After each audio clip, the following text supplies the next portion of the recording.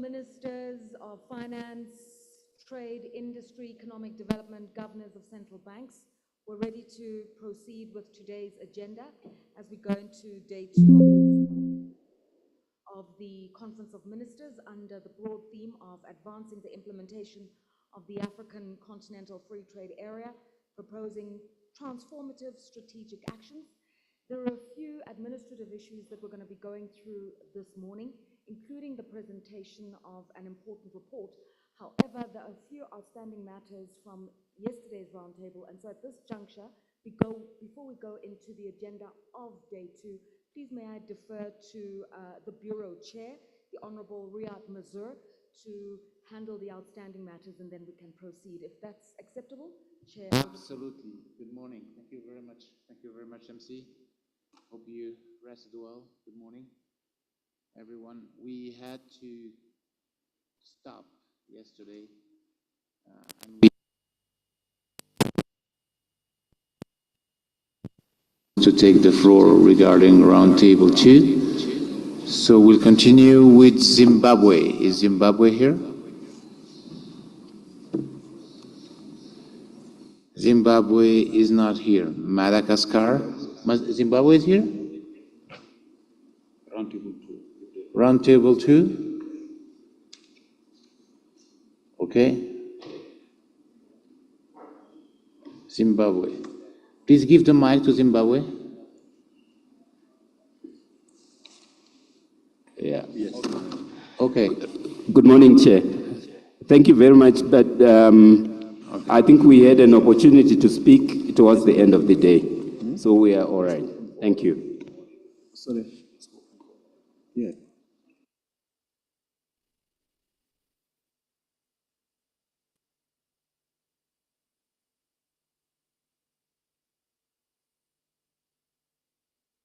Sorry. Zimbabwe, we could not hear you. Could you repeat, please?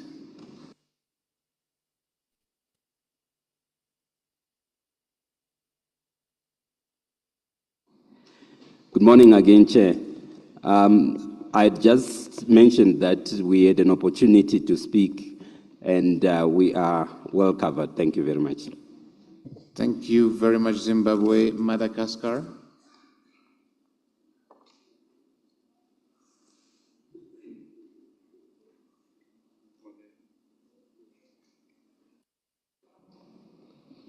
Oui, bonjour tout le monde. Monsieur le Président, permettez-moi tout d'abord d'adresser mes vives félicitations à votre prise de fonction et surtout un bon succès pour la conduite de ce nouveau bureau. Je remercie aussi au passage le gouvernement éthiopien pour l'hospitalité qu'ils ont témoigné en nous accueillant ici pendant cette 57e session. Pour Madagascar, là où je voulais intervenir hier, c'était par rapport à la promotion des systèmes de paiement instantané transfrontaliers et sur l'inclusion numérique en Afrique. Donc, vous savez que le problème de la plupart des pays africains qui sont pour la plupart membres du ZLECAf, c'est les infrastructures et l'énergie. Et je me suis posé la question, du coup, par rapport à cet système de paiement instantané transfrontalier, s'il serait possible d'avoir une sorte d'assistance technique pour les pays qui sont encore en demande ou en quête de cette marche vers le système de paiement instantané transfrontalier. Merci, Monsieur le Président. Merci, Madagascar. La parole est au Cameroun.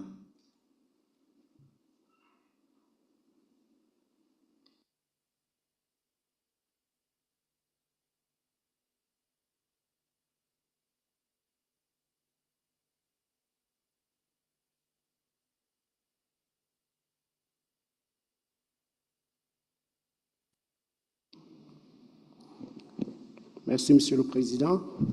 Monsieur le Président, je voudrais présenter d'emblée de jeu les excuses du ministre de l'Économie qui a accusé un petit retard ce matin. Hier soir, la délégation du Cameroun avait sollicité la parole pour sollicité les détails sur le mode opératoire du PAPS. La délégation du Cameroun avait également une préoccupation sur la compatibilité de ce mode transfrontalier de paiement avec les accords de coopération financière qui existent, notamment au niveau de l'Afrique centrale. Et enfin, la délégation avec la préoccupation de l'adaptabilité de l'infrastructure numérique transfrontalière avec le système de paiement transfrontalier. Merci, Monsieur le Président. Merci au Cameroun. Nigeria has now the floor.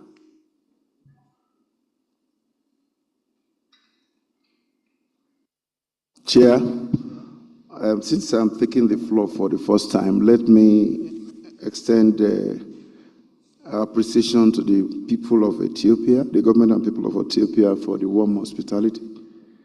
And I wanted to commend the chair of the Bureau, congratulate him and commend him for his leadership. Now, right away, we were looking at the payment systems.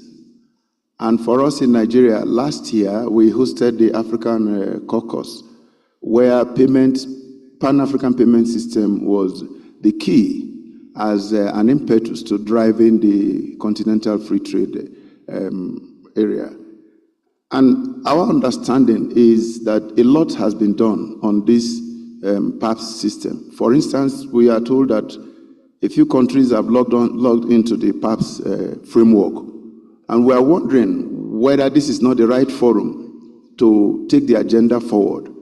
For instance, the main issues that were identified yesterday are the issues of data integrity, data privacy, and security.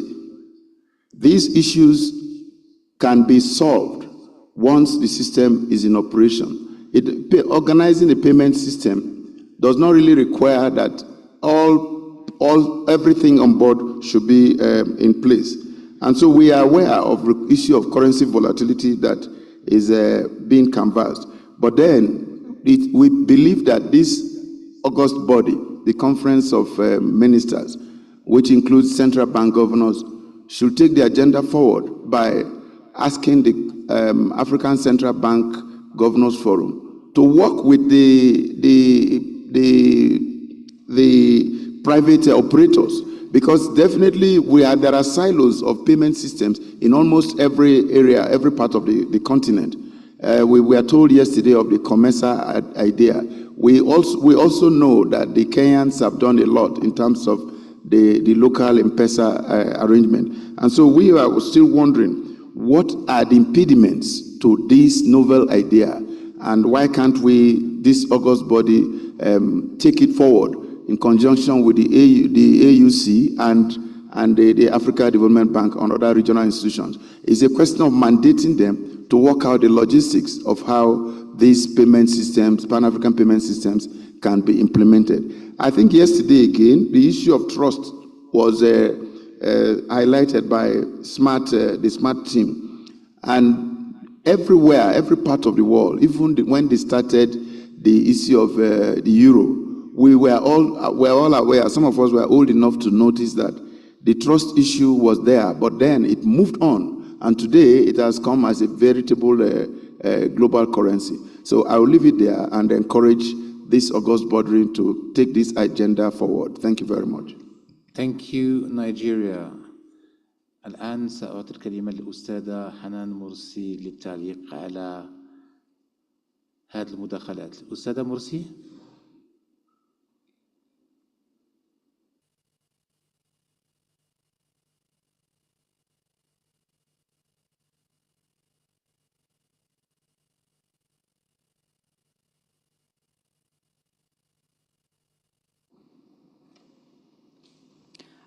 Good morning, Chair and distinguished delegates and ministers.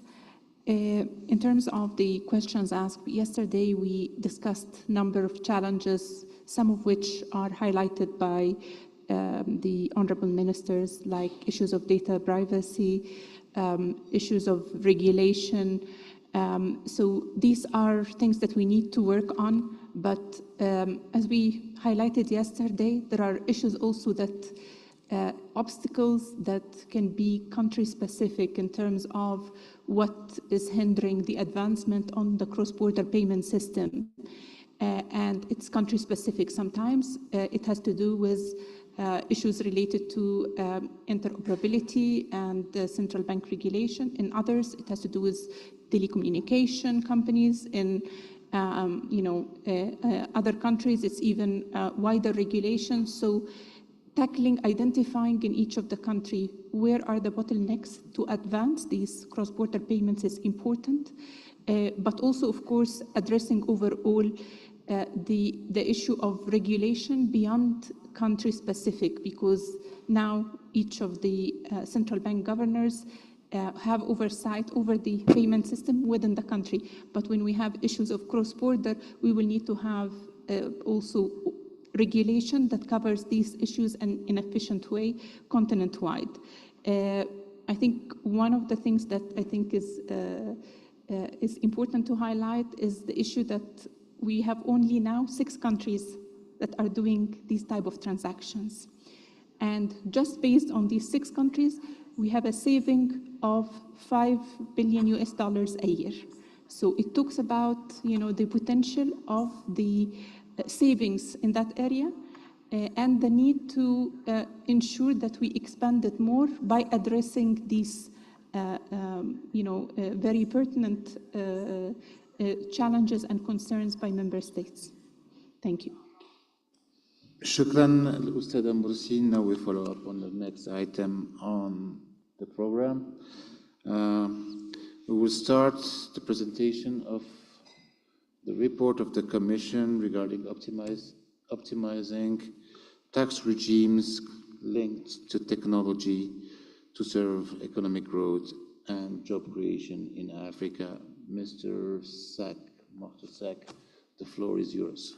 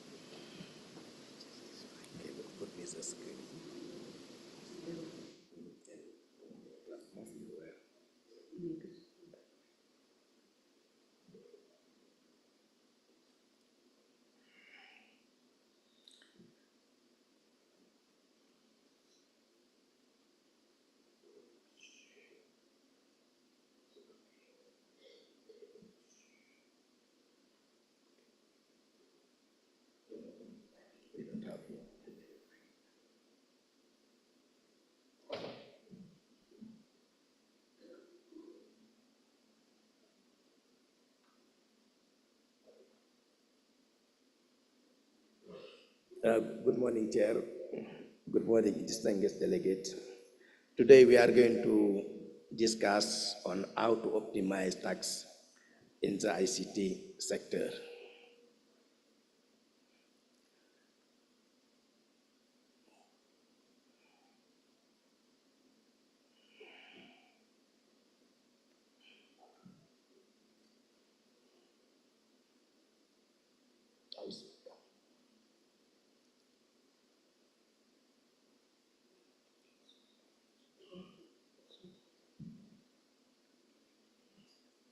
Okay, let me like that directly.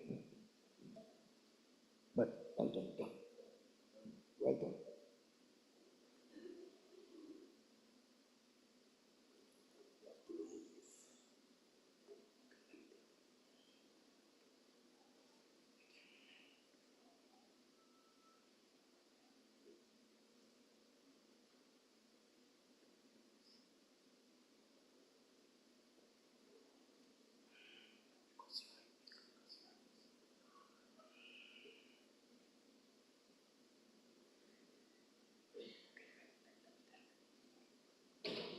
Sorry for that, we have some technical issue.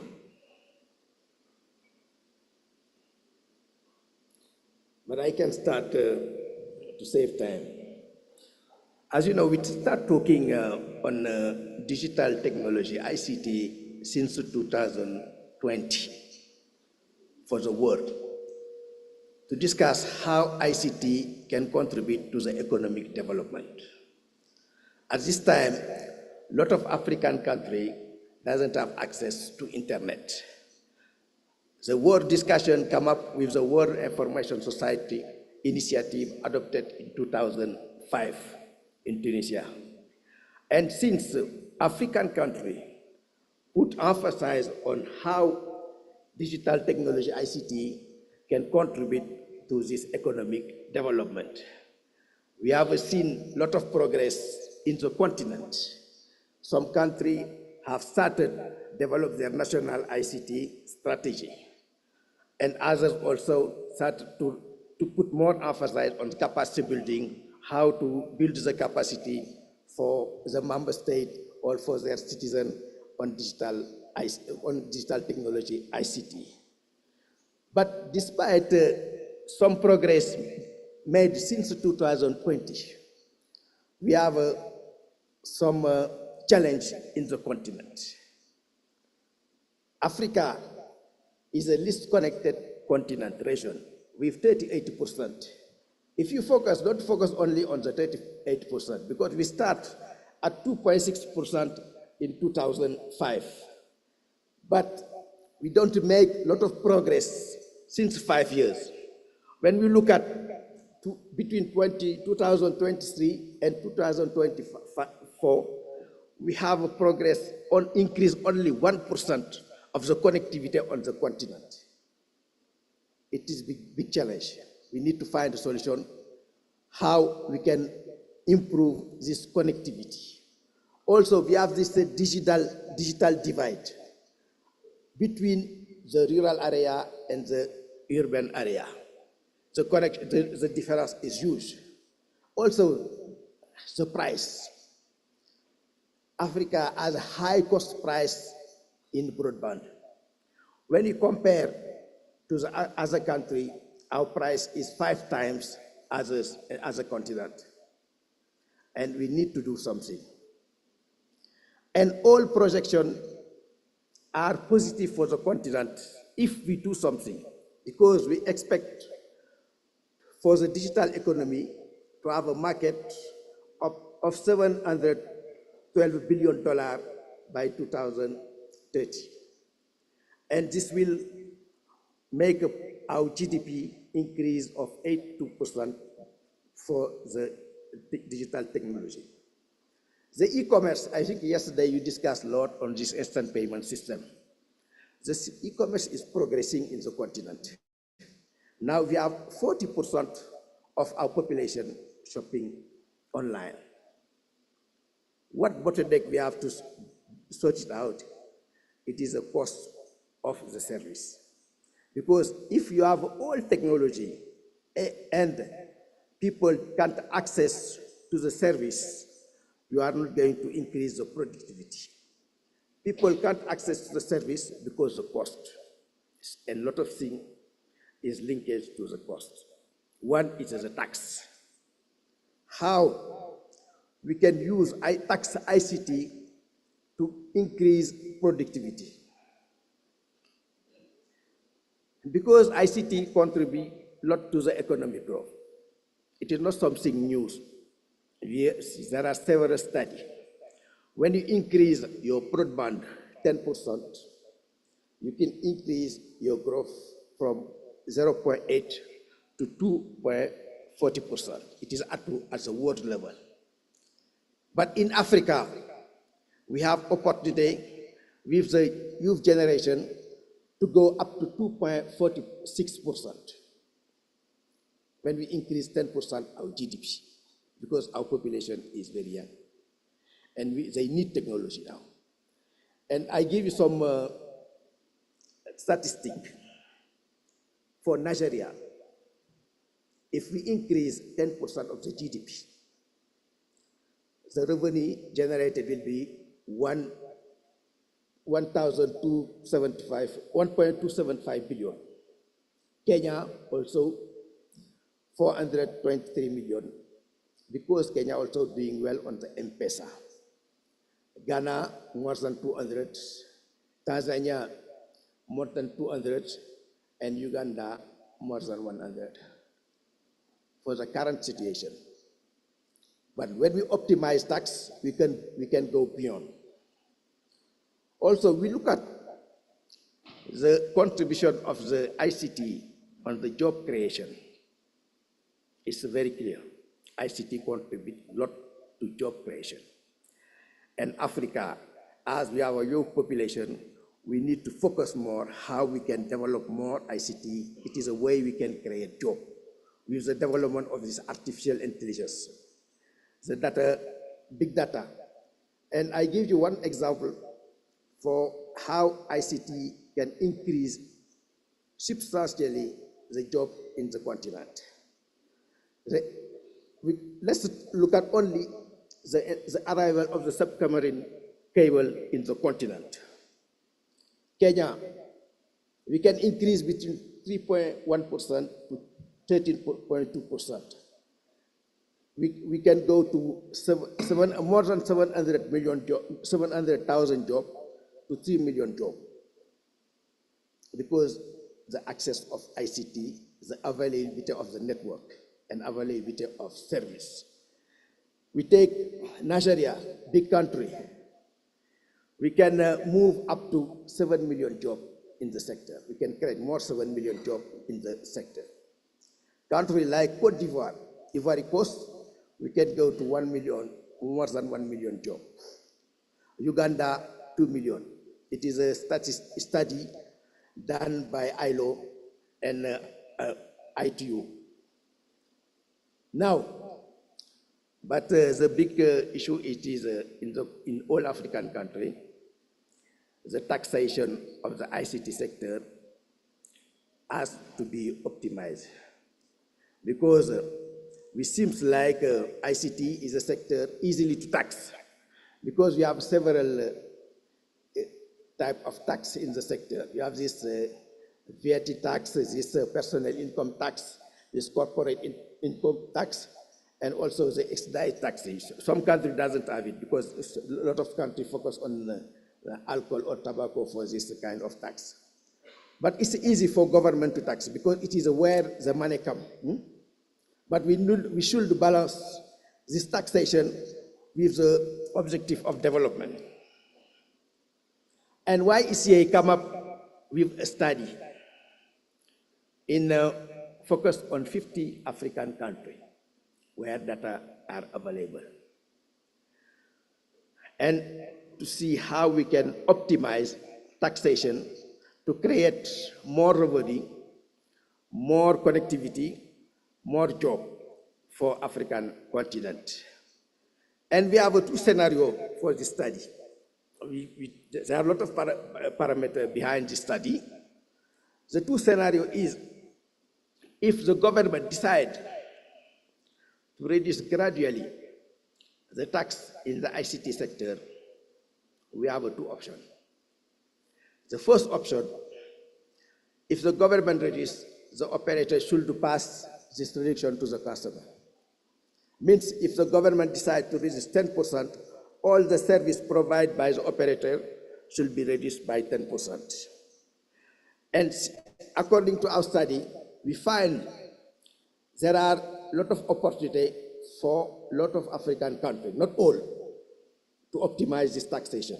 Ever you can put on the tax rate, reduce the VAT or the excise duty. And we have seen an increase of the total revenue. The ICT sector revenue will decrease when you reduce, but you have indirect sector increase because access to ICT service. And the total revenue will be increased for the government. We have also an increase of the GDP because you have additional productivity and other sector will benefit from the reduction of the ICT sector in the health sector, education, business sector, e-commerce sector. Yeah. We have also an increase of the broadband because when you reduce, the broadband will go up. And also the increase of the GDP. and job creation. This should be done in the very good regulation environment. The second is the government decide to reduce the tax, but the price will not change. Why? Some countries, they need to build their infrastructure. I told you there is this digital divide between the urban and the rural area. And we need to build the infrastructure, and the benefits generated by the operator will be put in the development of the infrastructure in the continent. Because we have developed universal access fund in several countries. I think almost in Africa, 35 or 36 countries have this universal fund. But it doesn't work. We have a good example in Tanzania. Yeah? But for some countries, it is a problem. And with that, I think it is something we can push the operator to invest in the infrastructure. And the study, the finding is if you reduce the tax, not to put it zero, but you gradually optimize, you enhance the broadband connectivity. Also, the productivity will be increased. And the tax base for the country will be increased, the taxation. Yeah, the tax revenue will be increased for the government. And some people think when we reduce the tax will be decreased. No, the total tax will be increased. And I give you some example, and I will show you on the tools we have developed also from this study. Any country can go to study and look at how they can reduce their tax, how they can optimize their tax.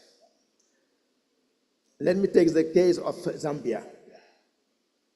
Zambia, where the excess deity is high, 20%, 21%, I think. When we decrease of 15%, we have an increase of the tax receipt, direct and indirect, for 2%. And there is 254,000 jobs created because of this tax. Kenya, when we decrease the tax 10%, we have 1% increase of the job, of the tax receipt. And the broadband will increase almost 10%. And you can create an additional job of 580,000 jobs for the country. I give you the case of Ethiopia. When they increase, the tools is very important. It shows for each country, according to this economic environment, if they have to go to decrease or increase this tax. It is now Ethiopia case. If you reduce 5% of the VAT, the total tax will be decreased 4.9%. But you can create 640,000 jobs, and also the broadband will increase at 4.6%. Now it is where the government has to make a decision. I need to invest in the infrastructure if I reduce or I maintain this current situation. Nigeria also, if they decrease their VAT of 5%, there is a total tax receipt coming to decrease 1.3%. But they create 720,000 jobs. And they increase the broadband of 4.9%. It is a quite interesting result. I try to show you, country by country, very specific. Some country has to go to optimize, other country is not the case. But it is a priority of the government. If you want to increase the job, you have a tool to increase the job. You have Windows. What we have to do now for all African countries in optimizing this tax? Every country has to develop its own framework to assess and monitor the impact of the tax applicable at the country on the ICT sector. We have seen the positive case of Zambia and Kenya, and also where it's decreased in Nigeria and Ethiopia. But the majority of the African countries, when we optimize, you have seen an increase of the total tax receipt and broadband penetration as well as job creation. But given our current situation of our economy, we need to do this taxation ratio gradually. Yeah. And to see year by year how it's the evolution. Yeah. Because you can have several other factors. Another recommendation, very important, it is for the Minister of Finance. When you decide to optimize tax or to look at the tax on the ICT sector, it is important to include the Ministry of ICT and the Central Bank on that. Because even now, we can include the Ministry of Trade because we are going to the e-trade markets. You have seen yesterday the presentation on the cross-border transaction in the continent to discuss to see what is the best option for the country. Because this minister, they have ICT or trade or central bank, they have all the technical background to assist the Minister of Finance to define the way forward. Also, we need to involve the G6. You have the G6 operator, the 6 big operator in the continent. We have MTN, Orange, Vodacom, Airtel, Ethiopian, and Axian. All these 6 cover all the continents. Yeah, because we need to get the right data to build the trust between government and this G6 operator and also as a telecom operator. Because the data coming from this operator and our regulator are not very strong now. Yeah, some countries the regulator is very strong, as no, but we need to see collaboration to get the right data to know exactly what is the exact revenue of the sector. Yeah. And this data can be get from the billing system of this operator, and we need to build this trust. Also, we need to have a comprehensive strategy for each country, how this taxation optimization will support the economic development. So we have seen priority of some countries is to create more jobs, others will create more revenue, and up to them to see how we can, what strategy to put in place. Also, we need to look at the taxation of the digital push, as we are going to implement the FCTA. And everything will be online. And generally, our taxation is based on the operator in the country, or the situation changed. Now everything is in the cloud. Today, we have operator physically operator in our country, but with the development of the technology, of the AI, of the quantum technology to become soon, we are going to have operator in the cloud. We are not going to have infrastructure at the country level. We need to look at this regulation also. But all this can be done under strong political leadership and regulation from work. We have to have a very strong regulation at the country level. It is the end of my presentation, Chair. If you allow me, I can show the platform for 5 minutes. Thank you.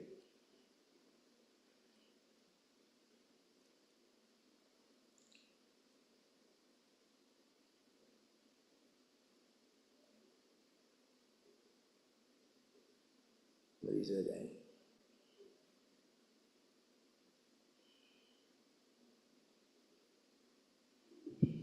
So during the technical, oh, we solved it. We'll open the floor after that. If you want to take it, please Open here. let us know.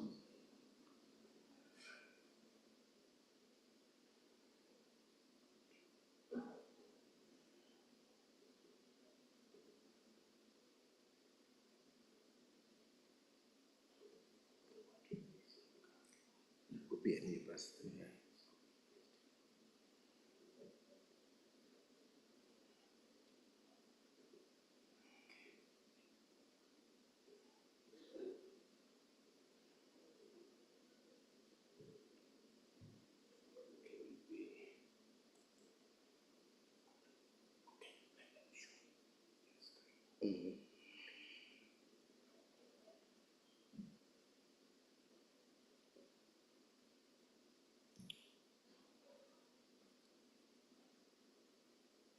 Should we open the floor in the meantime? Oh, it works. Okay. Now, the calculator is cover 50 countries in the continent. There are countries where data are available. Let me select any one.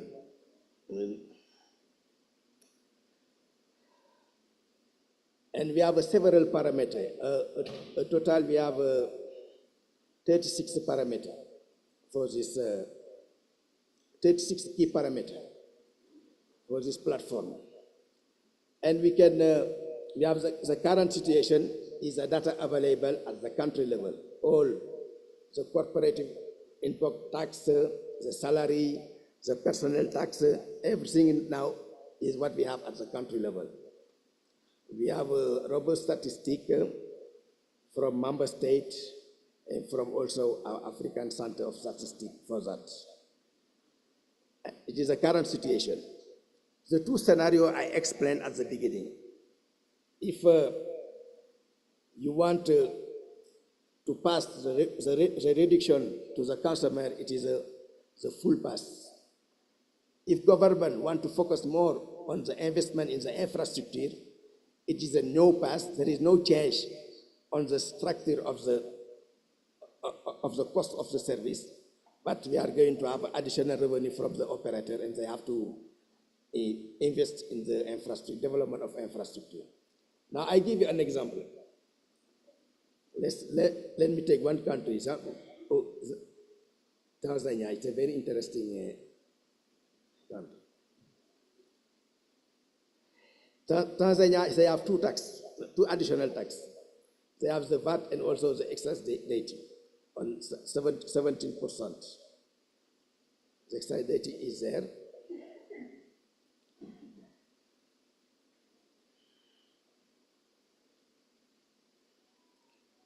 Now, when we decide to reduce, this zero, we don't touch about the VAT, and the government decide to decide to reduce 10%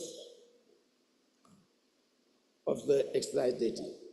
Now, we can first analyze this. Let's go here.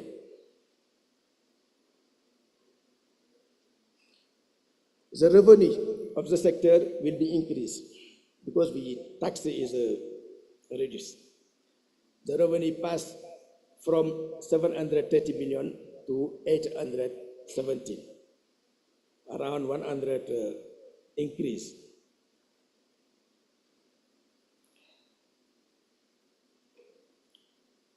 The broadband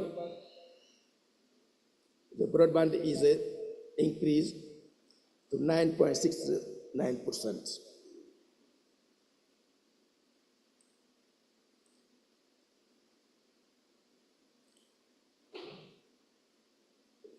And now when we go to the total tax generated, we pass 350 to 490, almost $500 million. There is an increase of the total tax. direct and indirect. Because what is important is that indirect tax is 222. And where this broadband connectivity, increasing productivity is shown. Because you increase the number of broadband connectivity, and you create more productivity. Yeah. And at the end of the day, they create around 230, they create 700,000 jobs for this case. And the tools is available. You can take any country and you see if you can reduce 5%, 10%, 2%. It is a tools for the Minister of Finance to see how they can optimize their taxes in their country according to the strategic orientation of the country. Chair, it is the end of my presentation. Thank you. Thank you, thank you. Thank you very much for this insightful presentation. We'll open the floor for comments or questions.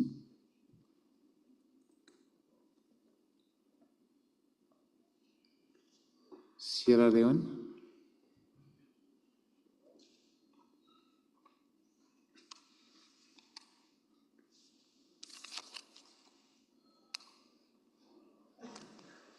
Please.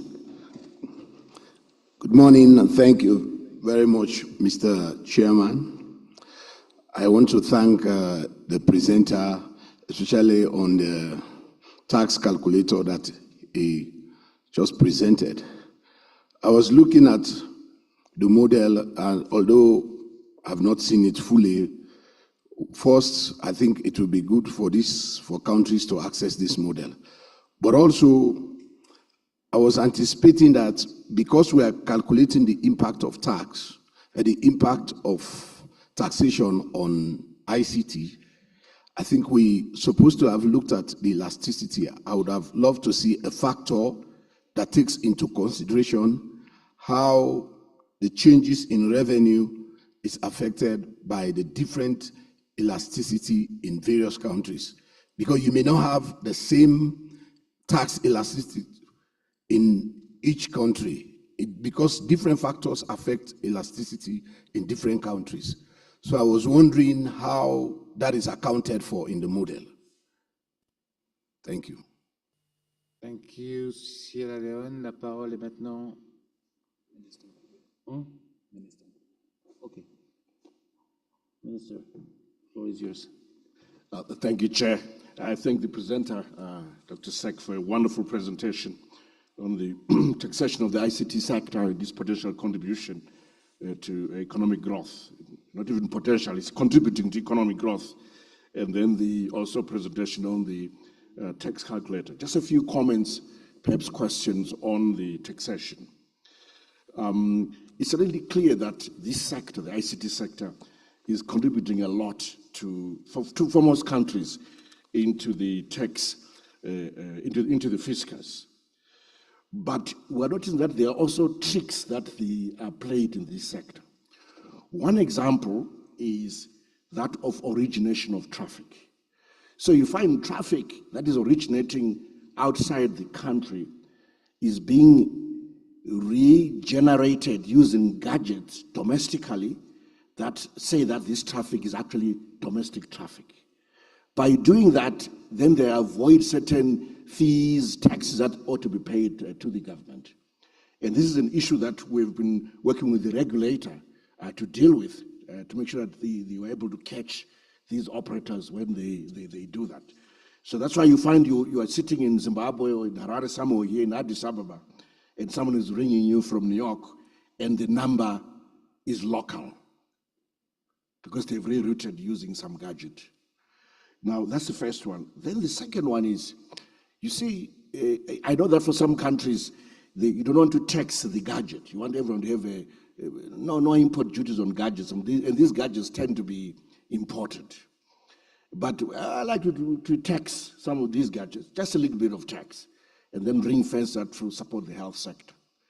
So what our experience is that one way to do this, because someone will put it in their pocket and walk through the border customs. So what you do, you work with the telecoms operators to say any new phone or in fact, when you put the SIM card for the first time in any new phone, the phone will tell the operator about who it is. In other words, it will give its ID number to the operator. It's called the IMEI number, the International Mobile Equipment Identity Number. It's a 15-digit number which is unique to any mobile phone. It has information on where it was manufactured, who is the manufacturer, and then the number of the phone. So once it registers with the operator, then you know it's a new phone, it has been imported, it will even signal what type of smartphone it is, and then you have a sense as to what kind of import duties you should be levying on that gadget.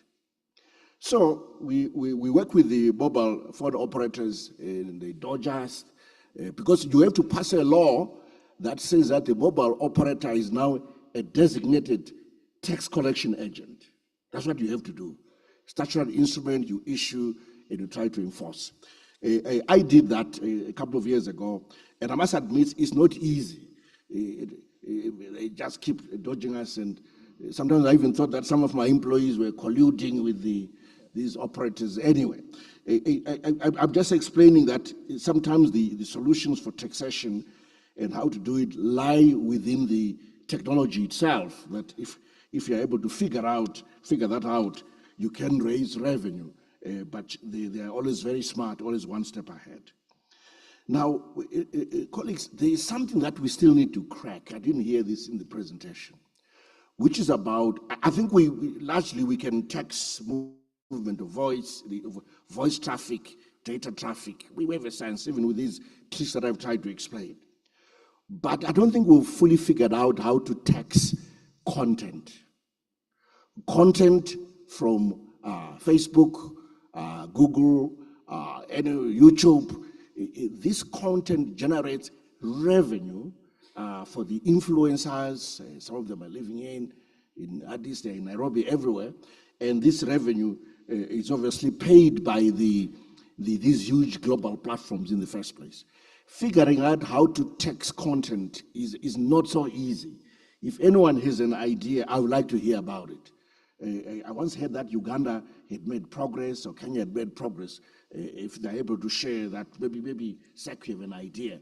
How can we start taxing social media content? There's a lot of money there. I think with YouTube, once you hit, is it 4,000 hits? You start getting paid if you're an influencer. So I want to track who's got more than 4,000 hits, and then we can start taxing that. Then finally, I also would have liked to hear a bit more on how to tax services that are I would say, ICT enabled, and just restricting these to mobile phone-based services, for example, because it just created a platform for us to do more taxes. For instance, Zimbabwe, what I introduced a few years back was just a tax on mobile transactions, mobile-based transactions. In fact, all electronic-based transactions is an easy tax. If once you start as a Minister of Finance, you get addicted. You just want to keep increasing this tax, so don't get addicted. It's so easy to collect, but again, you have to pass a law that says that the mobile phone operators and the banks are now your designated tax collectors. Then tax will be collected. You will know exactly how much you're collecting every hour, every day. It's a real-time tax collection. So I'm just thinking that perhaps just something about taxing services around ICT, on ICT-enabled services is something that we also need to focus on as tax collectors. Those are my comments, Chair. Thank you very much. Thank you, Minister.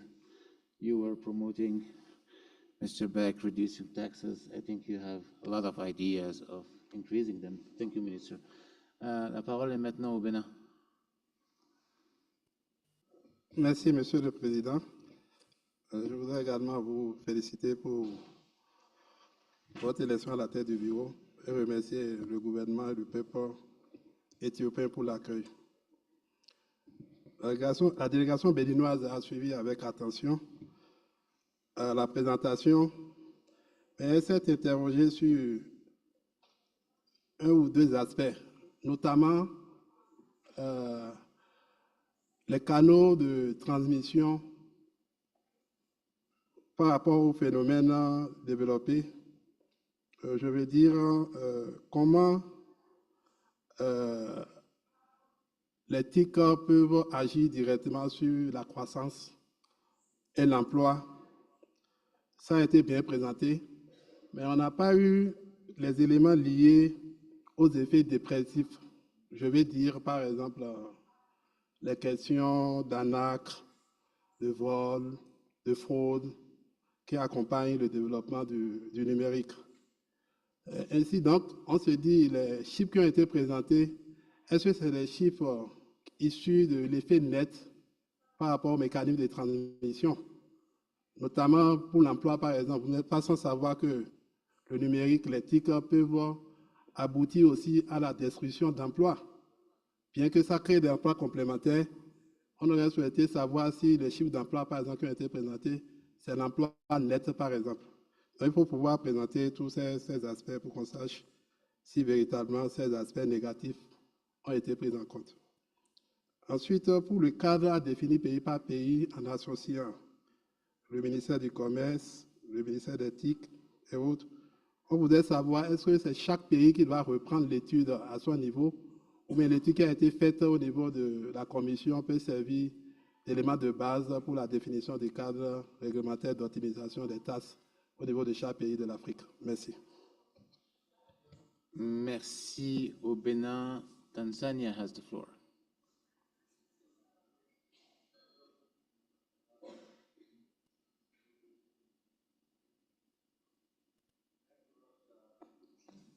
Chair, first of all, I would like to thank the presenter from the good presentation. And I was looking on the data that he provided based on the model that was used, but I haven't seen if there were any direct correlation between the increase of taxes or decrease of taxes and the job that are created, because I've seen, for example, based on the presentation, indicates that Kenya, for example, increased some taxes, but still job increased. I don't know to what percentage of the population. And also, for example, for Nigeria, I saw that they decreased taxes, but still job increased. So I thought if he could maybe expand it more to give us a clarification to what extent that the implication of taxes have contributed, because as I understand that there might be some children who have just entered the majority age that will have a new access. So for the country that they haven't covered by 100%, it can be very difficult to measure the impact of taxes. However, I understand that taxes is not the only incentive or disincentive that will make usage of the ICT services. But also, I wanted maybe to look on this issue vis-a-vis the services which are being offered by the government, because on the one side, there might be some costs, but on the side, on the government side, sometimes they needed to expand those services.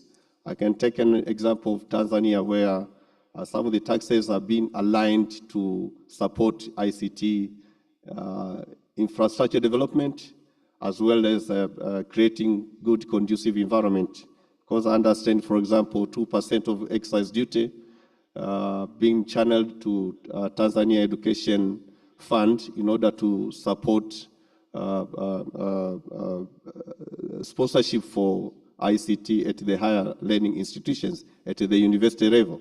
But also 5% out of the VAT is aligned to support construction of towers, and the Minister responsible for ICT. And we can see now, according to our coverage, as of at the end of this year, we'll be having 100% of coverage for internet connectivity throughout the country, and for rural electrification as well. So I see it's like a chicken and egg. So sometimes you can tax purposely based on your policies in order to finance some of the infrastructure as well as services, which will also have a direct impact to support ICT development. So I think maybe these costs need to be aligned, but based on the presentation, I don't see if there is a direct correlation, and because the causes is not only tax, there are other factors. So I wanted maybe to ask the presenter if can give more clarification on those areas. Thank you very much, Chair. Thank you, Tanzania. The floor, la parole est au Togo maintenant.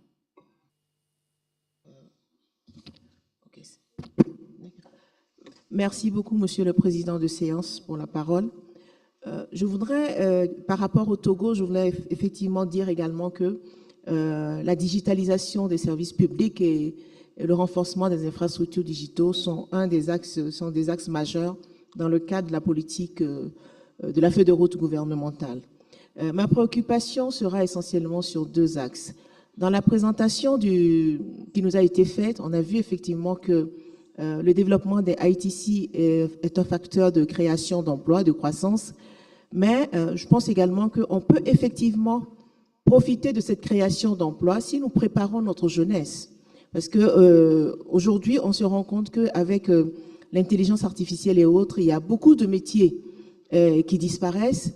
Est-ce que sur notre continent, nous préparons notre jeunesse à ces nouveaux métiers-là? Je pense que ça aurait été bien quand même qu'on puisse, ne serait-ce que, disons, attirer notre attention sur cet aspect-là, qu'il faut préparer la jeunesse pour que ces nouveaux emplois qui seront créés, qu'on soit au rendez-vous et que notre jeunesse soit au rendez-vous. Ça, c'est le premier élément.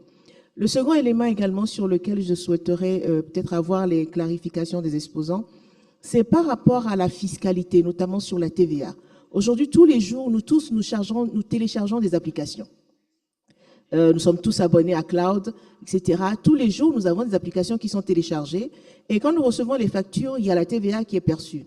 Mais en tant que consommateur final, je suis sûr que cette TVA, elle n'est pas perçue dans nos pays où nous consommons. Elle est perçue où? Qu'est-ce qu'on en fait? Je pense que c'est également une préoccupation. Mon plaidoyer serait qu'on puisse effectivement réfléchir pour qu'ensemble, on trouve un moyen de façon concertée pour mettre en place une régulation qui permette pour que toutes ces applications qui sont téléchargées par les banques, qui sont téléchargées par les opérateurs, qui sont téléchargées tous les jours, on puisse avoir un moyen de ramener cette TVA qui est collectée dans les pays des bénéficiaires. Merci beaucoup, Monsieur le Président de séance. Merci au Togo. The floor is now for our partner GSMA. Thank you very much, Mr. Chairman, and I'd like to extend my congratulations on your appointment and wish you the best. I would like to stand on existing protocol. My name is Caroline Bugwa, and I lead public policy at the GSMA in the Sub-Saharan Africa region. Mine is to congratulate ECA for the good job that they have done in the development of this report. And I think a lot of insights will be drawn from it, and is to emphasize, based on some of the comments that have been made in the room, is just to emphasize that the mobile industry is committed to paying taxes in the countries that they're deriving value. And we have seen this, we have seen the contribution of the mobile industry from some of the reports that we have done at the GSMA, where we see the sector contributing up to 13.5% of GDP in a country like Nigeria, for example. So it means that there's a lot of value that can come out of this particular sector. And seeing progress where we see discussions on managing or rationalizing taxation is very important, because for us to achieve a lot of the progress that we're looking to achieve on technology, it will not be done if we have half of the continent not using mobile broadband services. Like we mentioned yesterday, more than 600 million of Africans are covered by mobile broadband services but are not using this service. And the number one barrier of this is affordability. And the biggest contribution to this is taxation. So reducing tax is critical for Africa's realizing our digitalization agenda. And a majority of the countries in the region have this prioritized in their particular countries. So mine is to appeal to the various member states decision makers to review this report and to work with the industry, like mentioned, the G6, who are the main, the 6 biggest mobile operators in the region.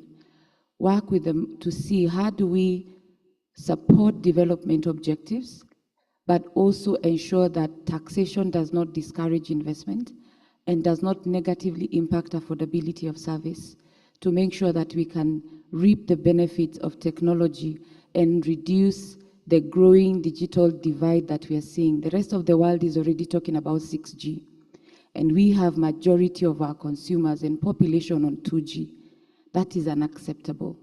As leaders in the region, we need to take this very serious, and we need to make sure that we are putting the right policies in place to support that migration from 2G to more advanced technologies like 4G and 5G, to realize digitalization of our economies. Otherwise, everything that we are saying will not be materialized if we don't have our population using broadband services. Thank you very much. Thank you very much to GSMA. If you permit, I will have 2 or 3 comments before giving the floor to Mr. Sek. First of all, it's counterintuitive to see that elasticity of communication price can be linked to VAT. Now, most of the time, VAT is 20% or something like that. And on parallel, we see some promotion from ICT companies to the population, doubling, tripling the communication that they're having. So this 5% or this 6% seems to be too low to have any impact on the price of the communication. We are in a yield management infrastructure, and what we saw in my country, at least, is that what had an impact on infrastructure and on developing the access, on developing the access of the population to broadband were 3 factors. The first factor was competition, strong competition. Open, if you have one provider, open to the second. If you have a second, open to the third. The fourth is probably excessive, but competition is key. Second is regulation, control the flows, control the access, control the operators, have a strong regulator. This is absolute key. You must have the capacity to shut down an operator, and this is very important to have a strong regulation. The third one, and sorry if I disagree with what was presented, is to have equity through this fund, but a well-managed fund, so that most of the people can have access, because a part of our population is in rural area, and rural area are not dense enough to invest in infrastructure. So that's why these funds are made to support investment in low usage infrastructure. And this worked very well. We could cover 99%, if not 100% of the population in many countries in Africa using this fund. So I'm not sure that tax elasticity for an operator would have this impact, but I'm sure you studied it and you could demonstrate that it would have an impact, but it's counterintuitive, and I believe more in competition. But the floor is yours now to answer.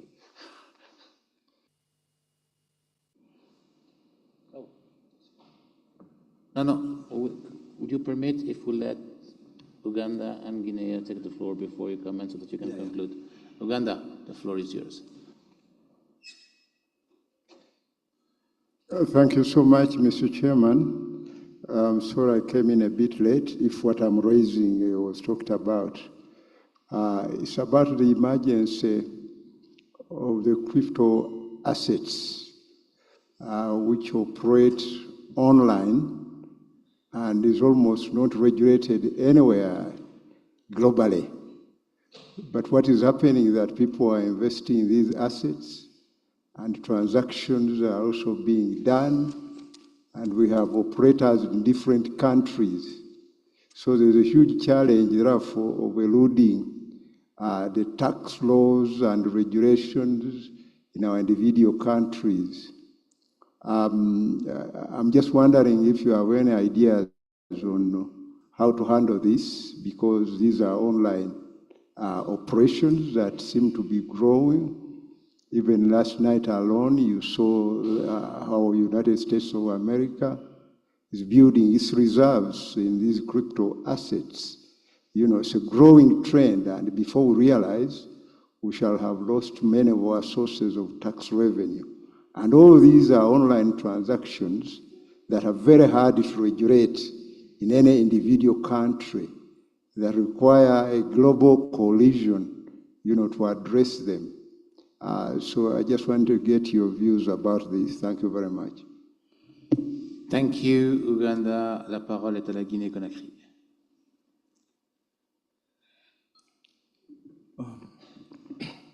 Merci, Monsieur le Président. Merci aux présentateurs pour les informations pertinentes dans la présentation. Ceci dit, on aimerait savoir comment le modèle, la conception un peu du modèle pour nous permettre aussi, si, comme vous l'avez si bien dit, ça dépend des différentes économies de nos pays et pour nous permettre aussi de savoir si on doit adapter le modèle à la structure de l'économie de notre pays. Et on a aussi vu qu'il y a une forte corrélation entre l'éthique et la création d'emplois. Et ça aurait été aussi intéressant de voir quel est vraiment ce lien entre la création d'emplois, parce que dans certains cas, vous avez dit ici que l'augmentation de la TIC est bien dans certaines économies, mais dans d'autres économies, c'est la diminution. Et l'augmentation de la TIC veut dire peut-être qu'il y aura plus de ressources pour l'État et que ces ressources devraient permettre à l'État de réorienter ces ressources vers d'autres secteurs qui pourront générer de l'emploi, ou la diminution au niveau des TIC peut aussi permettre aux services qui évoluent dans ce secteur-là de générer beaucoup plus d'emplois. Donc, ça aurait été intéressant pour nous de voir quels sont les canaux qui vont nous permettre de voir comment ces emplois-là seront créés. C'était ces petits commentaires que j'avais à faire là-dessus. Je vous remercie. Merci à la Guinée-Conakry. Mr. Matarsak, the floor is yours. Thank you, Chair, and thank you for your question and comment. Very relevant. Of course, we take into consideration the elasticity of the pricing, and this elasticity is not the same in all countries. Could you bring the mic closer? Okay. For Sierra Leone, we take into consideration the elasticity of the price. Of course, in the model we have presented. Also, there is a very good comment from the Honorable Minister of Zimbabwe. The tax of the gadget. Yeah, we can, some country remove tax of the gadget, as also put some tax for the gadget. But the origin of the traffic is very important, because now we are going to a digital world, where one of my recommendations is to build this trust between government and operator. to get to know exactly what is the origin of the traffic. And this means also we should have a very strong regulatory body. Some countries have a very strong regulatory body like Morocco, because I was regulator and I started to do regulation in Morocco in 2000 before I joined Senegal. And they have a very good, why the universal service work very well in Morocco. Also, we have this content on Ramis. It is a problem now for everyone, not for Africa, not only for Africa. Even for Europe, for America, we have a problem. We need to have a strong leadership for that, to tax this content. You know, sometimes European Union take some directive, they tax 20% to the GAFA. We need to do that in Africa. We need to do this study to see how many, we don't know exactly how many are generated by this GAFA in the content in the continent. Because why, on my recommendation 6, we need to look at this digital goods, how to tax this digital goods. It is very important. And this is not only a country level. We need to look at this issue at the continental level. Because in Europe, they look at it at the European level. America is a big country also, they do it. But in Africa, we need the involvement of African Union to work together, and we are work together to see how we can tax this content coming elsewhere in the continent. And there are a lot.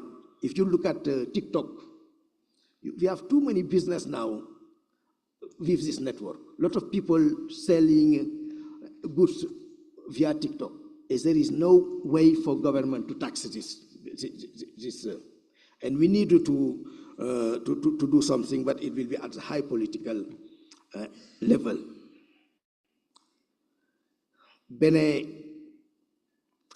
Dans ce modèle, on ne peut pas prendre en considération la question de fraude. La question de fraude est aléatoire. Because on est basé sur des données des États membres, on ne peut pas dire que, parce que ça varie, parce que si on prend la fraude, généralement on dit que ça représente 10% du GDP, du PIB pour l'Afrique. Donc dans ce modèle, on ne peut pas prendre en considération cela. Mais il y a une distorsion, une agrégation d'une marge d'erreur qui a été faite de 1% au niveau du calcul que nous avons mené, au niveau de la création d'emplois, au niveau de la connectivité et au niveau de l'augmentation du PIB. Tanzania, yes, we talk about correlation of price, it's okay.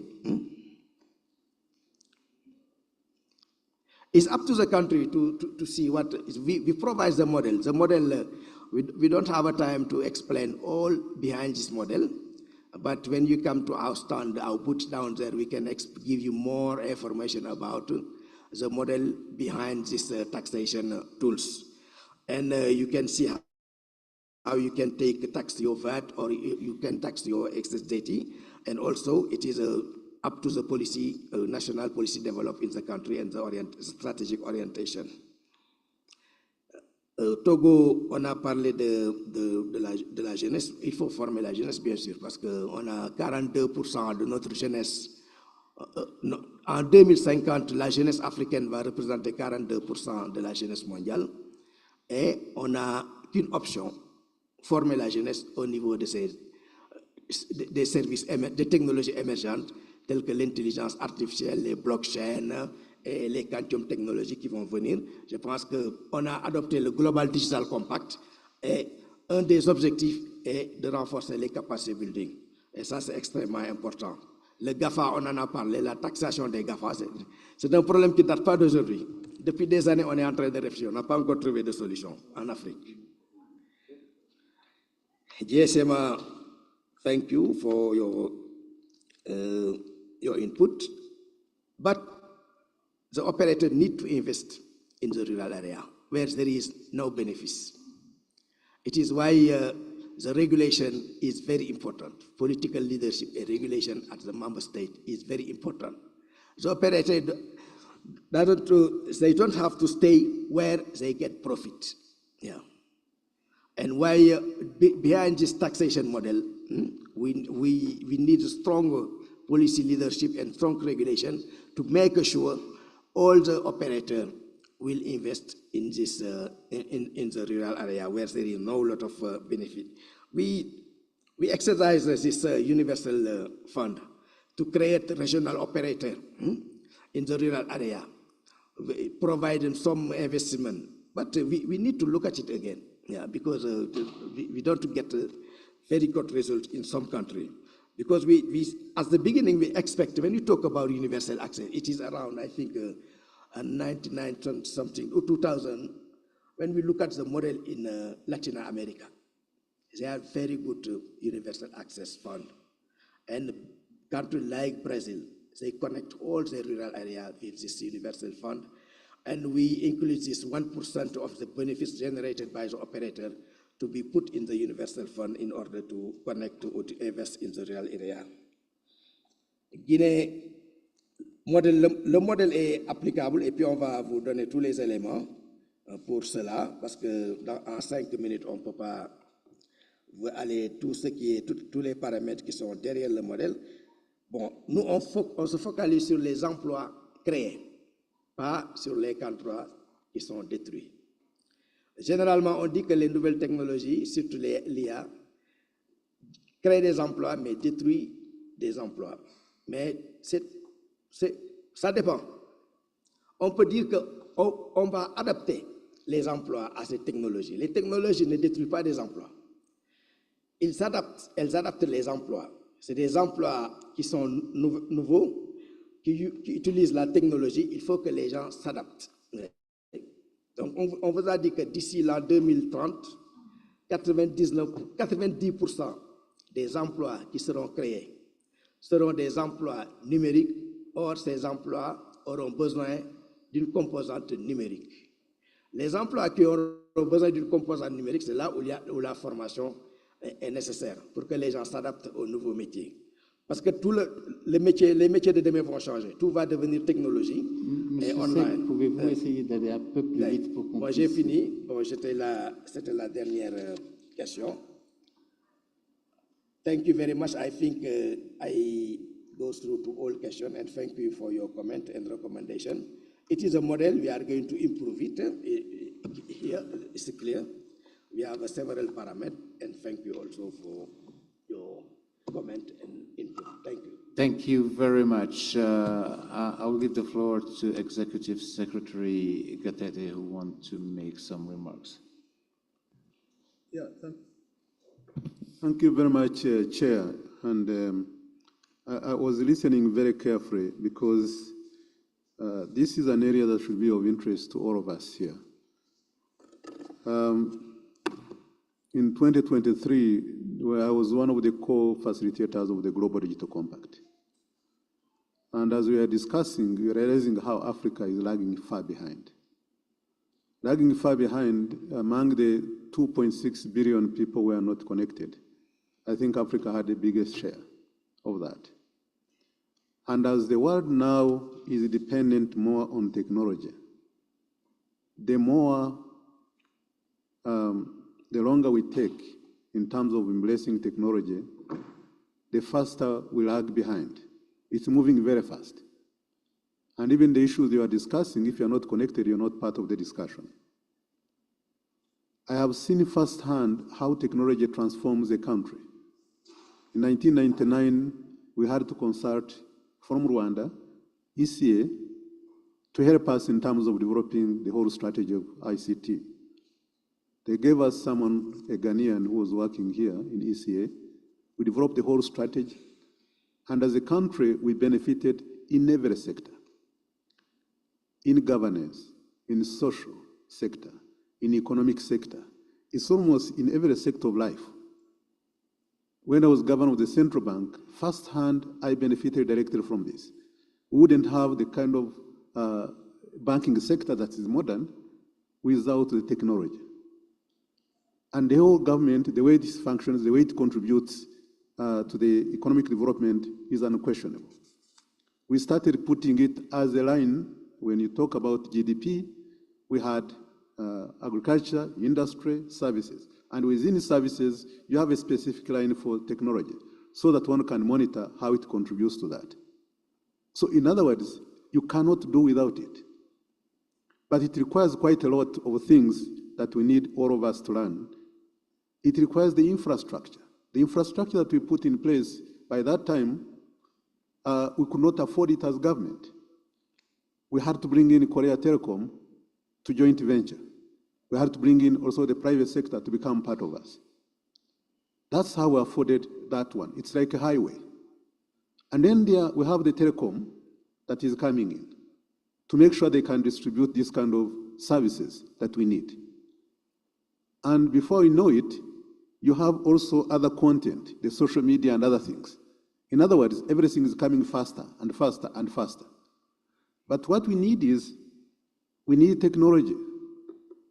Going into the details of how we regulate, of how we make it cheaper, of how we make sure that everybody uses it, with no exception, is very critical. And now this is the dynamics we are dealing with. I liked what Professor Nkube, learning very fast, he's an economist, but yesterday when we were talking about minerals, he looked like an expert. And now also in technology, he's looking like an expert. We like that kind of enthusiasm, because for you to make sure that you are looking at the growth of the economy, but also you are looking at social development, you are looking at governance, you are looking at the whole efficiency of the government and the people. And to do that, let's all agree we cannot do without technology. That one is not an option. But how do you tax it in a way that everybody becomes part of it? How do you do it? In a way that everybody can embrace it. It may take time, but as people get income, they even use it more.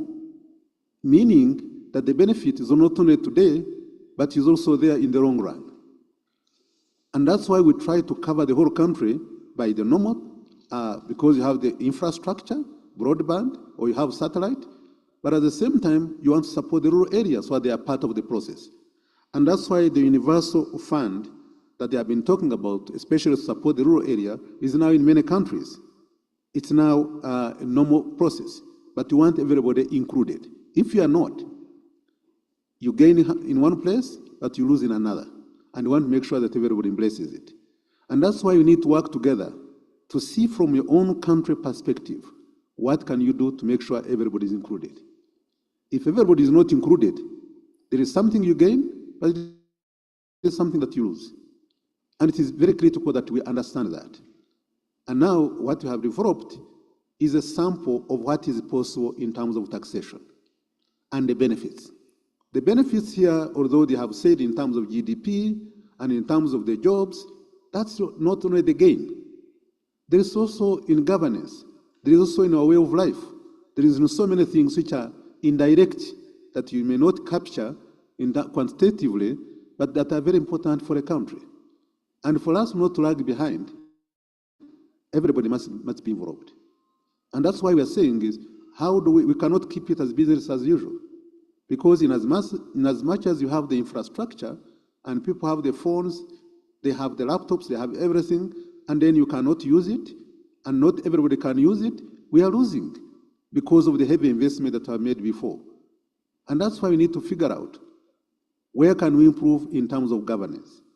Where can we improve in terms of rolling out, in terms of pricing, so that eventually we can get the benefit we want, but the first benefit is for the people to use it. If I'm using it for agriculture, understanding prices, understanding trade, understanding all these things, the benefit is very clear. It provides services. So that's why I was saying that we should take this work seriously, especially ministers of finance. They are the ones, unfortunately, who are always bogged down in terms of taxation, because everybody wants as much as possible. And usually technology is very easy to tax because you can't hide. It's not like any other product. But at the same time, we make sure that we want this technology to grow. We want to make sure that we include everybody. And I think this is something that maybe we can keep discussing, but at the same time, we have given you what we have now, but if there is any practical examples, anything that can improve what we are doing, that would be very much appreciated. Thank you so much.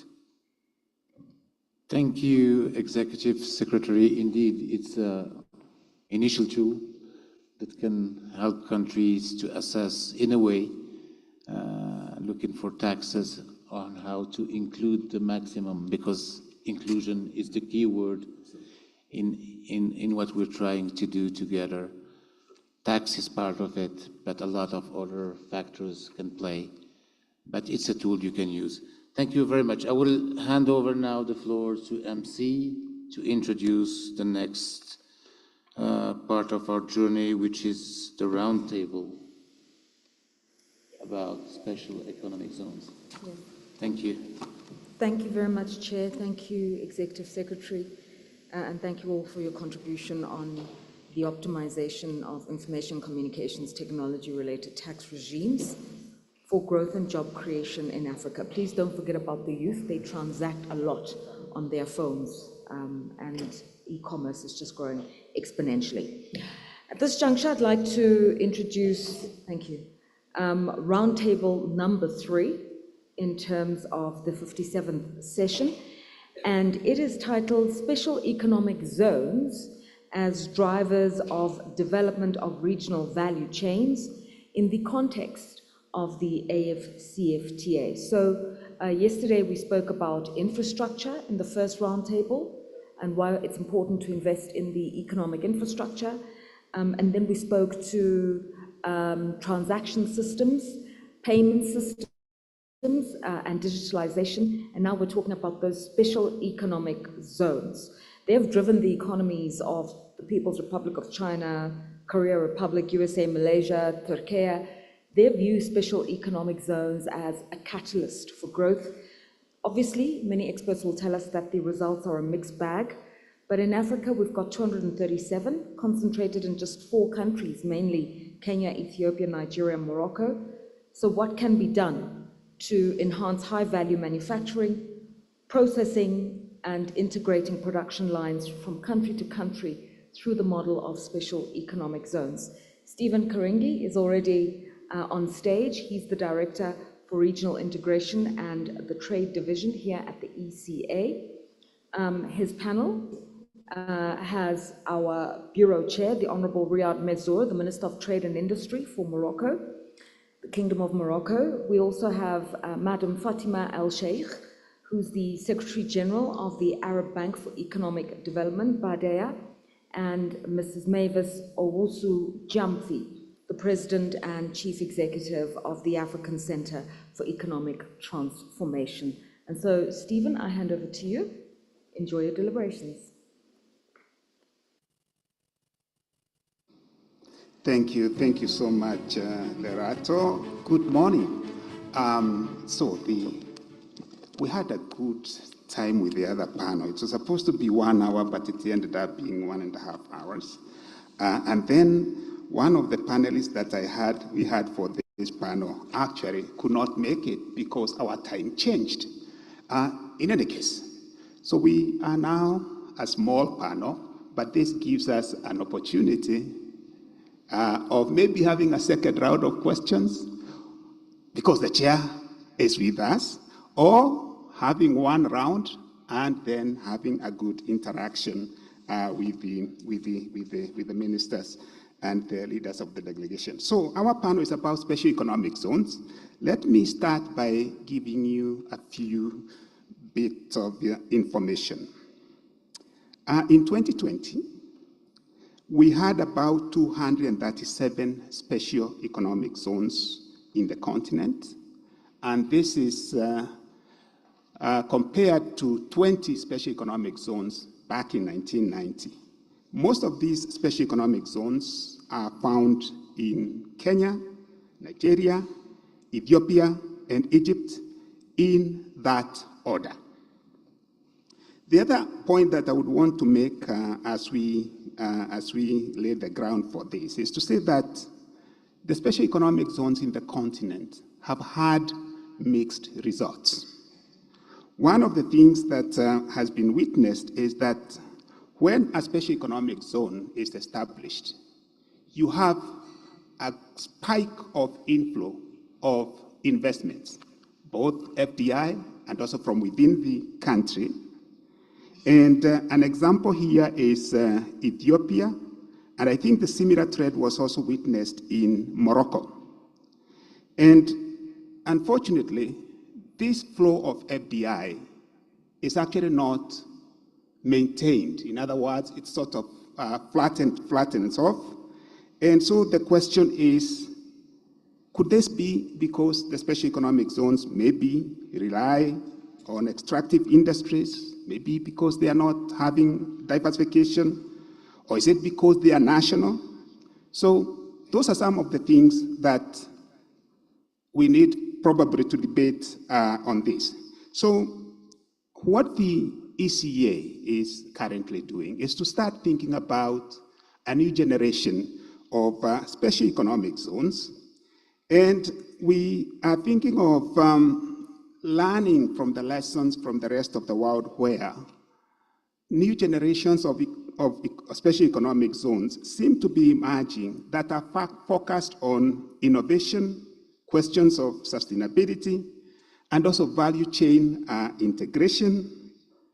And so the example that we are currently working with, actually there are two examples that we are currently working with. We have this example of the DRC and Zambia electric vehicle battery value chain.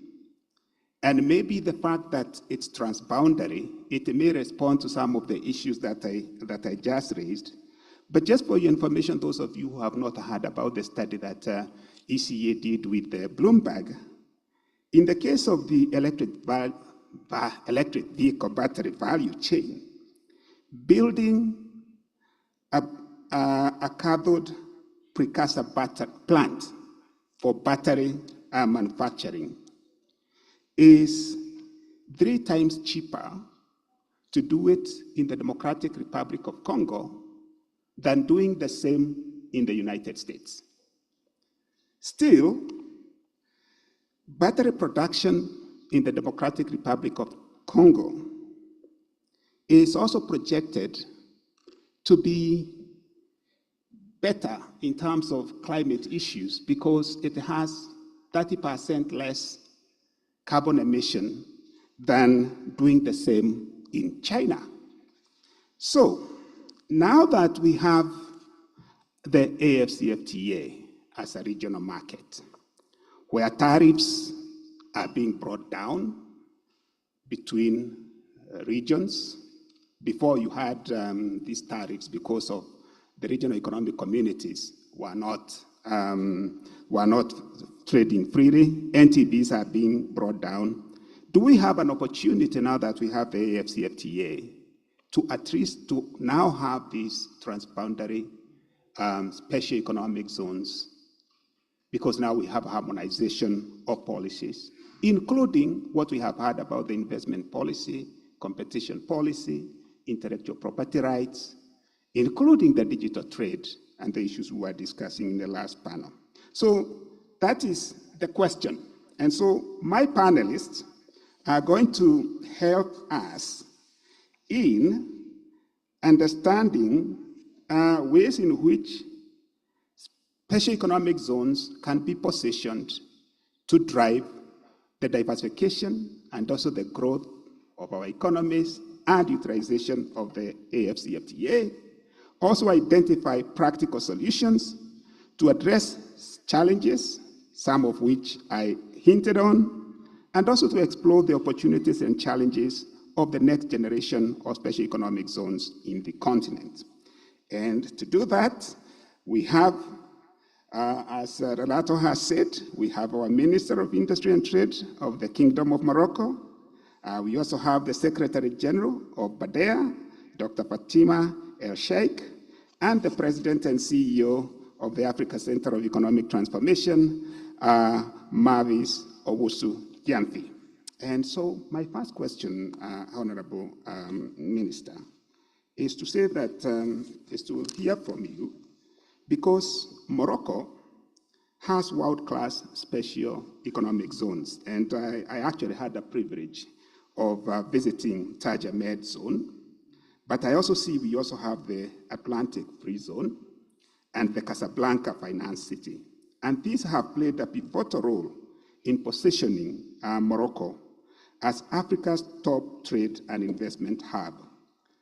What key standards, policies, and regulatory frameworks have been instrumental in driving the success of these zones, Your Excellency? Thank you, Stephen, for your moderation and for this question. Let's give you an overview of what we have in industrial zones in Morocco. We have 140 million square meter of industrial zones in the country, of which 40 million square meter are dedicated to what you call special economic zone. We call them industrial acceleration zones. So something like 30% of what we have in terms of capacity. We have 19 dedicated special economic zones all over the country, of which 3 are not active and 1 is not performing. All the rest, 15, are doing well. 3 are not active because they just started. That's not a problem. And 1 is not performing, and this is the key to understand why the others are performing. You learn more from your fails than from your successes. Why is it not performing? We have 100 hectares in this industrial zone. Only 2 projects covering 3 hectares since 5 years operating. And the other side of the street, we have a normal zone with a higher price per square meter for sale, and it reached 400 hectares fully covered of plants and logistics.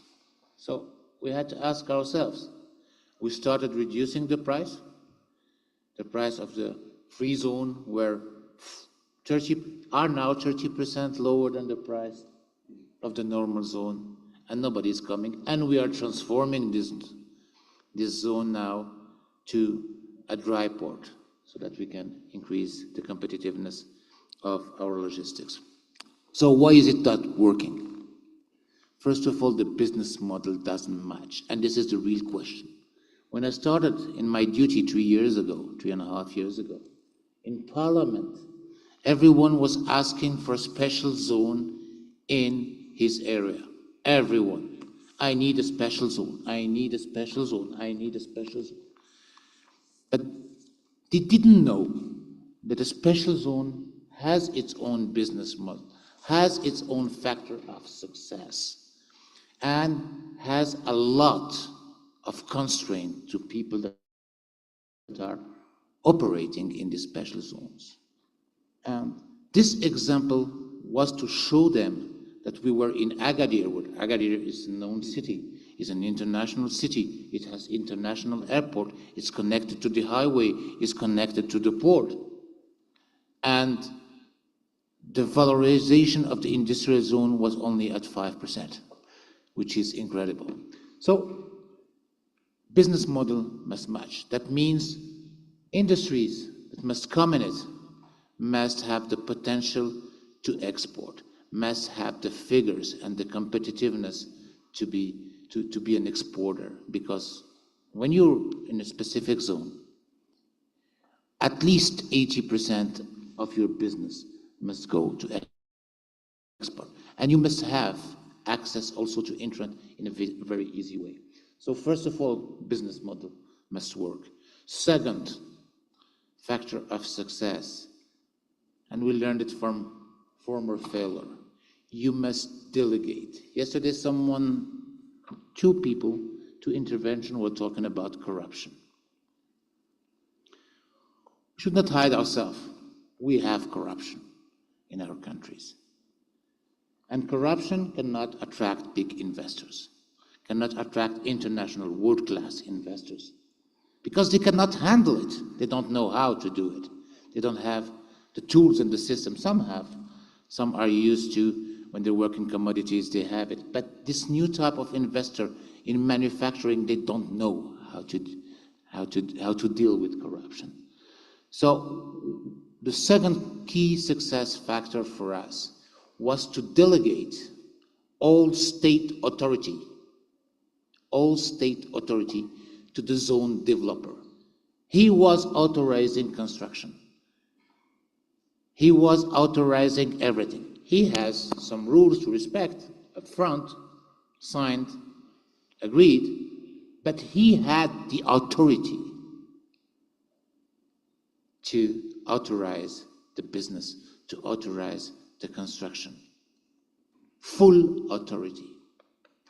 And no one, it was a free zone, a real one, no one from local authority could go inside and ask him for something if it was not in a regulated manner. That means in a commission, designated commission by the state, and with responsible taking into account, did you respect this condition or you did not respect this condition? The third factor of success, you can make a facility, it can be beautiful and everything.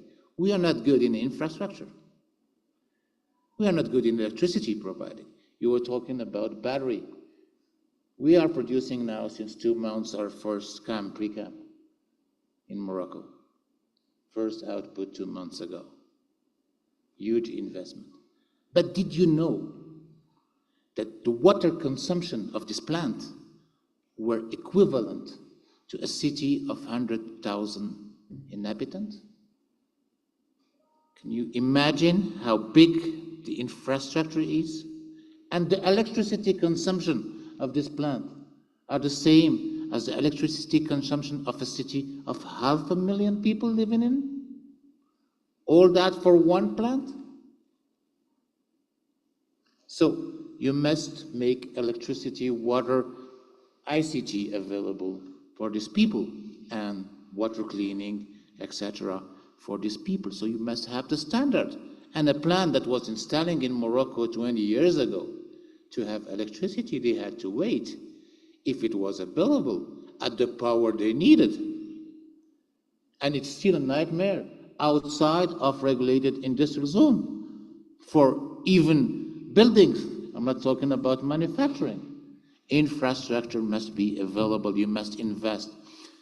40% of the budget of my ministry is dedicated to this, to bring infrastructure, the adequate infrastructure, be it access, be it electricity, be it water treatment, whatever, at the standard and at the level they need. Sometimes I'm talking to electricity provider, the National Electricity Network. Hey, I need to increase capacity in this plant. He says, I don't have that. You have to pay $10 million to bring it, or to increase, or to buy a transformator for this electricity, and I pay it. As a ministry, an investor cannot understand that he's buying electricity and it's not available, and he has to pay to bring it to his plant. So this, for me, are the key factor of success. 1, avoid corruption. 2, business model. 3, have everything set in place to host the investor. Thank you. Thank you so much for that intervention and very, very practical examples. I got intrigued when you said 40% of your budget as a Minister of Industry goes into infrastructure development. And then I was wondering, do we have a Ministry of Infrastructure? And how does this work? This is great. They're having a master plan. They're good. They're drafting ports, they're drafting roads, but they don't have specific investment to provide electricity to a plant, to a battery plant, or to a gigafactory I have. So if I ask them to put them in their budget, they tell me, okay, next year you will have it. But I don't have time to wait until next year. Thank you. Thank you very much. Okay, so let's go to, I think I want to go first to assets before I come to Badea, because of the investment question.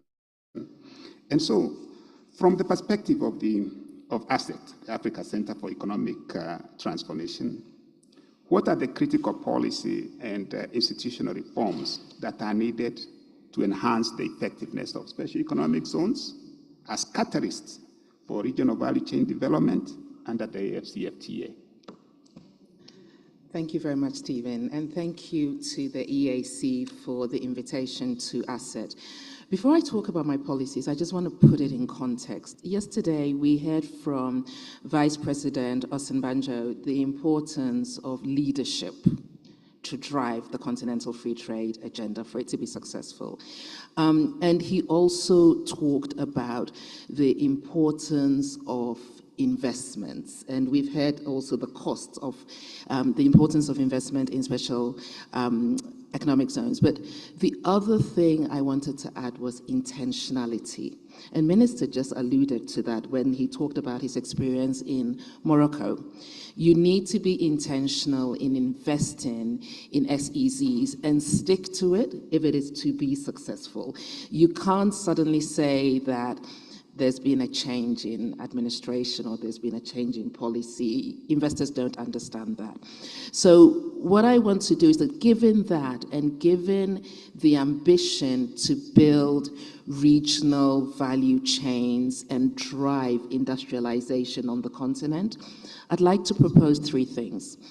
The first one is connected special economic zones. We are 54 countries, and honestly, as the Vice President said yesterday, only 5 of them can drive industrialization and development of this continent because of their size. So whenever we think of how we are building regional value chains, we must think about our connectivity as countries, which means that we must fast-track custom clearance. We must implement a regional single window system, and we must harmonize rules of origins. We must take advantage of digital trade platforms and fintech to enhance efficiency and transparency of how these SEZs work. So that's policy number 1, connectivity. Number 2 is coordination. And coordination is important because it's expensive to do this business. And, you know, the small countries in particular will struggle to drive this agenda. So we need to think about establishing an African SEZ Coordination Council, which brings together how, you know, SEZs around the different regional economic committees, so SADC, COMESA, ECOWAS, and really look at how it can support these processes to attract public-private partnerships to drive investment. So that's the second recommendation. And we saw a bit of that happening with the Zambia and DRC example that you referenced in your paper, Stephen. You know, the fact that they're working with Afreximbank and the ECA to really target an SEZ around an industry is very important. And then the third thing is climate smart SEZs. We have a real opportunity as a continent to take advantage of climate, renewable financing, to really take advantage of circular economy models, to take advantage of ESG compliance. We could be a step ahead of ESG if we think about how we make our SEZs really climate smart at this stage and start to think around SEZs for green industrialization rather than just SEZs for its sake. And then finally, and I'm not saying this because I come from a think tank, I think this is really important, and it was alluded to in the room yesterday. We need to have a robust policy on research and data on the effectiveness of these zones and the effectiveness of regional value chains and how we are using this to generate jobs and create industries. Yesterday, a couple of the representatives in the room alluded to losses from the Continental Free Trade Area. There will be short-term losses, but there'll be long-term gains. And there isn't enough analysis being done to help countries think through the short-term losses and what the potential long-term gains are, and how you can offset those losses. Now, because the minister was very specific in his example, I just want to give a very brief example around textiles and apparel in SADC, okay? Currently, SADC produces 1.1 metric tons of cotton annually. Only 30% of this cotton is processed in this region, okay?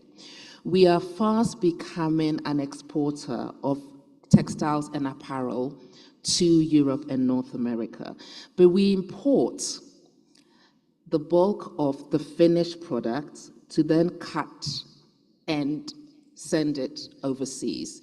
Yet we grow the cotton here, then we ship it somewhere for them to process it, and then for us to stitch and package for Europe. That's number one. Two, we are the largest dumping ground for secondhand clothes. So after we've shipped it, when countries are fed up with it, they send it back to us. There's so much technology now to strip out a lot of the fabric from secondhand clothes in circular economy and collect a premium price on it. We talk about needing more money. We can collect a premium price on it. So the question is, how can SADC work together around special economic zones to become a real hub for textiles and apparel? How can they build that? How can they create tax incentives, not just for foreign direct investment, but for local producers? How can they be intentional in identifying small and medium enterprises in that value chain? How can they take advantage of climate-smart opportunities through ESGs to ensure that we get a higher return on what we are exporting overseas? And how can they put in these SEZs desperately needed training centers to train our young people? We spend far too much time trying to find a bridge between universities, etc. We can actually have on-the-job training for our young people, because none of us in this room graduated from university experts. We learned our skills on the job. And SEZs offer an opportunity for real training ground. Work through technology transfer, share technology across the region. And after you've done all of that, West Africa will come and borrow the model and replicate it. Thank you. Great, also very, very interesting intervention. I was actually going to say on the coordination and the coming back to this battery value chain. I think Morocco and Zimbabwe are also seeing how to integrate on this DRC Zambia battery value chain. And on the textiles question, as you were speaking about it, I was looking at our AFCFTA colleagues. I can see Halima at the back there.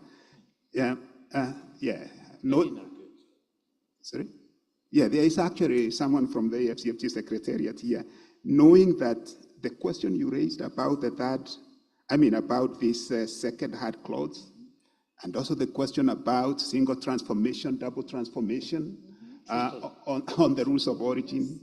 Yet, all that can actually happen within the continent are some of the issues that are actually holding back the conclusion of the rules of origin under the AFCFTA. But anyway, let's talk about the financing, because Morocco, it looks like you're able to talk to the Minister for Finance and gives you the 40%. But we need these partnerships, strong partnerships. And the question to you... I make good business models too. Great, great. Yeah, it has to be bankable. Yeah, so great. So, Dr. Fatima, so many Arab countries have successfully leveraged special economic zones to attract investment, also enhance industrial competitiveness, and integrate into the global value chains. All of us know about this, especially when you travel to some of the, like to the UAE, you see this. So given Badea's experience in both Africa and the Arab world, what key lessons from successful special economic zones in the Arab region can inform its approach to financing and strengthening the African special economic zones for higher value industrialization and regional trade. Thank you. Thank you, Stephen. And it's a great pleasure to speak after His Excellency, who has his finger on the pulse, I should say, in terms of driving the special economic zones, and also Mavis with the deep policy insight. I think diving into Badia's 50 years of journey in Africa, trying to act as a prosperity bridge between the two regions, and that's the whole motive where the vision is still valid. We realize that it's not only about financial flow, and there is a huge room for lesson learned and knowledge. And I think when it comes to special economic zones in the Arab region, we realized that it was a particular motive. There was a determination. Unlike Africa, many of the Arab countries that moved towards industrialization were not blessed with the opportunities in terms of agricultural productivity, water resources, and the natural resources that the continent has. So there was a deliberate move that, okay, let's look at industrialization, let's drive that. And I think that's the first entry point. So determination and the vision, as mentioned by His Excellency. I think the second side of it is where we sit in the global value chain. And I think that was the outward looking from the Arab region, looking at how they will identify future opportunities where they remain part of the global value chain, not only to tap into the value chain, but you are there to evolve and you are there to create and instigate additional demand. Following that, there was a massive and heavy investment in infrastructure. And when I say massive and heavy investment in infrastructure, it came as a first priority. So ports, airports, land, roads connectivity, and also the power generation for making sure that these zones are existing. If you look at it, some of the GCC countries, for example, and they had in the early 90s what is categorized as a third industrial capacity. So there was a huge period where they managed to transform the revenue from the oil into a real industrialization. And I think that's where I would say the ministers of finance catalytic role comes in by actually shaping the domestic policy towards investing in a productive sector that can generate revenue. One clear issue that was taken into consideration, and I'll come to reflect back on how this can be reflected into the Arab region and what can MDPs such as us in Badia can help. One key area that they wanted to make sure that they don't, I wouldn't say necessarily compete, because you will need to remain competitive within the global markets, but they wanted to make sure that there is compatibility and complementarity. So you don't have a similarity in productivity. One clear area, they looked east when it comes to standardization and quality measurement. And I think the Asian tigers are actually a good lesson. I had the opportunity of serving for some time in Asia and looking at what the Arab region transferred in terms of quality measurement and standardization of production and technologies from the eastern side had helped the Arab region to remain in the market.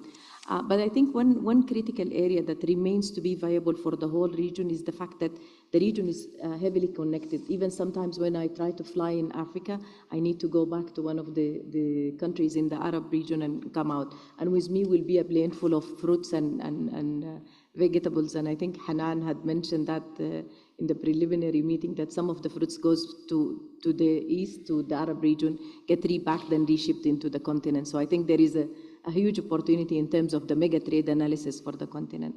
Now, reflecting back in what can Africa do, I think there is a good motive and a good interest. And I think specialized economic zones, or whether they are free or not completely free, industrial zones, they are very popular because they bring an opportunity for transforming skills.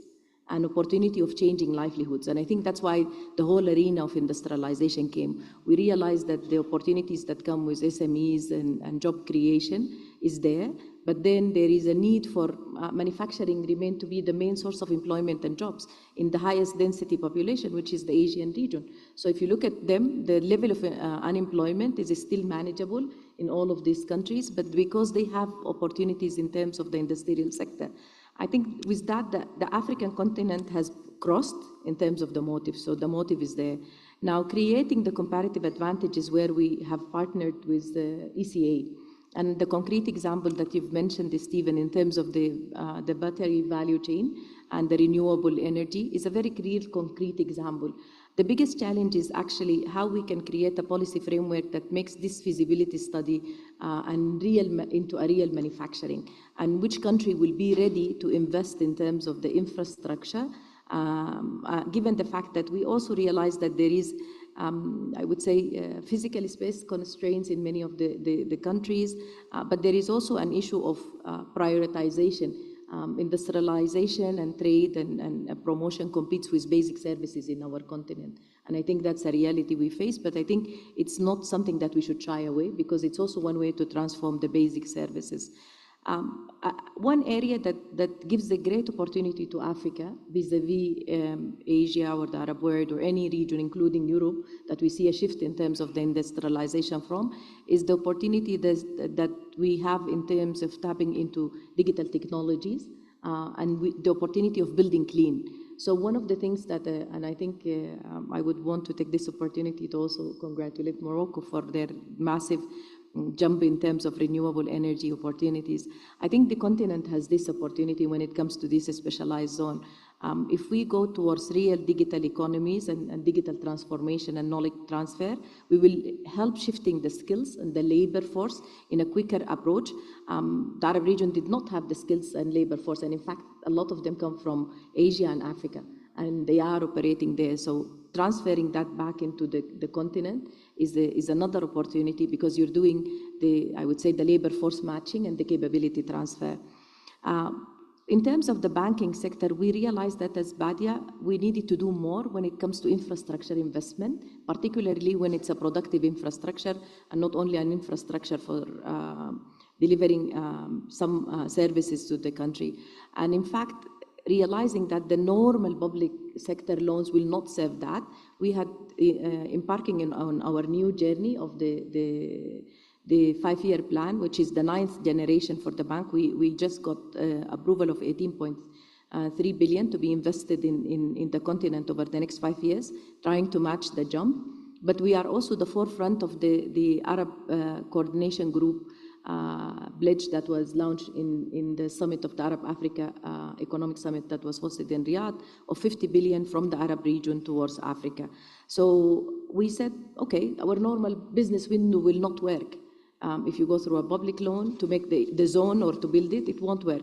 So we created a special window for public-private partnership. It can be implemented by private companies as long as there is some kind of a sovereign backup for these, and that will also help. And we're also hoping with our upgraded rating as the second highest rated bank in the continent, together with our leveraging capacity. And I think that's one thing that we're very proud about in Badia, how we helped capitalizing the MDBs in the continent over the past year, which helped into improving their classification and rating and automatically enhance the amount of financing that they're able to mobilize, but the rate of financing that they're mobilizing. One area that I'll stop here and I'll leave it to you, Stephen, if you want to ask any additional question, is the opportunities of working with the banks that are financing SMEs in the continent. And these are the hosts, these are the actually guests in these zones. So some of these zones, and I mean larger size of SMEs, not the SMEs by the micro definition, so the global definition of SMEs or the startups, and they have an issue, big issue in terms of financing. One of the critical areas that we operate in as Badia is the opportunities we give with the special development finance line that we give to development banks or SME financing banks across the continent to look at opportunities of channeling funds to them at a decent cost, and automatically they will be hosted in these zones with a lower cost of productivity. I hope I wasn't too long at your time. No, I think, Fatima, you have given us some very practical things for the ministers here, both for trade, industry, finance. I like the idea of the special window for public-private partnerships, because maybe pursuing the public sovereign, is it the sovereign they call it? It's to soften the terms of the loan, I would say. Yes. That's why you need the sovereign backing, and also to maintain the bank rating, I would say. But it's not necessarily, it gives a time span, faster time span, and normal public loans are taking longer. I think this is more private driven. So responding to what His Excellency said, I cannot wait 1 year to have the electricity supplied in that sense. So there you have it. And I also like the idea that Badia is also working to capitalize African MDBs, and also working specifically with the commercial banks so that they can have access to give financing to the SMEs, which of course need to be part of the special economic zones that are going to be formed. So now at this point, I am going to open the floor, because I do actually know some member states here that are actually big on special economic zones, and maybe you have questions or comments or something to share, and maybe also any other person who may want to intervene on this particular topic.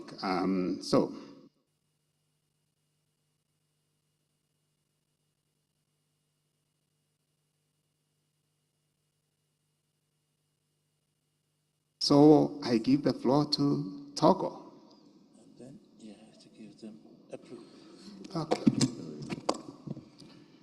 Je vous remercie, Monsieur le Président.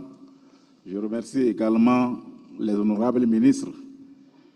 Je voudrais réagir sur le cas des zones économiques spéciales.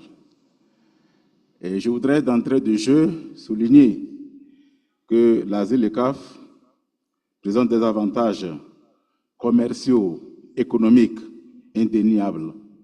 Cela est avéré et démontré par beaucoup d'études.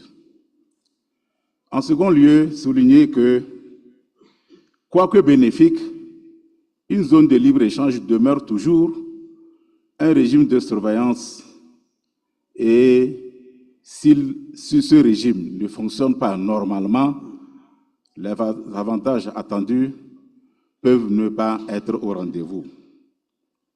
Malgré les outils prévus par les différents protocoles, en ce qui concerne le règlement des différends ou le fait de signaler les entraves sur le portail électronique, il faut dire qu'une zone de libre-échange est et demeure quelque chose de sensible. Maintenant, en troisième lieu, à cette sensibilité liée au régime, on y ajoute les zones économiques spéciales et les autres arrangements commerciaux ou industriels spéciaux, qui, en accordant des facilités sur le régime de la fiscalité et les autres avantages économiques, cela vient complexifier le jeu sur le marché africain de la ZLECAf. Un règlement sur les S dans la ZLECAf a été adopté à Gaborone en 2024. Donc il n'est pas pour nous ici, ce n'est pas le lieu pour nous ici de revenir sur un règlement qui a fait l'objet de consensus et d'adoption par les ministres. Mais je voudrais signaler que lorsqu'on parle d'exportation, à l'échelle d'un pays d'abord, c'est que le produit va quitter le territoire douanier de ce pays. Et lorsque nous nous trouvons dans un régime comme celui de la ZLECAf, nous allons vers un marché continental avec le libre-échange. La notion d'exportation devrait en principe viser un marché autre que celui de la ZLECAf. Figurez-vous qu'une industrie installée dans un pays A et qui bénéficie de toutes ces incitations fiscales et économiques n'est pas autorisée, comme l'a dit M. le Président, à vendre au-delà de 20 ou 30% selon les cas, mais ce produit va se retrouver sur le marché d'un autre pays membre de la ZLECAf. Ce produit, il doit être en principe soumis au régime intégral, c'est-à-dire à la fiscalité complète, comme si ce produit venait hors de la zone de la ZLECAf. Alors, si ces vérifications ne sont pas faites, nous avons des craintes réelles lorsque les douaniers d'un État membre voudront retenir des produits aux fins de faire des vérifications approfondies. Cela va entraîner ipso facto la réaction du pays exportateur. Cela crée le doute et ce n'est pas quelque chose qui est à l'avantage de la ZLECAf. Pour cela, nous voudrions proposer qu'une surveillance particulière sous la forme d'un organe soit en tout cas dédié sur ce qui concerne les exportations issues de ces zones économiques spéciales, de ces arrangements commerciaux industriels spéciaux qui viennent, à mon avis, complexifier le jeu d'un marché naissant. Je vous remercie, Monsieur le Président. No, thank you, Togo. I think the issue was very, very clear, and we may come back to it. I don't know whether my panel can do that, but basically you were talking about... my panel can do everything. Yes, because the regulations on the special economic zones from the Council of Ministers, you have had to be, okay, great. So we have actually a long list, so I give the floor now to Cape Verde.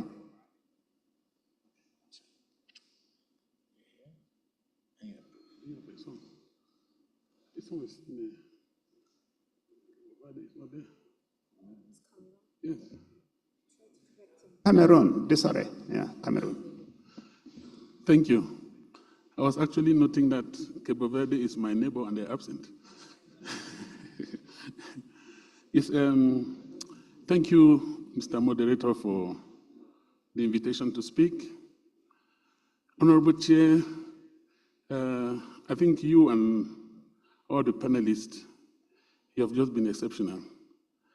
The way I feel, if I came here just for this, then I would have made my stay worthy of it. Thank you so much. Honorable Chair, when I listened to you share the experience of Morocco, I was like, this is a real masterclass. Even though that was brief, it was to the point, it was very poignant.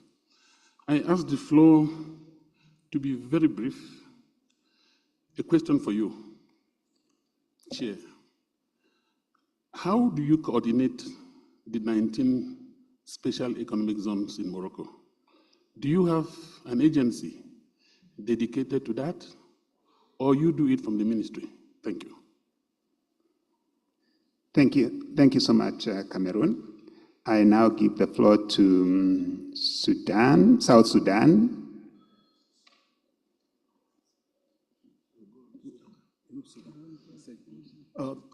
Thank you, Chair. I will be straight to the point on my, but first I want to commend the Sheriff Beru from Morocco. We congratulate them for their being elected into Sheriff Beru. I was listening attentively to the presentation from the Honorable Minister from Morocco, His Excellency, the Minister of Industry. And what comes to my mind from the stand of South Sudan is how expensive the special economic zones are in terms of infrastructure. And throughout the last week, and because I participated in the committee of experts, the issues of infrastructure has been a big issue that has been discussed, because the country in terms of the continent in terms of infrastructure is behind. But when we come to, like, our country is very young, and in terms of infrastructure, we are very low in all the categories of infrastructure. So I was having a question. What, in terms of the experience of Morocco and other countries, what will be the low-hanging fruit for the countries like South Sudan that they can start, especially when we look into agriculture? We make agriculture as a priority in our country. Of course, everything is a priority for us. But when we look at the priorities, the question of food security become a big issue. And we look into it that agriculture can be a special zone. Can it be good also when it is rolled down into agriculture, a special zone? Can it be a low-hanging fruit for the country like South Sudan? And do you have any suggestion on some of the areas in the special zone where South Sudan can participate? Because the level of infrastructure is very low in the country. Thank you. Thank you so much, South Sudan. And I'll give the floor to Sudan. شكرا جزيلا سيد الرئيس واشكر الأخوة في المنصة على هذه المعلومات القيمة حول المناطق الاقتصادية الخاصة. سؤالي للأخوة في المغرب، الأطر القانونية لإدارة المناطق الخاصة هل هي نفس قانون الاستثمار في البلاد أم لها تشريعات خاصة؟ السؤال الثاني، إدارة هذه المناطق الخاصة هل هنالك تجربة للقطاع الخاص في إدارة هذه المناطق الخاصة؟ وشكرا جزيلا.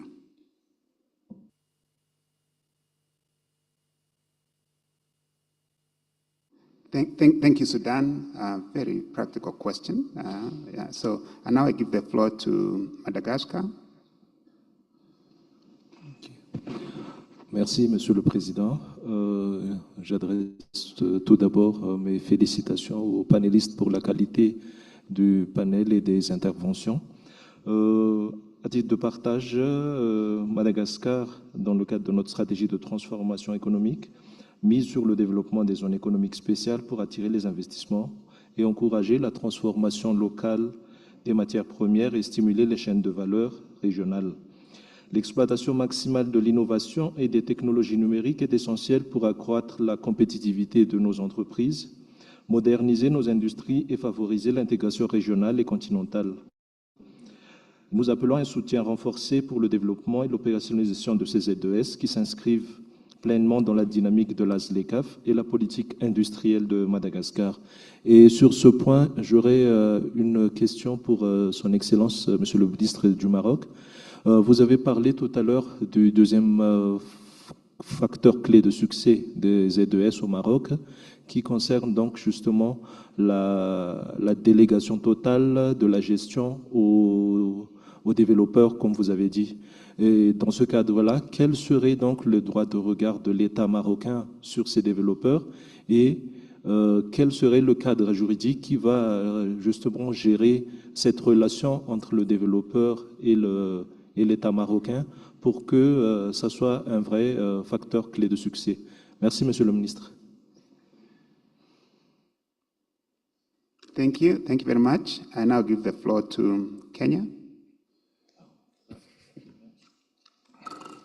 So thank you very much.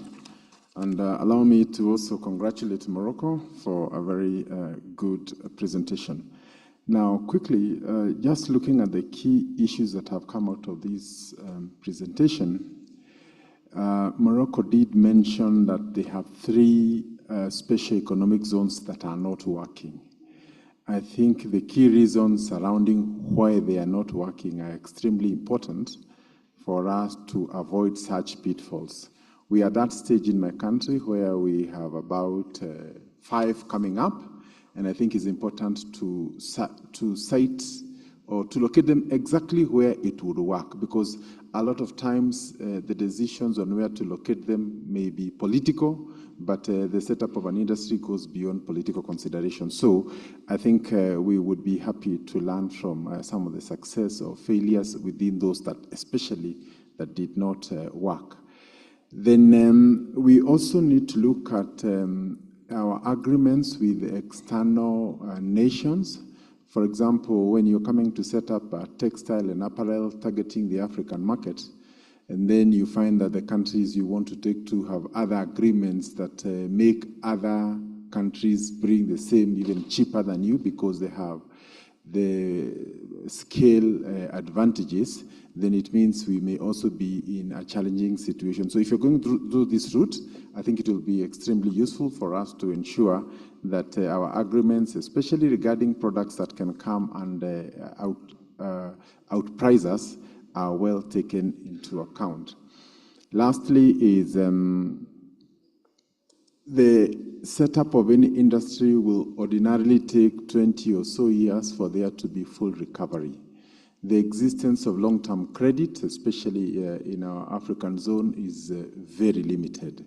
So again, there needs to be a very structured approach in terms of allowing companies to access long-term affordable credit so that we can also benefit from these special economic zones. If we don't do this, then there will be special economic zones in Africa, yes, but they will all be run and operated by outsiders. That, again, does not empower the continent. Then there was mention of there being a sustainable agreement even beyond governments, because if you want to set up an industry for the next 20 years, you do not want to feel that the setup is subject to changes in government from time to time. So again, there needs to be a very clear protocol that will give predictability to investors so that our markets are not perceived to be risky. But having said that, I think the early indications is that the way to go is special economic zones, and we really would want to encourage our citizens to participate in that. Thank you. Thank you so much, Kenya. Now I give the floor to Côte d'Ivoire.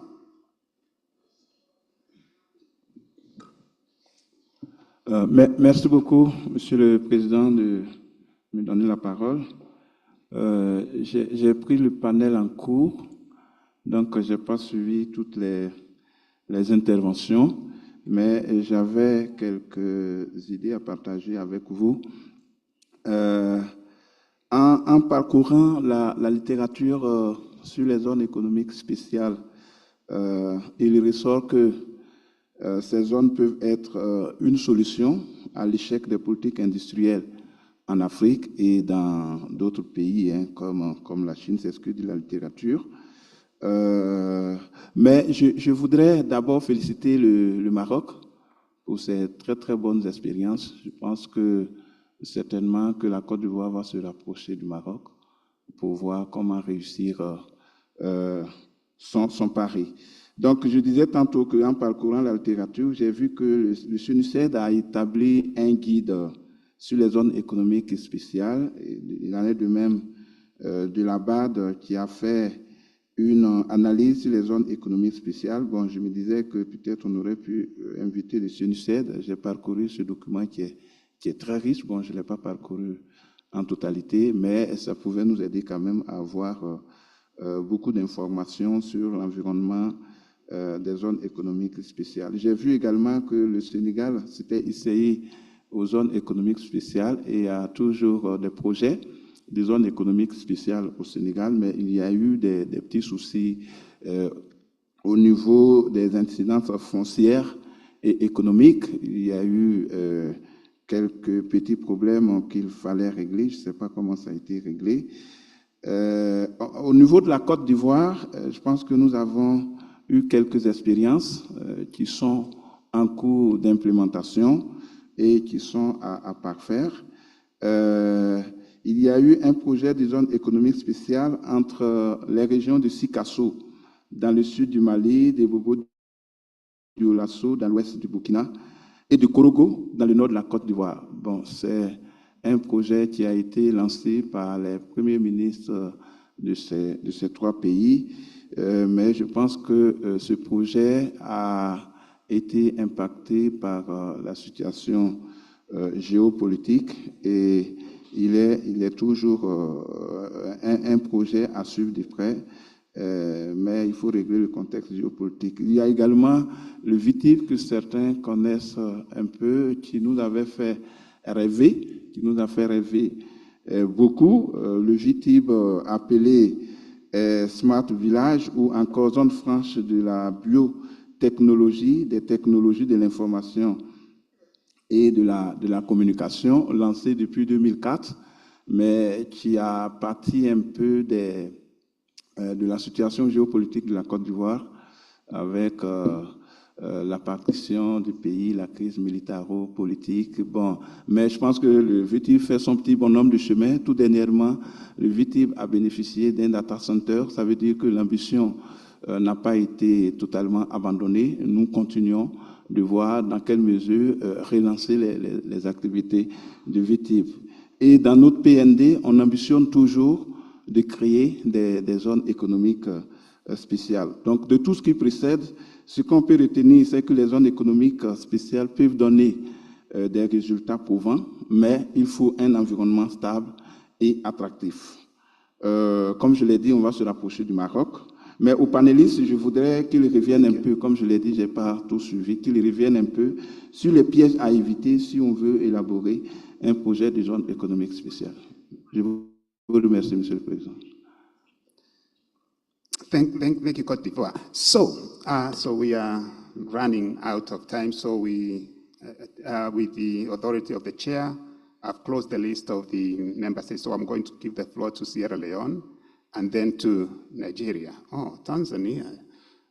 So we close the floor with the next 3 member states, and then we'll give a minute each to our partners so that our panelists can respond to the questions. So I give the floor now to Nigeria, after which I'll give the floor to Tanzania, and then we've closed for the member states. Thanks.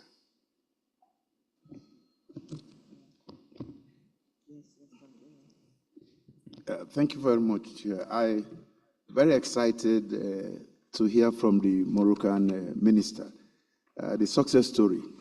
In Nigeria, before we had a semblance of the special economic zones.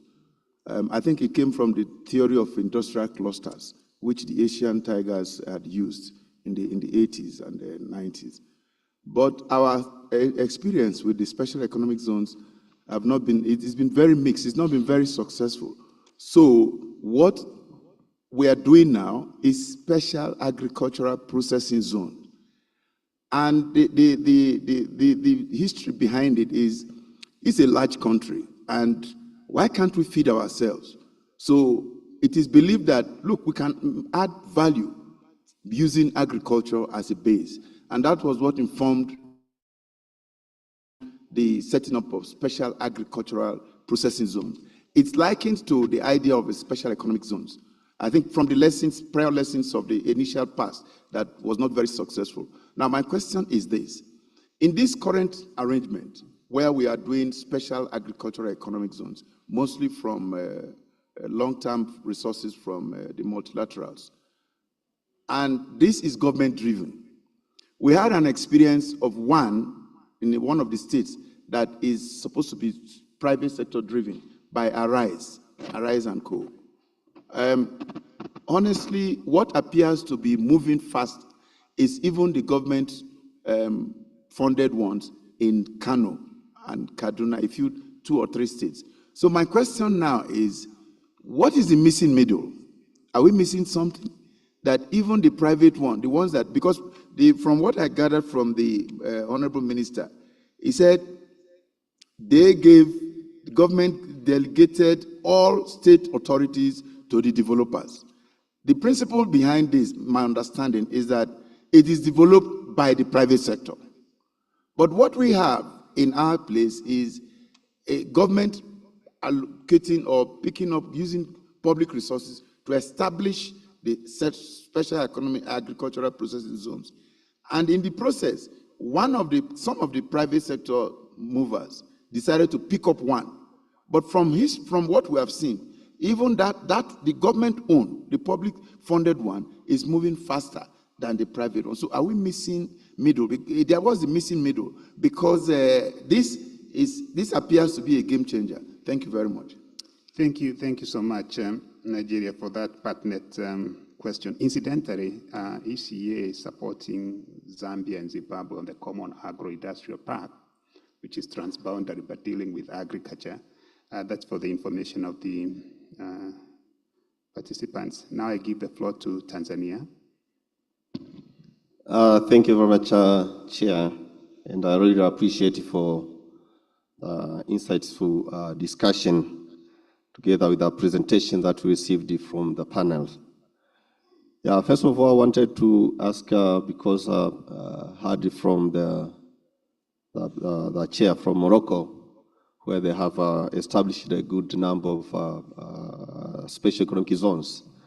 But I was trying to brainstorm and compare with Tanzania, where we had a number of special economic zones that were, in terms of location, were arranged by the government, and all the infrastructures were provided by the government in terms of transportation, because the government constructed roads, provided water, electricity, and the national fiber backbone, which is also providing network.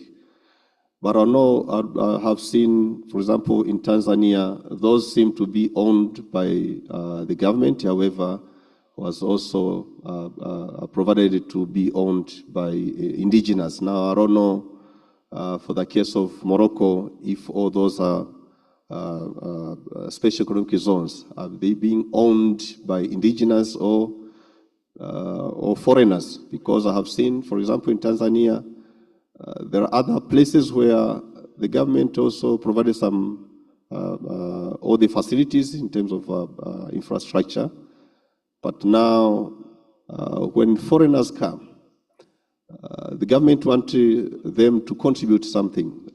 You know, as under the Tanzania Investment Center, once they have been registered as a foreigner, if they are given a piece of land which has already been established, we are expecting sometimes it to correct maybe taxes in order to reimburse even cost of construction. Now, I don't know, how do you strike a balance between huge investments that are being provided by the government vis-a-vis the taxes? Because when some of the investors come, they always apply for incentives. They need exemptions in almost everything. Now, in a country like Tanzania, where maybe this private sector is not robust, you find those small and medium enterprises are the ones who are applying in order to put in place a number of, maybe to operationalize those special economic zones, and they are not paying much taxes. Now, I wanted also to get more information from the panelists. How do you strike a balance between investment cost and the return to the government, so that can also use part of the taxes to continue constructing infrastructure and hand over those special economic zones to other maybe citizens or indigenous of the country? Thank you very much. Thank you, Matt. Thank you so much, Tanzania. The question is very clear. So let's give the floor now, and this is the last member state, DRC. We cited your case, so maybe that's why you wanted to take the floor and share the experience also. You have the floor. Merci beaucoup pour la parole, Monsieur Chairman. Je voudrais féliciter les intervenants de tout à l'heure et partager très rapidement l'expérience de la RDC. Mais avant d'y arriver, je vais rappeler à l'intention de tous les ministres ici qu'en 2022, le sommet des chefs d'État de Niamey avait décidé que 10% des budgets des pays africains devaient être alloués au développement industriel. Je voudrais donc rappeler cela pour que, à chaque fois que nous élaborons nos budgets, que nous considérions que nos chefs d'État avaient déjà décidé d'allouer 10% de nos budgets respectifs au développement industriel. Et donc, voilà pourquoi la RDC est sur les chantiers de développement des zones économiques spéciales. Au début, nous avons eu des difficultés parce que les avantages liés aux investisseurs qui arrivaient dans les zones, nous les avons consignés dans un décret du Premier ministre. Et cela ne rassurait pas les investisseurs. Alors, nous avons été obligés d'élaborer plutôt une loi au lieu d'un décret du Premier ministre. Donc, je voudrais partager l'expérience avec tous les autres collègues pour qu'à chaque fois que vous voulez développer une zone économique spéciale, il faut plutôt prévoir les avantages ou les incitations fiscales dans une loi que dans un acte réglementaire d'un Premier ministre ou du Président ou des ministres. Cela rassure davantage les investisseurs. Et à l'heure qu'il est, nous avons développé plus de 4 zones économiques spéciales. La première, les 2 premières zones se trouvent à Kinshasa. Aujourd'hui, nous produisons des matériaux de construction, des carreaux et des faïences, près de 18 millions de mètres carrés de faïences qui sont destinés à l'exportation et ça nous fait des rentrées de devises énormes. Une deuxième zone économique à Kinshasa va être consacrée à la transformation du bois, jusqu'à 80% des transformations du bois, à l'instar de ce qui est fait au Gabon, parce que nous avons puisé l'expérience à la zone économique spéciale d'Nkok, à Libreville. Et la troisième zone va être consacrée au développement de la chaîne de valeur des batteries électriques. C'est dans la province minière du Katanga. Et ici, nous annonçons avoir bénéficié de l'appui de la Communauté économique des Nations Unies pour l'Afrique, la CEA, qui nous a aidé à financer l'étude de préfaisabilité avec Afrexim Bank. Et donc, nous voulons capter avec tous les pays africains les marchés mondiaux. Parce que vous savez, d'ici 2035, l'Europe va interdire la circulation des véhicules à moteur thermique sur le continent européen. Et c'est un marché de plus de 7 000 milliards que le continent africain devra gagner. Et la RDC se positionne avec la Zambie comme devant abriter cette première grande zone économique spéciale qui va aider à transformer notre lithium, notre cobalt, notre nickel, notre manganèse et ainsi relever les PIB de l'Afrique au-delà des 1,2% que nous avons suivi hier. Merci beaucoup, je vous remercie. Thank you, thank you, DRC, for sharing that experience. So let me give 1 minute or 1.5 minutes a maximum to our partners, starting with number 144, that's OECD Development Center.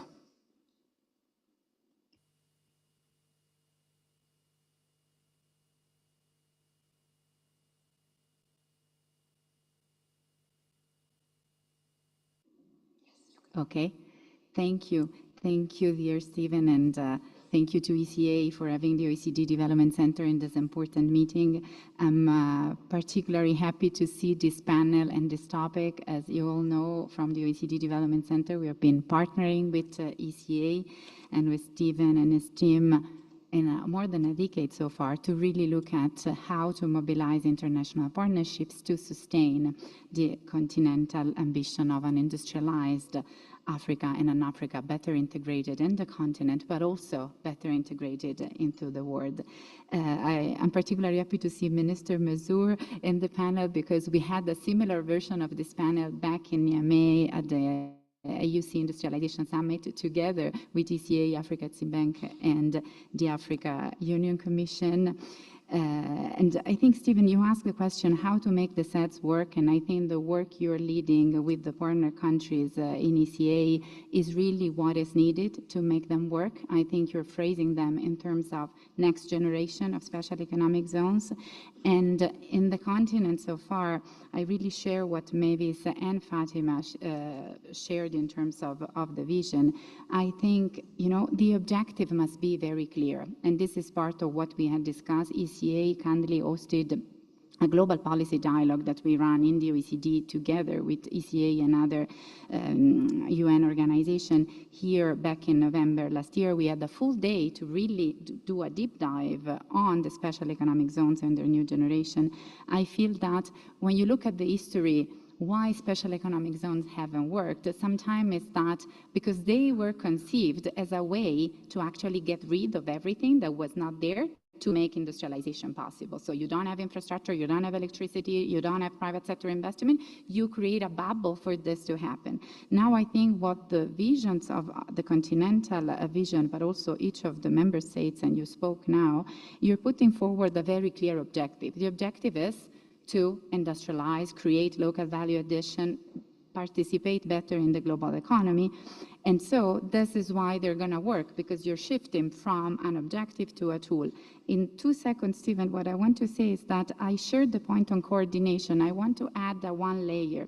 It is not about only coordinating all the different policies that are needed. You mentioned them all: infrastructure, electricity, skills, innovation, startups, the renewable energy issue, is also about how do you make the special economic zones revealers of development needs that are beyond the production in the national planning process. That's the next step, because then you can transform investment for production, in innovation and trade into real development drivers with outcomes of the people. So that would be my call for in going forward. It is even more than making them work for industrialization. Thank you. Thank you so much, Annalisa. And now I give the floor to the Office of the High Commissioner for Human Rights. Thank you, Stephen. I joined the delegation of Madagascar in questioning the issue of delegation. Conference Chair, you mentioned that in Morocco, you delegate all state authorities to the zone developers. So the question is, what happens then when the zone developers violate rules, regulations, or laws? Who are they accountable to? Second question, also similar to the delegation from Tanzania, is the issue of inclusivity. We talked about financing, we talked about sustainability, but I wonder how we can actually use special economic zone, a new generation special economic zones, and making sure that they actually are leveraged in order to develop domestic but also African private sector. And I don't mean just in terms of access to finance, I mean in terms of enhancing their competitiveness, and I mean in terms of promoting a knowledge transfer from the large multinational companies to these MSMEs, particularly those led or owned by women and youth. Finally, I agree with Mavis also on the issue of coordination. I was just wondering where we place IEZO, so the African Economic Zone Organization, in this context. And lastly, on the point on research and data, yes, absolutely. I think that there are fewer analysis really on the benefits or effectiveness of SEZ, particularly on the cost benefits of tax incentives and exemptions that are basically handed out over to... I will take my position as chair. We are over time. Yeah. Please do not use more than 1 minute for your intervention. Over. Thank you very much. Thank you. Thank you, Chair. We have 3 more partners in the list, so 1 minute each, please. And so we give the floor now to École Nationale du Commerce. Bonjour, donc Nabil Jlan, professeur au Maroc. Donc vous pouvez tous comprendre que je sois fier de la présentation de mon ministre, mais également des réalisations de mon pays dans ce domaine. Monsieur le ministre a présenté les facteurs de réussite directs. Il y en a d'autres qui sont indirects, qui sont liés à la gouvernance globale. Moi, je voulais en témoigner. J'habite à Tanger, donc je peux faire un témoignage sur l'effet transformateur de ces zones économiques spéciales. Vous savez, à l'université, pour être rapide, nous étions obligés d'adapter nos formations aux demandes des entreprises qui sont à quelques kilomètres de notre siège. Vous savez que nos étudiants, avant, quand j'étais à Marrakech et ailleurs, étaient obligés de faire leur stage de fin d'études dans des banques, des administrations publiques. Maintenant, ils ont la chance de faire leur stage dans des multinationales, de s'adapter aux 5 fonctions de l'entreprise, de quand même s'adapter et s'approprier des procédures de management international, ce qui les rend ces compétences des compétences internationales. Merci, Monsieur le Président. Thank you very much. Think tank. So the last 2, this is PYU, followed by UNIDO. Again, 1 minute each. Good morning. So first of all, I would like to congratulate the panel for the high quality of the interventions. So we are from the Pan-African Youth Union, and my question is for Dr. Fatima from Badea. So I'm going to tackle it from a youth perspective.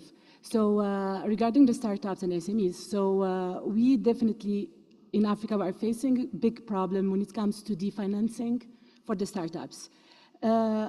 Literally, like in the PYU, we are organizing an Africa Startup Summit next month, inshallah, in Morocco.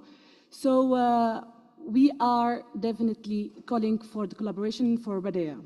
So my question is, what are the different financing mechanisms that will support the startup in order to go from different stages? Because mainly the startups are always facing problems in the first two stages because of the financing of the investments, the crowdfunding, etc. So this is my question, and thank you.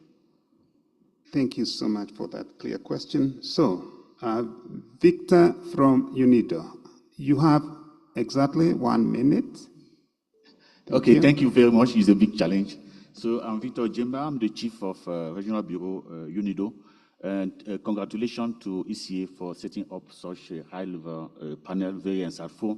And also for the conversation with the member state. We have been collaborating in partnership with more or less all of you, ESO, ECA, OECD, and the others. Just highlight 4 points quickly, probably in complement or in addition to what has been said. The first one, the special economic zone is a legal status, we know, that we give to industrial agglomeration, others kind of park, etc. So we are more or less discussing here about industrial parks with the status of special economic zone. That should be as an element of the overall economic development of the country. That is one. The second one is the role of the involvement of the leadership. The leadership at the highest level should not only be involved at the definition of the strategy or the vision, but the importance, involvement at the implementation, more or less at a regular basis, I think is very important. The third one is no, the third one. Thank you very of much. all the actors. Thank you. And also the SPV. Thank you. Okay, so now I come back to my panel. So, Minister, you had quite a number of questions to you, and I think they are very pertinent. And then after that, we'll give 2 minutes maximum to the... Okay, great. 2 minutes. Mavis? You go first because you had the lion's share. You see, now I'm losing my chair, my moderation. So we go first to Mavis and then to Fatima. Yeah, thanks. So thank you. I'd like to say thank you very much for all the interventions and the questions thus far. My first point is, at ASSET, we fundamentally believe that most of the answers to our problems on this continent are on this continent. And listening to the number of questions that you had, Honorable Minister, it's a sign of we can fix this ourselves. So that is point number one that I'm taking away from this. Point number two is really around the intentionality. So I think the Honorable Minister from Kenya asked around the apparels and the agreements that have already been made. I agree with you. I think if we are going to build regional value chains, that one, serve our continent first, and second, we export, we've got to understand what is already in existence that we need to navigate. We also have to understand what it is around the AFCFTA and link to that the WTO agreements as well that countries are having to navigate right now. It's not a straightforward process. It's a complex process that is going to require a great deal of analysis and research. But my point is, everybody is looking at our market, and we are importing far too much. So how do we start by looking at how we produce for our own, and through these SEZs or through specializations, really compete with the rest of the world? So that for me is the fundamental point. And Stephen, I know you are saying the last thing. The third thing we need to think about is in the current geopolitical environment, okay, it's been made very clear, survival of the fittest. Where is Africa's survival? And for me, it's not about African countries going solo. Our strength lies in that connectivity and that collaboration on how we industrialize. Thank you so much, Mavis. Fatima? Yeah, thank you so much, Stephen, and very interesting interventions indeed. I think a main token from this one is that Africa is ready for the next gen special economic zones, and I think we've had the foundation, so now the transformation is to happen, and that calls upon a lot of lesson learned and exchange, and that's where ECA can actually bring a huge leverage in terms of the opportunities. Just to respond to some of the opportunities in terms of financing, I think the infrastructure remains critical, but equally it has to be viable so that it doesn't end up with a burden on the country. So it should be an occupied special economic zone where it's productive and contributing to the overall economy in the country, but also to the mega trade opportunity that the continent is putting up front, which should, in an ideal scenario, is not only a free trade opportunity within the continent, but also to tap into the global value chains, where we are still somehow eliminated from that apart from few countries that are exception. Particularly on the question from the BYU, while we generated the special window in this new lending program for the private sector that is doing major infrastructure projects, we made sure that we have, for the first time in the bank, an opportunity for startup, because we realized that this is the way that we transform the continent in terms of ability for science and innovation, and a new generation for the continent. And I'll stop here and give the lion's share to His Excellency. There were a lot of demand on your knowledge. We'll try to summarize because we are running out of time. First of all, who came? How did you do that? It was not state investment. Absolutely not. Our special economic zones were supposed and designed to be private investments. But we had to find the investors. So the first investor in this special economic zone was the Tangier Med Port Authority. Tangier Med, as you know, is one of the most important ports of the world, the first port in Africa and in the Mediterranean Sea, transporting more or less 10 million equivalent 20 feet containers. So it's amazing port.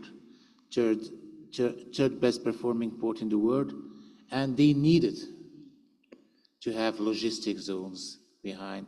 They needed to have industrial zones for the people. So they decided to invest first.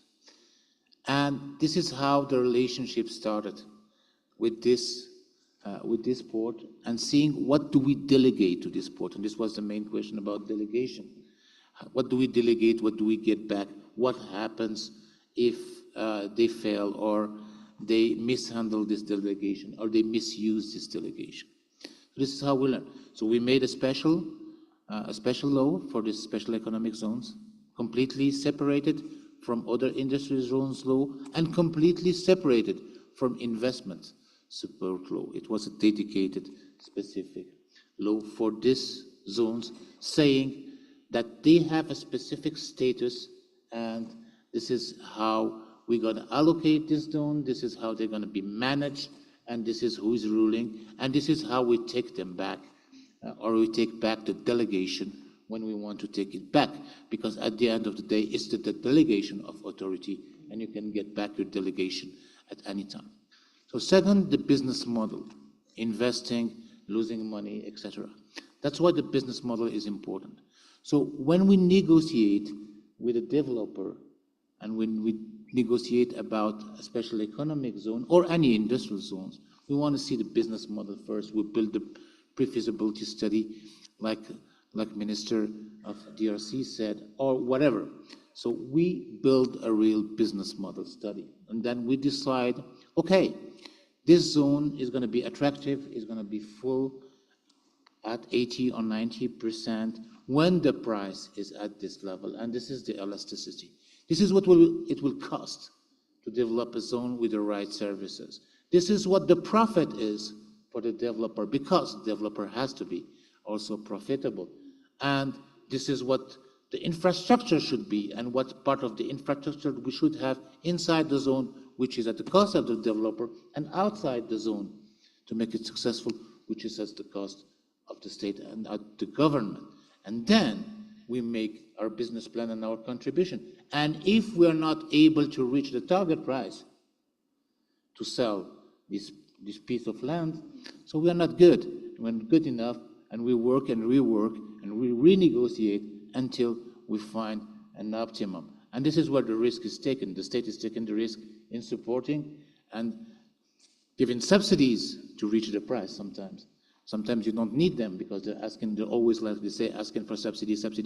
But if you go to the books and if you go to calculate, you say, okay, let's open, you have 7% return on investment guaranteed. Let's look at the books, and you don't need anything. Second part of the questions, what are the low-hanging fruits? Do we have to be specific in agriculture or start with any other sector? Or, well, the low-hanging fruit is for a special zone is to be the closest possible from an infrastructure and the closest possible from a place where workers are or potential workers are. These are the two critical factors: big infrastructure and high density of workers. But the problem is, close to these areas, lands are very expensive, and even if they are not occupied. So the zone starts to be very expensive. So the lesson learned by us, while designing an infrastructure, while designing a highway exchanger, for example, do block sales on the lands around. While designing a port, while designing a highway, to block the lands, transaction on the lands. First, before going public with saying, I will build this, or I want someone to build me this. Because you have a lot of speculation. And the advantages you're given by bringing this infrastructure, the competitive advantage you're bringing by installing or investing in this infrastructure is completely taken by speculators. So block sales. This is what we do. We have a law on doing this. Last time I used it, it was for the port of Nador, the new port we are building, which inshallah will be bigger than the port of Tangier and will be finished this year. And I blocked 12,000 hectares. 12,000 hectares to block on any transaction on it until we see what we're going to do with this land. Because we had the experience in Tangier. We had a bad experience in Tangier where a lot of people started to speculate, and the cost of the land was higher. Just to finish, there is no reimbursement to expect. I heard about reimbursing cost of construction or reimbursing anything. The best way to fail is to think directly about this project, what will be the return of investment. The only return of investment you will have are jobs and development. And with that, I would like to thank my panel, and I would like to ask you to give them a round of applause. And I hand back the floor to the chair. Warm applause to Stephen. Hey, Stephen, you led the panel like a master. Thank you. Is my master of ceremony back? Hey, what are we doing next? I've been back, Chair. I did what you'd like to do now and get a cup of coffee. So, distinguished guests, please, we're breaking for coffee, half an hour, and we'll resume then. Thank you very much, and thank you to the panel. Thank you very much to Riyad Mazur, Fatima El Sheikh, Mavis Owusu-Jame, and our partners as well. See you in half an hour.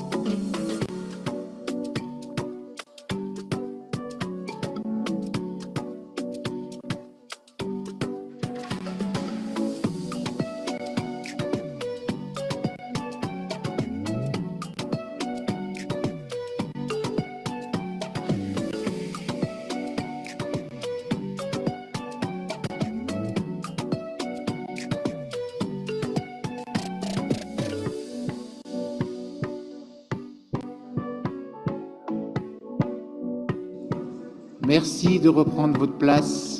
Nous allons bientôt commencer. Thank you to take your seats. We are starting back soon.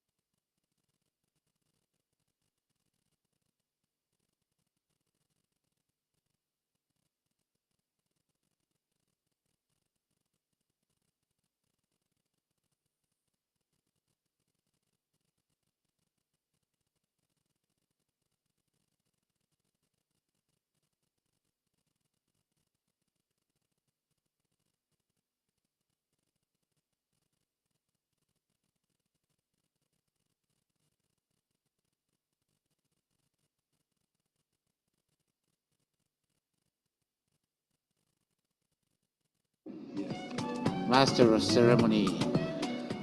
Who? You. The rapporteur is asked on the floor.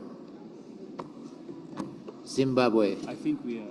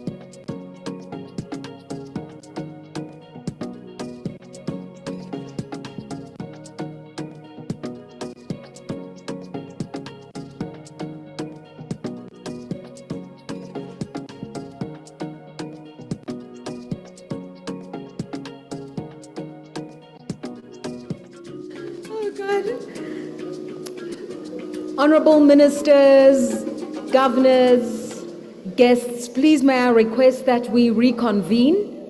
I know that some of our colleagues are still outside, just listening and participating in the last few minutes of the knowledge fair. I respect that. However, if we could just ask the ushers to please help us get our delegates back into the room so that we can continue with an important administrative and statutory part of today's agenda. It's really important that we get the next session done and dusted, and we need as many of you in the room as possible because we need a quorum. So please, can the ushers help us get our honorable ministers and governors into the room so that we can begin the next session, which is statutory and administrative, and we need as many of you honorable ministers in the room as possible so that we have the right quorum and numbers. Thank you.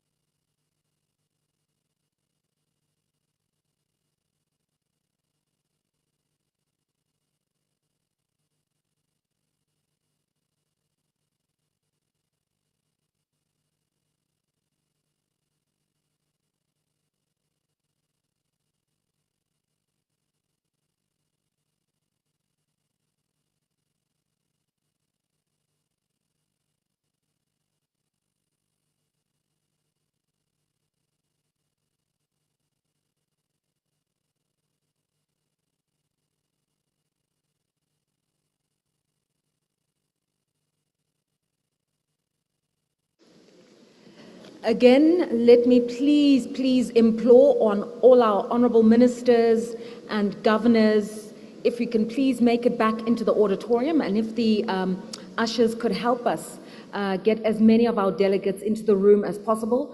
The next segment of the agenda does require that we have the right numbers for a quorum. This is where you really make your voices heard. So please may we ask that our ministers could come back into the room so that we can begin a really important statutory administrative part of the agenda for today. As we're waiting, perhaps it's a good time for me to let you know and request that on your seats are these forms. They are titled Conference of Ministers 2025 Evaluation, COM 2025 Evaluation.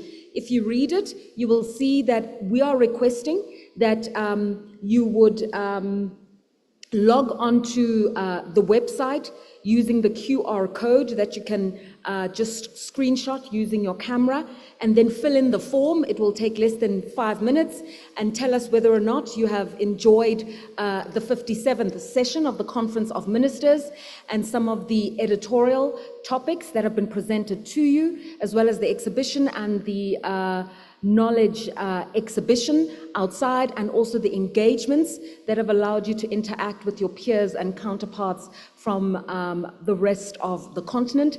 And then in that way, we know how to curate a Conference of Ministers that really speaks to your interests. And whether or not you do agree that the topic for this year, which is how to really galvanize and give impetus to the African Continental Free Trade Area through policy investments in infrastructure, digitalization of payment systems and interoperability, and also really linking up special economic zones or value chains through special economic zones, is the sort of thing that will breathe life into the AFCFTA and create the Africa we want. As you know, what the ECA does is generate a lot of the knowledge bank that the multilateral organizations working towards African development utilize. And so with the data presented to you, do you think it helps to shape policy at individual sovereign level and also at regional level, and then of course at AU level, and as well the partnerships with the private sector. So if you agree that this has been a well-curated forum, please just fill out the evaluation and let us know where we can improve and what we must continue doing correctly. Can I get some guidance? We have quorum? We absolutely have quorum. Thank you so much to all of you who are here with us at this juncture. So without further ado, I'd now like to defer to the Bureau Chair and the rapporteurs and the Executive Secretary as we look at agenda item number 5, the adoption of conference recommendations and resolutions. Over to you, Honorable Mazur. Thank you, Master of Ceremony, and welcome back. So, under this agenda item, we'll be considering the recommendations emanating from the meeting of the Committee of Experts, which we are thanking very much for the great job they've done. And we'll be examining the draft resolution before us for adoption. I should first like to draw your attention to the transmittal note document ECA CM 57.5, by which the Secretariat transmits to your Excellencies the report of the Committee of Experts, which itself is set out in document ECA COE 4321 for your consideration of the recommendation and draft resolutions that it contains. The document is available through the Paper Smart portal. I will now call upon Zimbabwe as rapporteur of the Committee of Experts to take us through the recommendations of the committee. Your Excellency, you have the floor. He doesn't have the document. Okay. Mr. Rumbe. He doesn't have the document, he says. I have. You have. Please do.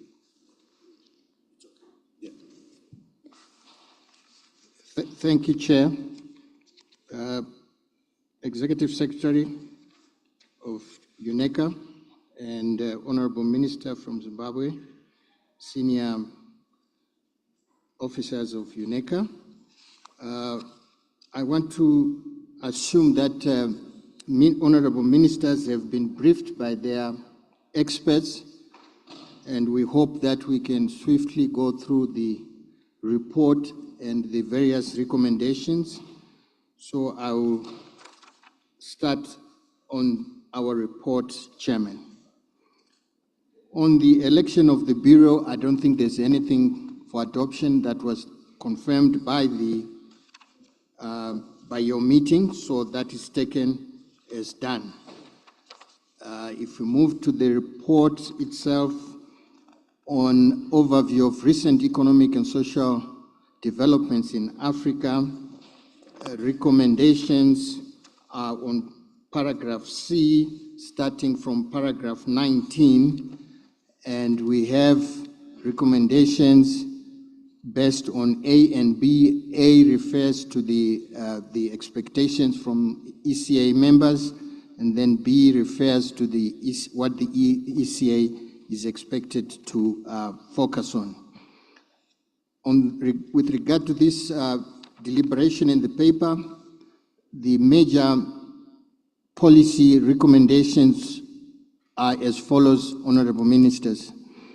The critical one, I think the one which relates to widen the tax base by formalizing the informal sector, enhance credit access to credit and targeted support, invest in infrastructure and diversify economies with a view to boosting employment and competitiveness and productivity. I think this is one of the key recommendations coming from that. And then the other one, which I'll pick on again, is number 2, which focuses on DRM, domestic resource mobilization, enhance tax revenues by strengthening tax administration and leveraging digital technologies. I think these are the 2 core components of the recommendations. There are other recommendations which I hope you have looked at.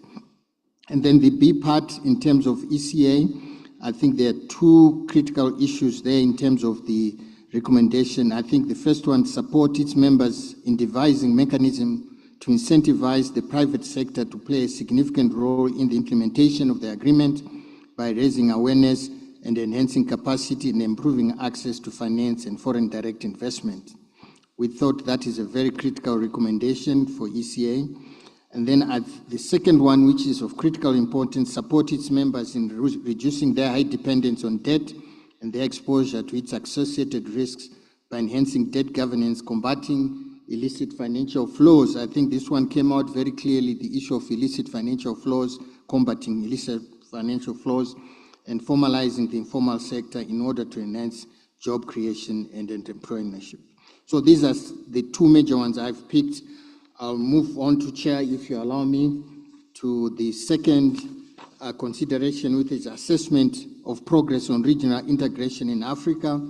If you're referring to the document, that's paragraph 22. And again, I'll focus on the key recommendations for member countries. The first one, again, is accelerate the implementation of the agreement and the action plan for boosting intra-African trade. And then the second one, which is of importance, again, is expedite the ratification of the protocols to the agreement on investment, intellectual property rights, digital trade, and women and youth in trade. And then the other one, which was very important, which came out clearly, was increase investment in infrastructure, including through the program for infrastructure development in Africa. Those were the key ones. As I mentioned, I'll be picking the key recommendations. And then the B part on the ECA, the first one, which came out clearly, support its members and regional economic communities in implementing national and regional strategies on the agreement. And then again, the second important one was support the promotion of public-private partnerships, enhance management tools, and strengthen national capacity to develop bankable infrastructure projects. The third issue, Chairman, Honorable Ministers, was the presentation on the theme of the 57th session of the Economic Commission of Africa, and the recommendations are contained on paragraph 20, section C, paragraph 27.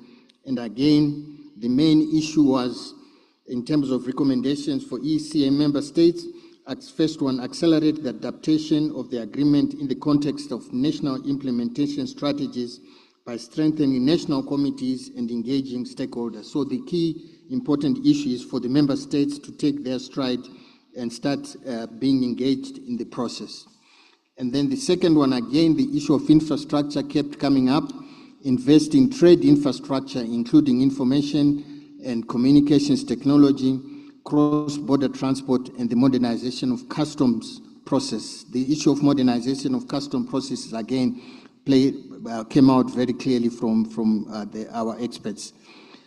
And then B section, ECA, the first one, provide continued technical support for the adaptation of agreement to local context and its implementation. Again, the contextualization of the agreement to national issues, I think, was critical.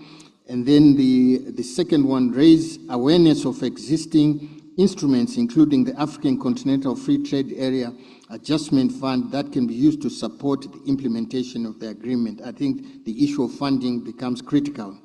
And then the other one, which we thought was very critical, was strengthen financial markets through policy reforms and capacity building. The next items we dealt with, Honorable Ministers, was the statutory matters of the ECA with various reports which we looked at. And the first one was the report of the Executive Secretary on the activities of the Economic Commission of Africa from March 2024 to February 2025. And then B, report on the follow-up to the resolution of the Conference of African Ministers of Finance, Planning and Economic Development. And Honorable Ministers, the recommendations are on paragraph 31 for your reference.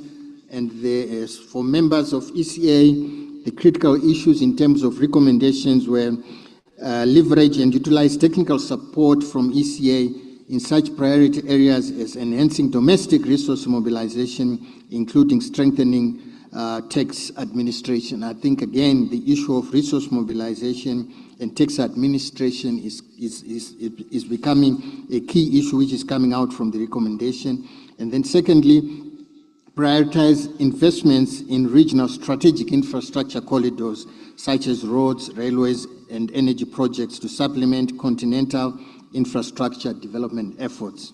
And then B, on the part of the ECA should enhance the assistance that it provides to its member states to support the harmonization and standardization of diverse domestic resource mobilization efforts, again tapping in on their expertise as UNECA.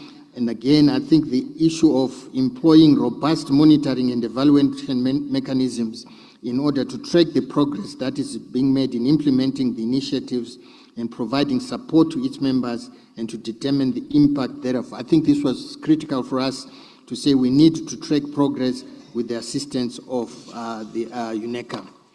The other report in terms of the statutory issues was the C report of the Africa Regional Forum on Sustainable Development on its 10th session and follow-up activities, and the report on United Nations support for the African Union in its new Partnership for Africa's Development Program. And Honorable Ministers, Chairman, the recommendations are on paragraph 37.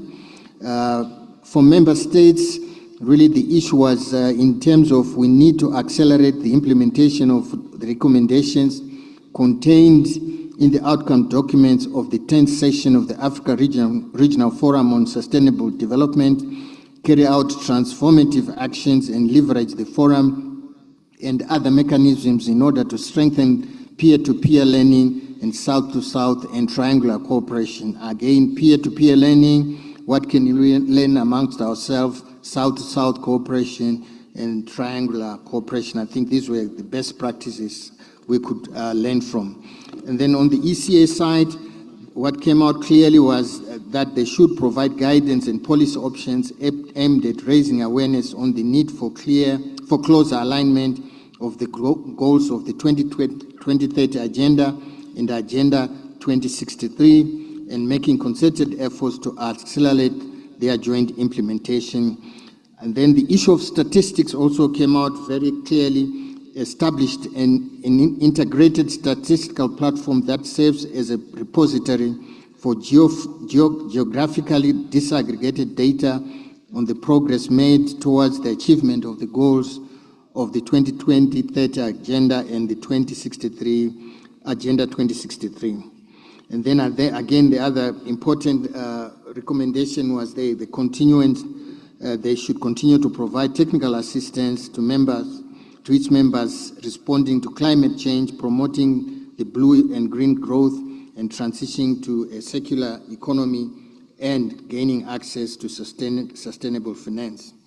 The next statutory report was the proposed program plan and the budget for 2026, Honorable Ministers and Chair, and the recommendations are contained in paragraph 42, and really the member states were encouraged to promote the provision of adequate resources for ECA with a view to establishing the Commission to continue the implementation of its mandate effectively and efficiently. I think our meeting acknowledged the tight liquidity situation and the cuts in budget and the availability of resources from development partners.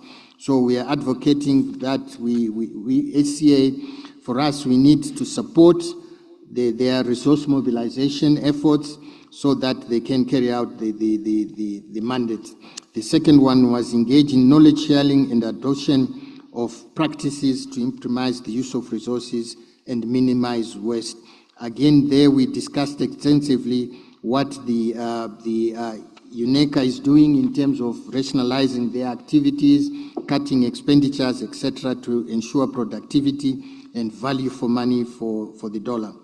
And then on the ECA side, the issues in terms of recommendations was built on the articulation of its strategic focus areas with a view to prioritizing interventions that will generate catalytic results. So we are looking at catalytic results.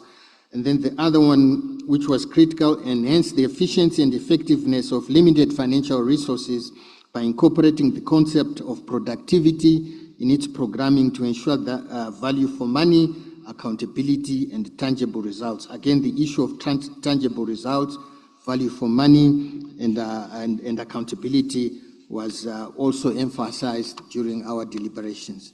The next report were reports on the work of subsidiary bodies of the Economic Commission of Africa. We started off with the Committee on Economic Governance, and we had the Statistical Commission for Africa, who presented the report. And honorable ministers, the recommendations of the experts, of your experts, are in paragraph 46. The issue of, again, for statistics, we are being urged to allocate adequate and sustainable funding for statistical development and advance the establishment of dedicated funding mechanisms for that purpose. Again, the issue here, our reliance on development partners or grants, again, is under threat and has been threatened already. So we are urging our ministries of finance to adequately fund our own statistical office. Since it's good for us, we cannot wait for development partners to fund our critical statistical office. So we hope we can take this to heart as ministries of finance to adequately provide for our statistical offices. And then the second one was strengthen African representation and participation in global platforms and negotiations on international tax and financing for development issues. And then on the part of the ECA, the recommendations are as follows: facilitate and step up capacity building initiatives to empower countries to participate effectively in negotiations, in particular tax-related agreements. And then also in terms of the harmonization of statistics in Africa, they were urged to continue supporting us in that manner. Then the next report was the African Institute for Economic Development and Planning. The recommendations are on paragraph 49. The recommendations for member states were as follows: prioritize the payment of their outstanding arrears and make their annual contributions to the budget. So I think here we are saying there should be no free lunch. We should clear our arrears and support our institution so that they can plan properly for training, capacity building, which is critical. And then on the ECA side, I think the critical issue was establish a comprehensive support program, including enhanced capacity building programs with expanded reach, policy analysis, and tailor-made solutions in order to respond to specific needs and emerging development challenges faced by members of ECA. So the critical issue for the African Institute of Economic Development and Planning Ministers is the issue of arrears. I think we need to do something about arrears so that this institution can continue functioning and providing the critical training and capacity development. And then the next one was on the intergovernmental committees of senior officials. We looked at the sub-regional preparatory meetings, the presentation. The recommendations on the presentation are contained in paragraph 52, and really our recommendations, the major ones, were facilitate, increase, and enhance the effectiveness of the participation of young people in the design and implementation of national and continental development frameworks that are aligned with global and continental agendas. And then this one was very topical, honorable ministers, the promotion of free movement of people by advancing the adoption, ratification, and implementation of the protocol to the treaty establishing the African Economic Community relating to free movement of persons, right of residence, and right of establishment. I think this issue was discussed at length, this protocol was discussed at length, and we were urged that this is something we need to promote and also ratify, and the issue really relates that you can't trade and if there's no movement, free movement of people and goods. Again, the issue of whether it's free and the issue of government sovereignties, etc., was discussed. But I think the issue is we need efficient and effective movement of persons in our continent. And then the issue of increased investment in cross-border infrastructure, again, to facilitate the implementation of the agreement was recommended. On the part of the ECA, it was recommended that they continue their work on the impact of non-tariff barriers and provide its members with policy recommendations on overcoming the restrictions on intra-trade Africa, the issues of what is stopping intra-African trade, non-tariff barriers, and then the issue of reinforce its support to post-conflict countries to foster recovery and development through short-term and medium-term interventions, and then the issue of continue to provide technical support to its members regarding their national strategies for the implementation of the agreement. I think this is critical, and of the green supplements to complement the strategies, including through capacity building programs targeting micro, small and medium-sized enterprises led by women and young people. The next report was the report on the implementation of the Vienna Program of Action for Landlocked Developing Countries for the decade 2014 to 2024. We considered the Doha Program of Action for the least developed countries. The report was on progress in implementation of priority areas in Africa. And again, honorable ministers and chair, the recommendations are in paragraph 55, and the key recommendations for landlocked developing countries or least developed countries were as follows: intensify efforts to collect good quality data, including through integrated approaches that combine traditional data sources such as surveys, administrative records with new data sources, and then boost, this one was critical, boost domestic resource mobilization. Again, this transcends across all member states, whether they are landlocked or not. Boost domestic resource mobilization through innovative tax measures, including with regard to digital payments, the taxation of the informal sector, and excise duties on harmful goods, improve spending efficiency, leverage pension and sovereign wealth funds, and curb illicit financial flows.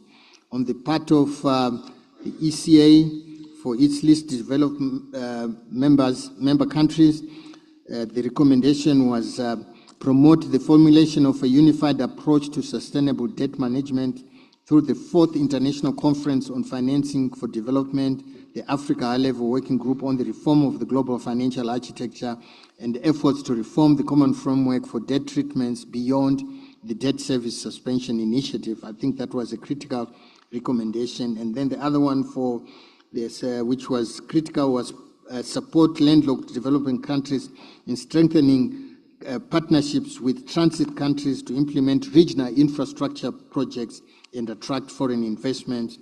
And then also the issue of support African initiatives aimed at improving connectivity and integration in Africa in order to accelerate the implementation of the Vienna Program of Action and the achievement of the Sustainable Development Goals. And then the last one we dealt with was the debt, venue, and theme of the 5th session of the Economic Commission of Africa. I think this was dealt with by the substantive meeting yesterday. Mr. Chairman, I submit the report of the experts. I thank you. Thank you, honorable ministers, for your attention. Thank you, Excellency Andrew Bumbe, for your presentation and for taking us through this session. Excellencies, I suggest we first consider the recommendations made by the committee and then, in the second part, the resolutions. So first I invite the conference to consider the recommendation made in paragraph 17. No objections? Adopted. 20. Adopted. 25. Objections? No. Adopted. 29. Adopted. 34. Adopted. 39. Adopted. 43. Adopted. 46. Adopted. 49. Adopted. 52.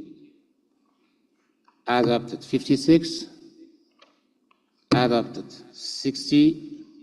Adopted. We went through all the recommendation. Thank you for the adoption. We'll now move to consider the draft resolutions for adoption. The draft resolutions have benefited from the review of the ad hoc drafting committee established by the Committee of Experts and comprising member states representing each sub-region. The draft resolutions have also been reviewed by our Committee of Experts in the course of their work and recommended to the conference for adoption. We have before us 5 draft resolutions and a note by the Executive Secretary on recent organizational changes. We shall proceed with the first draft resolution on a request to strengthen the capacity of the Economic Commission for Africa to fulfill its mandates and to provide its members with transformational, results-oriented policy and technical support, which is Part A of the annex of the report of the Committee of Experts that we have just reviewed, together with an accompanying draft resolution for adoption by the Economic and Social Council, which is document ECA CM 57 RESL.1. Any objection? Adopted. Before, where are we now? Huh? Before we proceed with these 2 draft resolutions, I would like to call upon the Secretariat to make an oral statement about them. I invite the Secretary of the Commission, Mr. Al-Haji Marong, to deliver the oral statement. Thank you very much.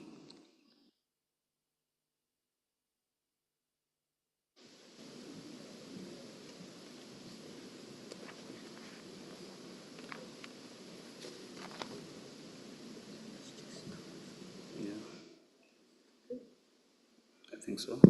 Yeah, thank you.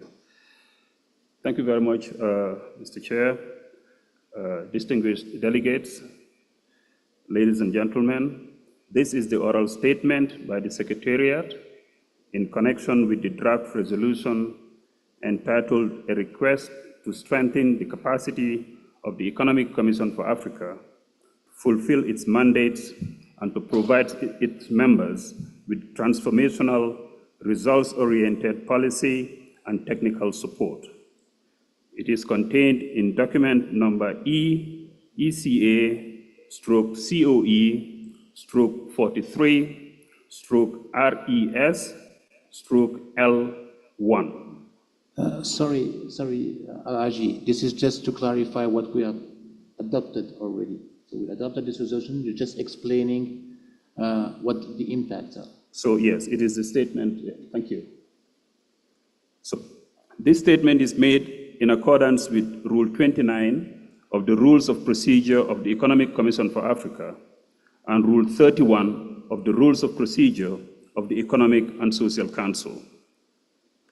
The statement has also been made available to member states. A, the request contained in the resolution just adopted. Under the terms of operative paragraphs 1 and 2 of the draft resolution, the Conference of Ministers of Finance, Planning, and Economic Development would, 1, request the Secretary General to strengthen the capacity of the Economic Commission for Africa to fulfill its mandates and to provide its members with transformational, results-oriented policy and technical support by enhancing its convening, think tank, and operational functions in order to accelerate implementation of the 2030 Agenda for Sustainable Development, in particular in the strategic areas of the Commission, pursuant to its realigned program of work. 2, decide to transmit to the Economic Commission for Africa, decide to transmit to the Economic and Social Council at its substantive session in 2025, a draft resolution on this issue for consideration and adoption. B, relationship of the request to the proposed program budget. The request contained in the resolution falls under the overall program of work of ECA. The request is relevant to all aspects of ECA's work, including executive direction and management, all sub-programs, and program support. C, activities by which the request would be implemented. To strengthen its ability to deliver result-oriented and transformational policy and technical support to its member states, and accelerate the implementation of Agenda 2030 and support Agenda 2063 in its strategic focus areas, ECA would pursue upgrading its convening function through the provision of strengthened multilateral and multi-stakeholder platforms. Its think tank function by conducting more comprehensive interdisciplinary research and the analysis of key challenges facing its members and Africa as a whole, while promoting peer learning and development, and its operational function through the provision of tailor-made policy and technical advice to its members, including in cooperation with other United Nations Secretariat entities and other entities of the United Nations system, following the ECA's established standard operating procedure for collaboration, including with the resident coordinator system.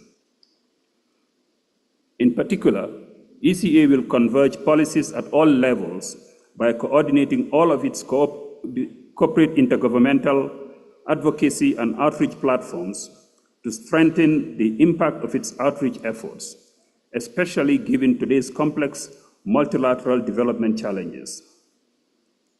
Advance the implementation of the AFCFTA, which is a major strategic area of focus of ECA, by promoting sustainable industrialization, job creation, poverty reduction, through multi-year programs aimed at de-risking investment and strengthening regional value chains across Africa. Foster inclusive and sustainable development through effective land management, governance, food security, and climate resilience across the continent. Advance Africa's transformation and development with a focus on leveraging frontier technologies to foster more inclusive economic growth. Address structural and emerging challenges in the Sahel. Promote agribusiness, women and youth entrepreneurship to anchor inclusive agri-food systems transformation, and drive advocacy and partnership building amongst other operational activities. D, financial implications of the request. In order to implement the mandate contained in the operative paragraphs, additional resources totaling up to $4.7 million would be required for 2026, and up to $6 million annually from 2027. Of the total resources required for 2026, about $1.9 million would be proposed for the establishment of 23 new posts and $2.8 million for non-post resources. While for 2027 and beyond, about $3.3 million would be proposed for posts and $2.7 million for non-post resources. The resources would strengthen ECA's think tank and convening functions to ensure alignment with its strategic objectives and strengthen its operational capacity to improve efficiency across the organization and reinforce mandate delivery from 2026 onwards. These resources are intended to ensure that the organization's activities are fully aligned with its strategic objectives. In summary, should the Commission approve the draft resolution, the Commission would request the Economic and Social Council to endorse the request contained in the draft resolution. If endorsed by ECOSOC as presented, additional program budget appropriations for the year 2026 estimated at $4.7 million, would be requested in the context of the report of the Secretary General on revised estimates resulting from resolutions and decisions of ECOSOC adopted during its 2025 session. I thank you for your kind attention. Thank you, Mr. Marong. And since it's already approved, we move to the next resolution. Thank you. Thank you. Thank you very much. So we'll move to the next resolutions. Draft resolution on the use of artificial intelligence as written in the report. Intervention from Egypt.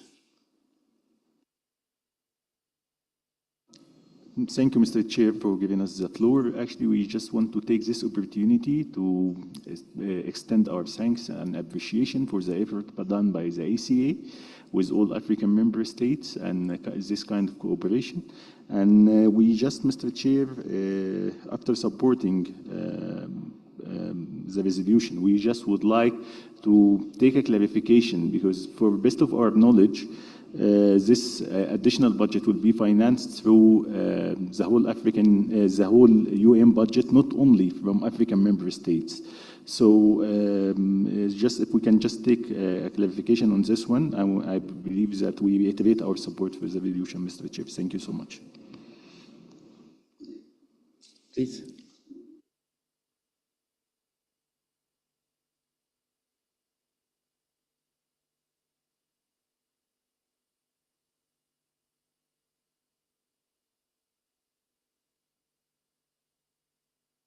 Do you want any other intervention? Eric?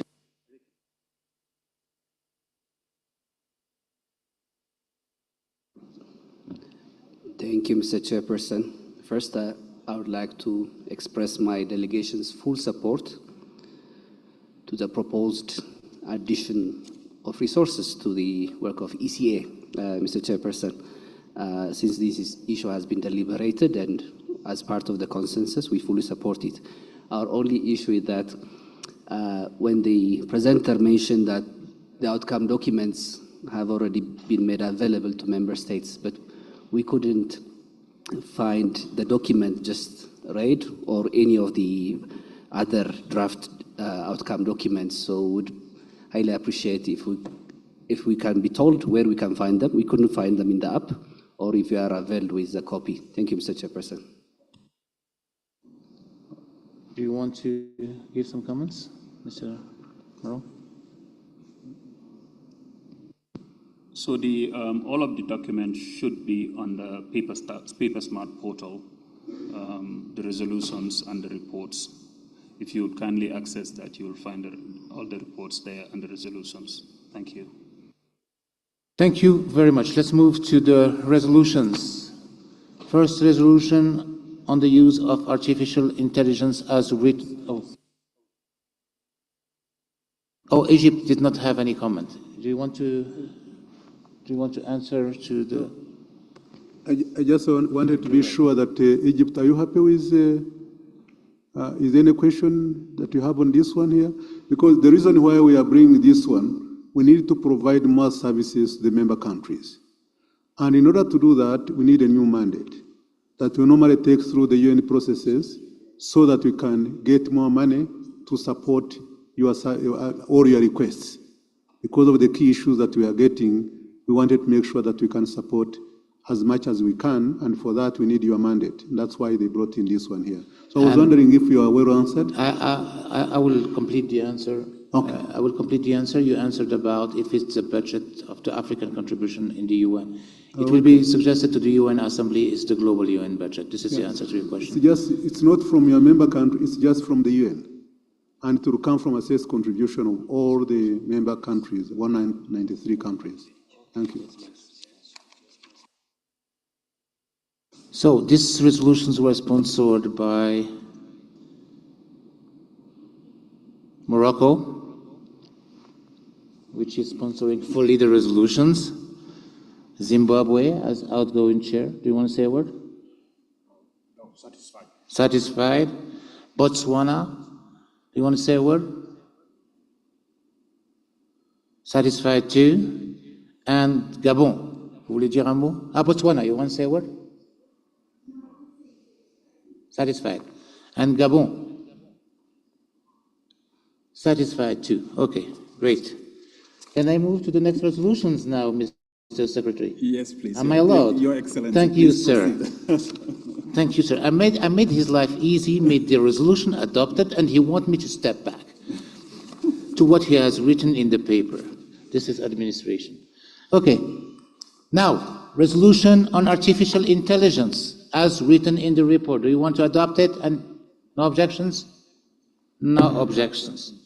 On the 2026 program plan and budget part C of the annex of the report of the Committee of Experts. No objections? No objections. On the use of regional value chains to harness the wealth of Africa, Part D. No objections? Adopted. Note by the Executive Secretary on recent organizational change in the Secretariat of the Economic Commission for Africa. It's an information. It's to be adopted or not? Yeah. Need to be adopted? Yeah.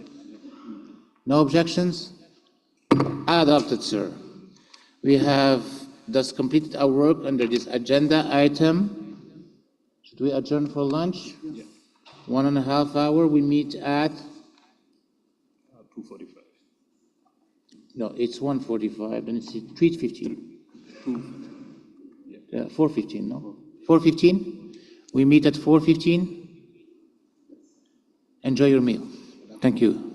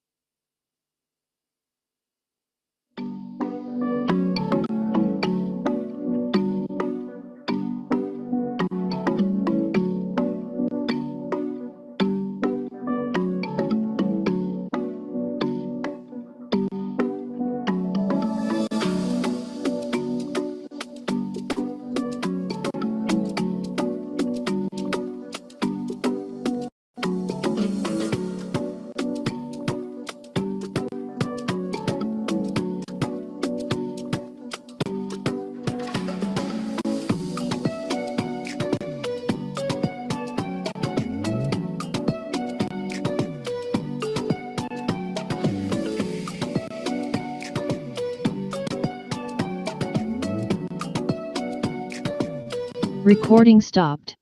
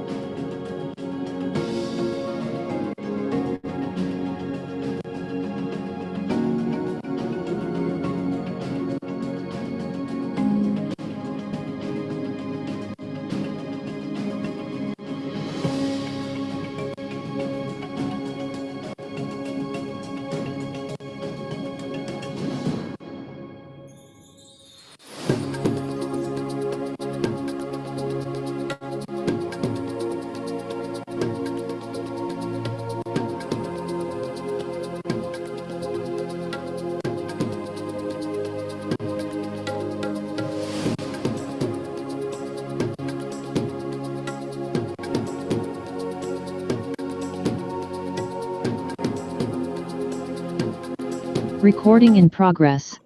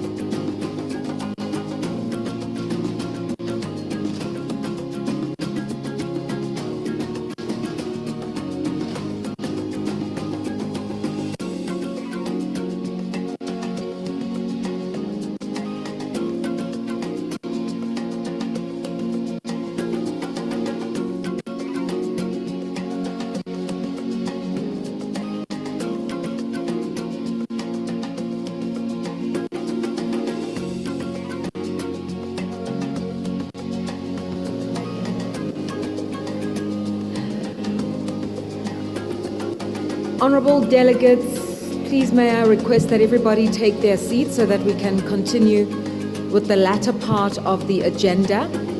And whilst I'm aware that quite a few of our honourable ministers are still making their way back in from lunch, perhaps it's a good moment for me to remind you of the fact that there is a conference evaluation form. It looks like this. You should all have this pamphlet on your seats.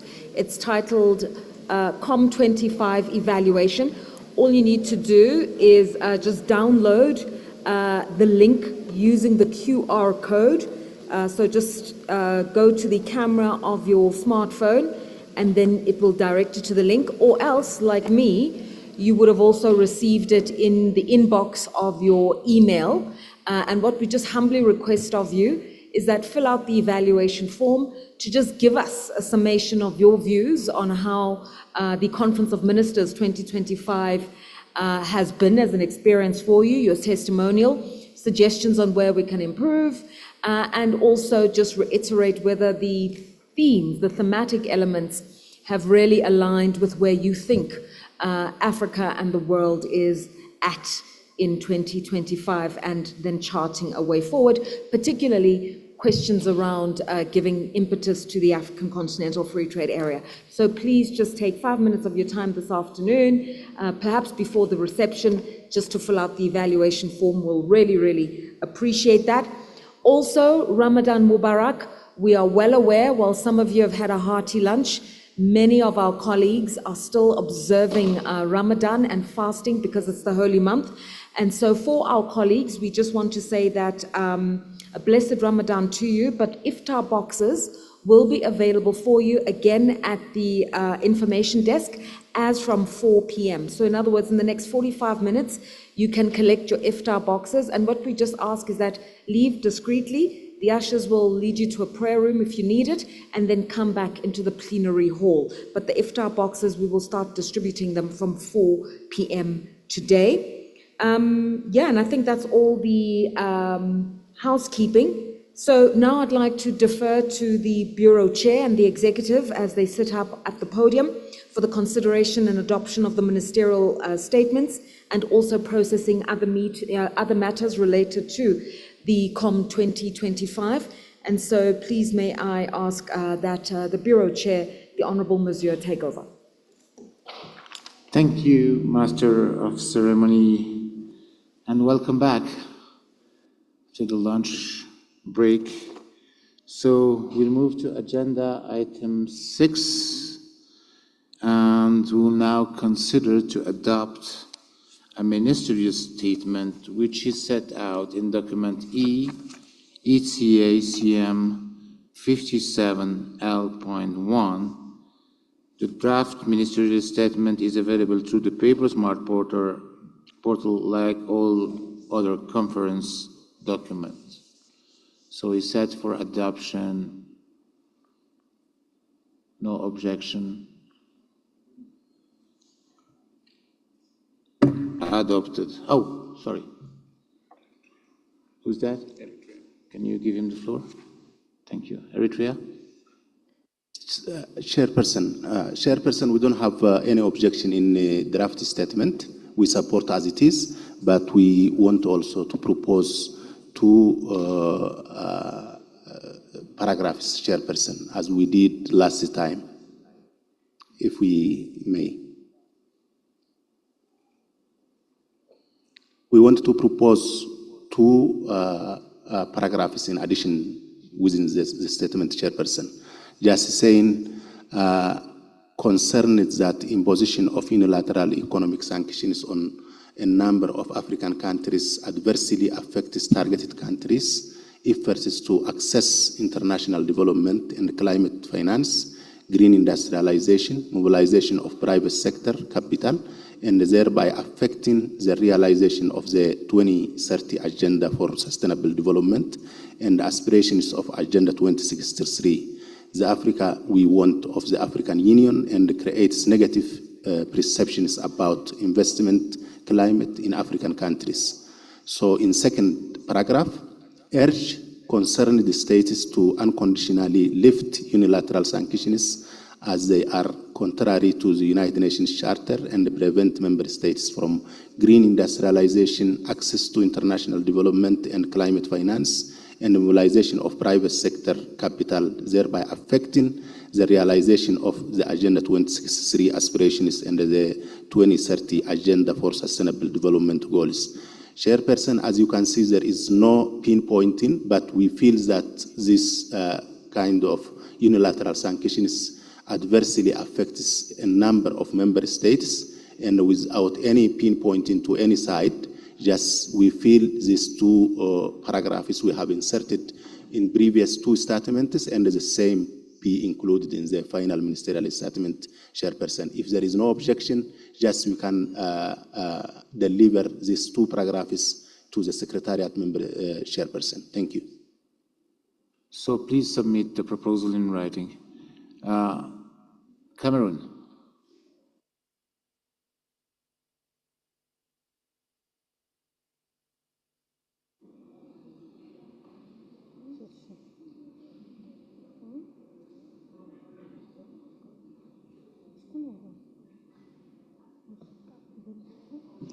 Okay, thank you. Yes, Chair, I have one little contribution as well for an additional paragraph on our very exhaustive, complete ministerial declaration. I have the impression that one point which was very well discussed yesterday doesn't feature in the declaration.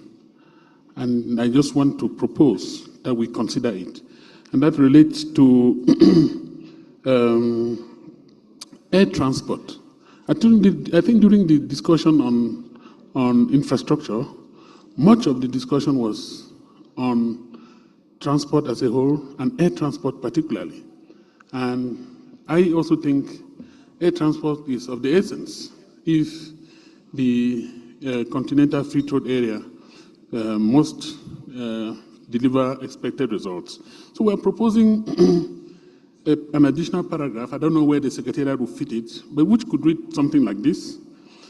Call on the Economic Commission for Africa to continue supporting member states in the full implementation of the single African air transport market in order to reduce costs and improve air transport connectivity on the continent. Something like that. We just thought this will make our declaration more complete. Thank you. Well noted. Morocco has the floor. Merci beaucoup, Monsieur le Président. Ma délégation aimerait aussi ajouter deux petits paragraphes en relation avec la connectivité. Les discussions lors des sessions précédentes de la conférence ont confirmé que la volonté politique est une condition nécessaire à la réussite de la ZLECAf. En renforçant la coopération régionale et sous-régionale, les États africains peuvent optimiser la complémentarité de leur économie, fluidifier les échanges commerciaux et harmoniser leur politique économique, contribuant ainsi au renforcement de l'industrialisation accélérée et par conséquent à la transformation de leur économie. Dans cette dynamique, l'initiative royale pour l'Atlantique lancée par Sa Majesté le roi Mohamed VI, que Dieu l'assiste, illustre un engagement concret en faveur du développement et de la stabilité régionale. En facilitant l'accès des pays sahéliens enclavés à l'océan Atlantique, cette initiative s'inscrit dans une approche de coopération sud-sud et de co-développement visant à faire du Sahel un pôle de prospérité et de stabilité. Les objectifs majeurs de cette initiative, la mise à disposition des infrastructures, réseaux routiers, portuaires et ferroviaires marocains pour faciliter l'accès des pays sahéliens au commerce maritime, stimulation des investissements et du commerce intra-africain pour favoriser une croissance inclusive et durable, et le renforcement des relations entre les pays atlantiques et sahéliens en favorisant une harmonisation politique et économique pour une intégration régionale accrue. Le développement d'initiatives similaires, adaptées aux réalités de chaque sous-région, accélérera l'adhésion des États au principe de la ZLECAf tout en levant les obstacles structurels au commerce intra-africain. Par conséquent, ma délégation propose la prise en compte des recommandations suivantes dans le rapport. Encourager les initiatives collaboratives visant à garantir un accès fluide et sécurisé aux corridors commerciaux reliant les pays sans littoral aux ports maritimes en s'appuyant sur des solutions de transport multimodal adaptées. Deuxième recommandation, dans le même objectif, inviter les partenaires au développement à intensifier les efforts en matière d'investissement et de facilitation logistique afin d'assurer une intégration économique équitable et inclusive pour tout le continent. Merci, Monsieur le Président. Thank you to send the recommendation in written to the Secretariat. Floor is given to Egypt. شكرا جزيلا سيادة الرئيس. في الحقيقة احنا نؤيد البيان كما هو تماما، لا يوجد لدينا تحفظات عليه، لكن لدي ملاحظة شكلية تتعلق بالنص العربي خاصة في الصياغات. على سبيل المثال في رقم 11 يعني هناك كنت أعتقد أن اللغة العربية يجب أن تكون أكثر دقة. نعترف بأن الاجتماع، وأعتقد أن كلمة نعترف يجب استبدالها في النص العربي بنقر، بدل من أن نعترف لها دلالات ربما تكون سلبية. شكرا جزيلا. شكرا على المساهمة، وأعطينا الإضافة كتابيا لتحسين وتجويد النص باللغة العربية. الكلمة الآن للجزائر. Merci encore une fois, Monsieur le Président. Comme c'est la première fois que ma délégation va prendre la parole, je tiens tout d'abord à vous saluer et à saluer la manière avec laquelle vous avez dirigé les travaux de cette auguste commission et ces travaux de manière magistrale. Monsieur le Président, c'est juste pour attirer l'attention sur le fait, notamment au secrétariat, que le projet de déclaration ministérielle doit refléter fidèlement les discussions et tout ce qui a été discuté lors de ces travaux, et ne pas d'ajouter des thématiques ou bien des initiatives qui concernent des États spécifiques. Donc voilà, je prie encore une fois et j'appelle votre sagesse à se conformer à ce principe qui a toujours guidé les travaux de cette auguste commission. Merci encore, Monsieur le Président. Bien noté. D'autres interventions? Any other? Okay. Taking into account the remarks of all the member states, if they can be integrated,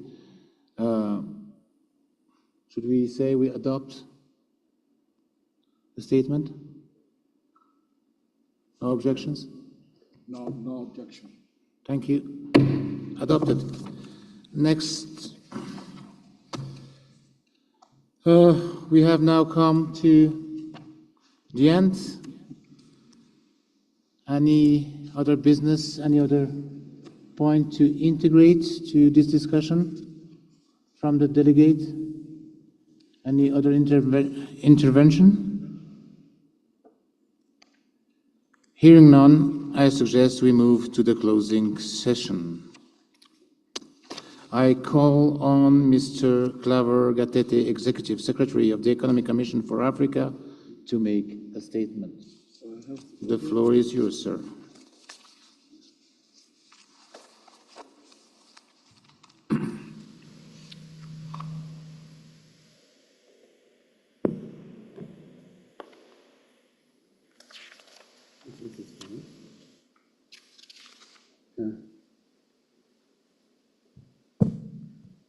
Your Excellency, Mr. Riyad Mizur, Minister of Industry and Trade of the Kingdom of Morocco and Chair of the Bureau for 2025, Honorable Ministers, distinguished delegates, esteemed colleagues, let me begin by congratulating our new Chair of the Bureau, His Excellency Riyad Mizur, and to assure him of our full support as we work together to realize our collective vision for Africa's development and prosperity.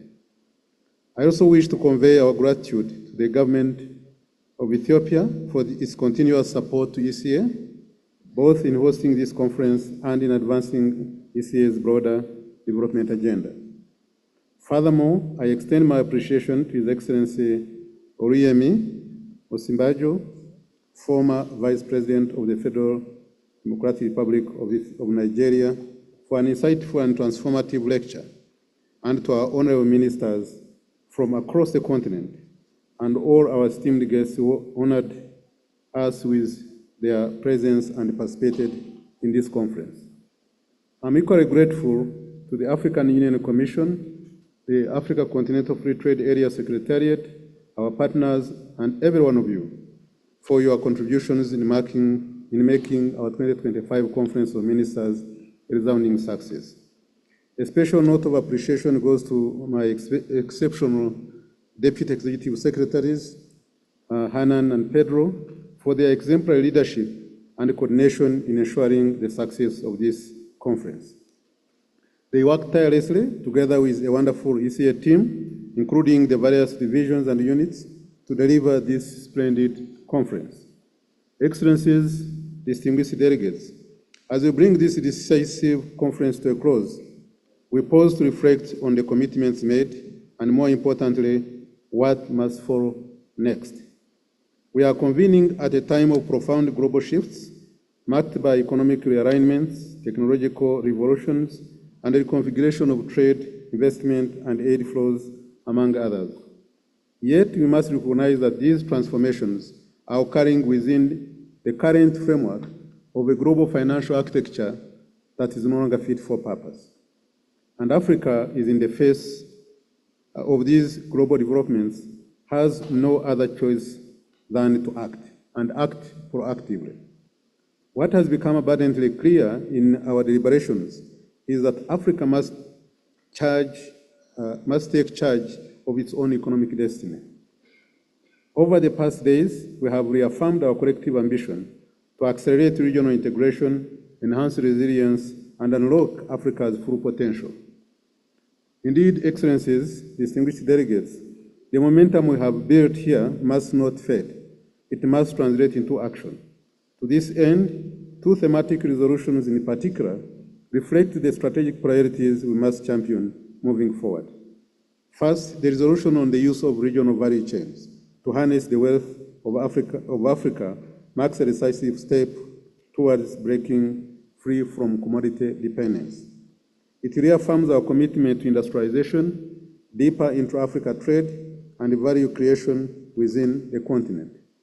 As global supply chains are being reconfigured and a new continental free trade market takes shape, Africa must rethink and reorganize its supply, production, and trade networks for greater resilience and sustainability. With over 240 special economic zones already in place, we have a solid foundation to integrate and strengthen regional value chains and position Africa as a manufacturing hub. Second, the resolution on artificial intelligence highlights its transformative role in Africa's socio-economic development. With AI projected to contribute $1.2 trillion to Africa's economy by 2030 and boosting GDP by 5.6%, the opportunity before us is undeniable. Several countries, including Benin, Egypt, Ethiopia, Ghana, Kenya, Nigeria, and South Africa, are adopting national artificial intelligence strategies to enhance governance and data-driven decision-making. At the regional level, the African Union's Continental AI Strategy aims to harmonize AI policies, foster innovation, and ensure ethical AI deployment. To this end, the Economic Commission for Africa is committed to supporting AI development through research, improved statistical systems, and knowledge sharing. Excellencies, distinguished delegates, as we have reaffirmed, the Africa Continental Free Trade Area is the best and most practical economic model for Africa to reshape our trade landscape, reduce dependency on external markets, and build competitive regional value chains. To move from commitment to real action, our ministerial statement and resolutions require strategic investments, industrialization, and policy coherence at national and regional levels. At the end of the day, we need to rethink the way we do things. And we have an answer in the Africa Continental Free Trade Area. With strong ministerial leadership from you, our ministers of finance, planning, and economic development and industry, championing these priorities, we can drive economic transformation and build the Africa we want. I can't end without really thanking all of you for your time consistently, the whole of yesterday, the whole of today, and the technical meetings that took place before that. I thank you very much for making your time, even when you are fasting. I promise next time we'll try to find another appropriate time to make sure that we can hold meetings when you're not fighting, when you're not fasting. And it doesn't look good when you go for lunch, some of us, and we leave our friends behind because of the fasting period. But we thank you very much for your commitment and for your determination to make sure that we hold this Conference of Ministers. I thank you very much and all the best as you go home. Thank you.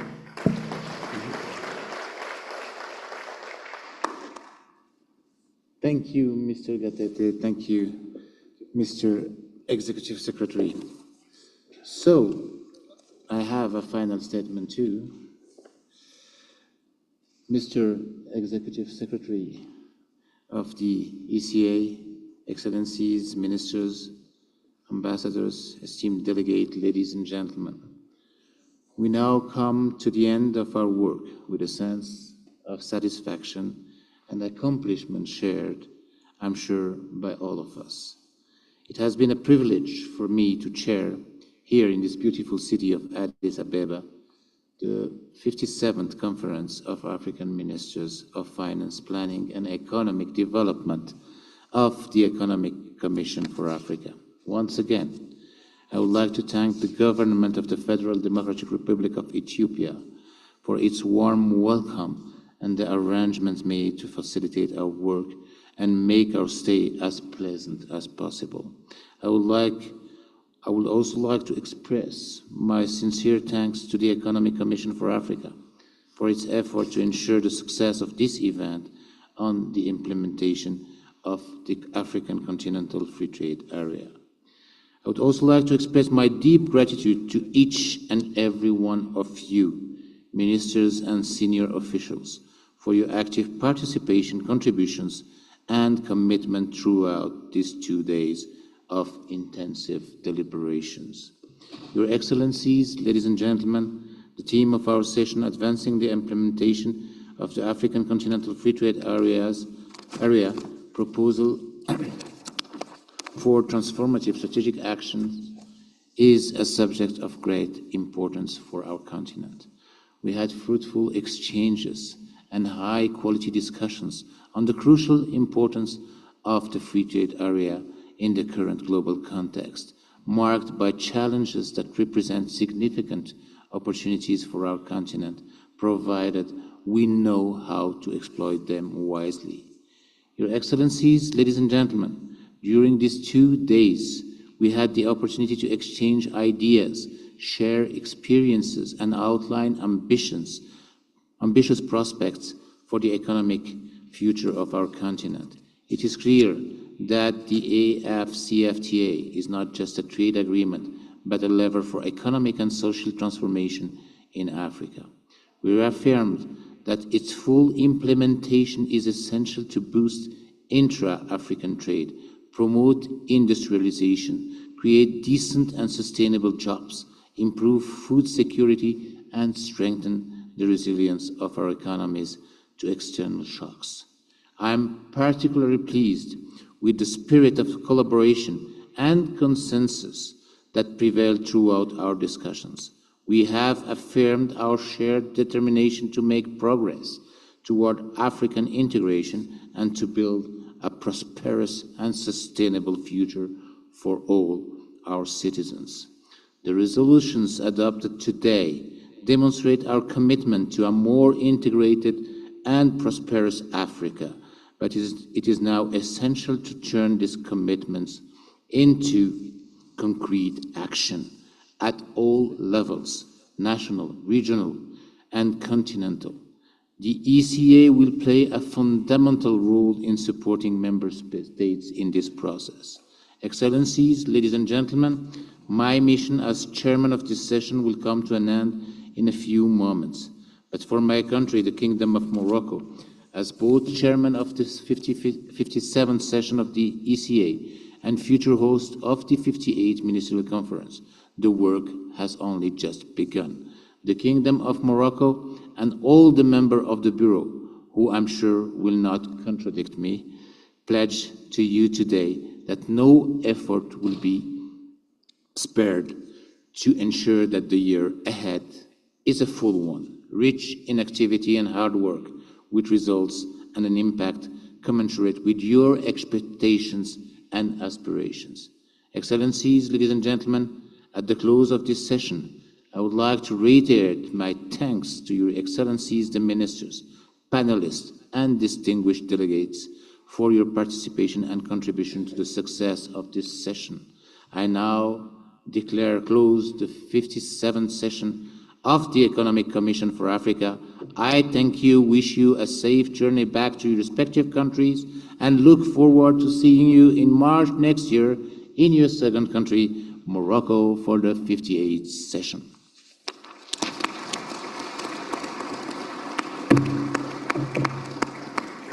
Done. Thank you so much, Excellencies.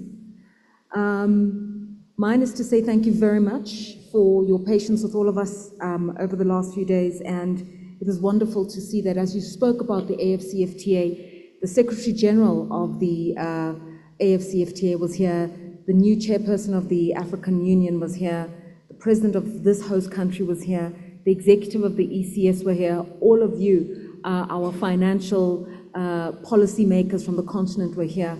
And so every relevant person to drive this agenda forward was in the room, and that's very, very encouraging. So thank you for your time and thank you for the work that you all do. Please don't forget about the conference survey. You can just download the link or you can look into your email and you will get it. Just a few announcements for this afternoon.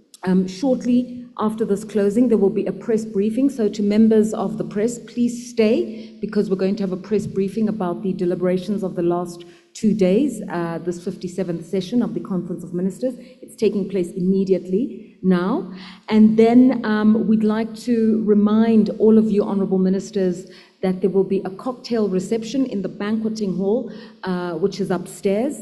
The ushers will direct you, and I've been made to understand that it will be after the press briefing, so towards 6 p.m. or a little bit earlier, but it will be in the banqueting hall. Just look out for the notifications from the Secretariat, and they will direct you there. I just have one last thing to say, Bureau Chair.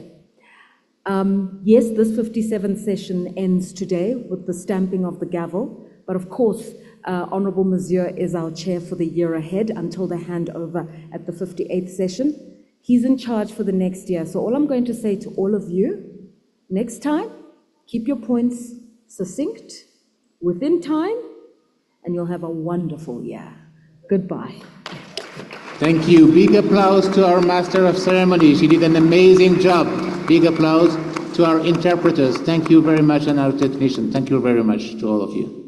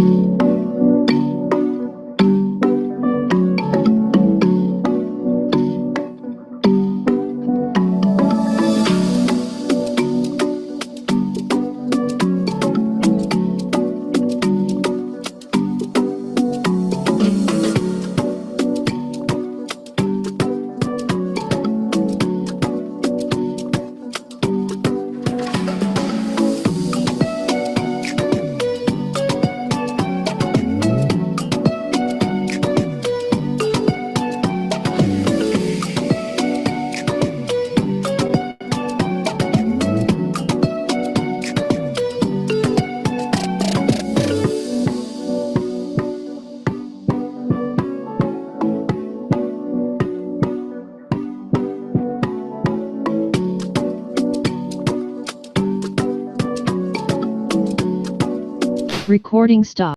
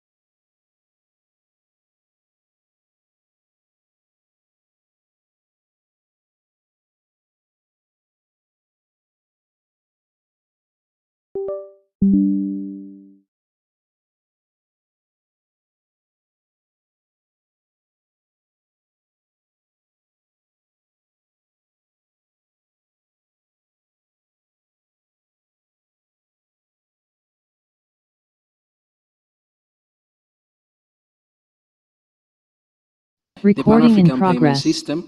How does it work? What does it mean? Are we using the local currencies or what? I want to explain.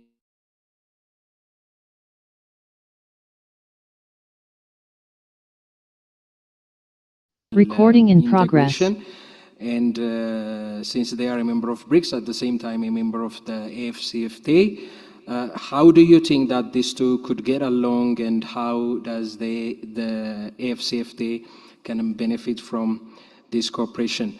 The last one will be, from the report I heard, currently out of the 48 signatories, only 19 African countries are trading under the law of the AFCFTA. How did these countries achieve this, and what's holding back the other signatories from following suit, just like the 19 countries? And I really want to know how ECA, what the role of ECA is in the formation of this free trade area, and how is it continuing to help boost the performance of the AFCFTA. Thank you so much.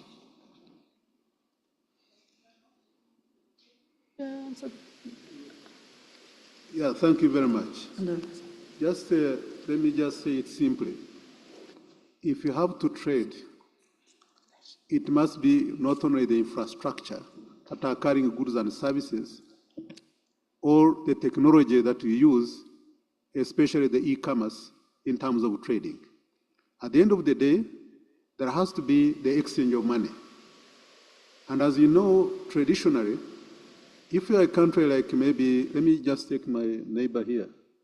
If you are trading from Zimbabwe to Zambia, you don't use the Zimbabwean currency and the trade across the border. The tradition has been to change them to dollars or even to euros, and then be able to trade to your neighbor. And what we are saying is that, and also when you transfer the money, use the SWIFT, okay? That becomes expensive because whoever gives you that framework is going to put another extra cost. And what we are trying to say is, how do we make it cheaper? Because our currencies, usually the way they are convertible is such that it can have a cost. And we want them to pay in their local currencies. So what Afreximbank has been helping the Africa Continental Free Trade Area Secretariat is to develop a system where you can trade with each other, but then it has the settlement part, which also allows trading in local currencies. And that removes that extra cost. It is not fully functional yet, but it is really in the right direction. So that is to make it cheaper to trade among each other. I can tell you when I was governor of the central bank, we tried it for COMESA. And by that time, it started working and it was cheaper than anything that you can already think about. So that is the payment and the settlement system. You pay, but also there is a settlement. As you receive your goods, then the payment also takes place in your local currency. And that makes it easier, and that's what you are working towards. So that once you are trading within one market, then it is easier to trade in your local currencies. Secondly, when you talk about BRICS and CFTA, totally different. We can belong to so many organizations. You can be in World Trade Organization, you can be in BRICS, you can be in another organization, but when you talk about Africa Continental Free Trade Area, we're talking about the continent of Africa as a market. And does not mean that you only trade within Africa, but also can trade with the rest of the world. But the people, when you are talking about this, is only African countries. They are the ones who make up the market. There are no other in the countries that are part of the CFTA. But does not mean that because you belong to a CFTA, you cannot trade with the rest of the world. And that's why we are saying is that we trade among ourselves, we should make it easier, but at the same time, we should trade with the rest of the world as we import and export. But how can Africa contribute to the rest of the world, but also trade among each other? And the 19 African countries that we are trading, all countries are not going to be ready at the same time. And that's why we have been now helping as ECA, helping all the countries to make sure they have what they call the Africa Continental Free Trade Area Strategy. What is your country's strategy? How can you benefit? What do you need to do? And that's why that's the work that we have been doing as first thing first, is to help you to come up with a strategy. and also not only the countries, but also the regional communities. All the 8 regional communities, we're assisting them to make sure they come up with a strategy because they have been integrating within their own community, but now want to make sure that they become part and parcel of the entire Africa Continental Free Trade Area. So that's our role, is to help them to make sure that they can benefit from that market. And then if there are any kind of issues that are preventing them, then we also help them to make sure they can be unblocked. And we work together with African Union, which is here. We work together with Africa Continental Free Trade Area Secretariat, as we work with all the member countries. So to make sure that we all understand, and then we can always come together. So that's all I can say, I think, from the question that you asked. Thank you. But I have my colleagues and... Yes. Thank you, Chair. Chair, always Chair, you know. You asked about the payment system, and Dr. Gatete, yes, has already said it tries to solve one issue, which is the need to use a hard currency to circle transactions across countries. But also it does an additional thing. Even when you have solved the issue of the currency, right? There's an issue of risk perception, because currency, the payments move between, let's say, 2 banks, one in one country, another bank in another country. Banks can be suspicious of each other in terms of risk perception. That even if you're going to pay me in dollars or euros, I don't trust you as a bank. So often what you need is what you call a confirming bank. In French, we say it's an availing bank, right? So at the moment, we have got this system of confirming banks. So what this PAP system also solves is the need to use a confirming bank. So you get rid of the confirming bank, you also get rid of the need to use hard currency. So it solves 2 problems. Very well. Mr. Chair, I think you wanted to say something, but do you want us to go to the next question so that we can? All right. I think the gentleman over here has had his hand up for a while. Please go ahead, introduce yourself and your media. Over to you.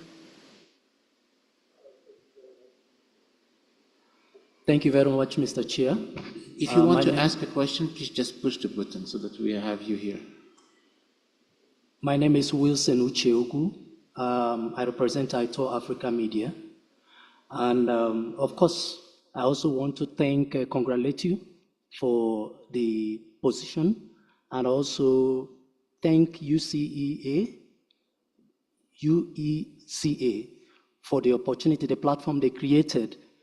But for me, I have always believed that Africa has never lagged behind when it comes to coming together to discuss and turning our policies. But the challenge we have is, which of course where my question lies, has to do with how do we intend to deal with the issue of political influence, especially having to drive these things, because after the experts must have discussed an agreement signed, where is the position of the political will to actualize these things?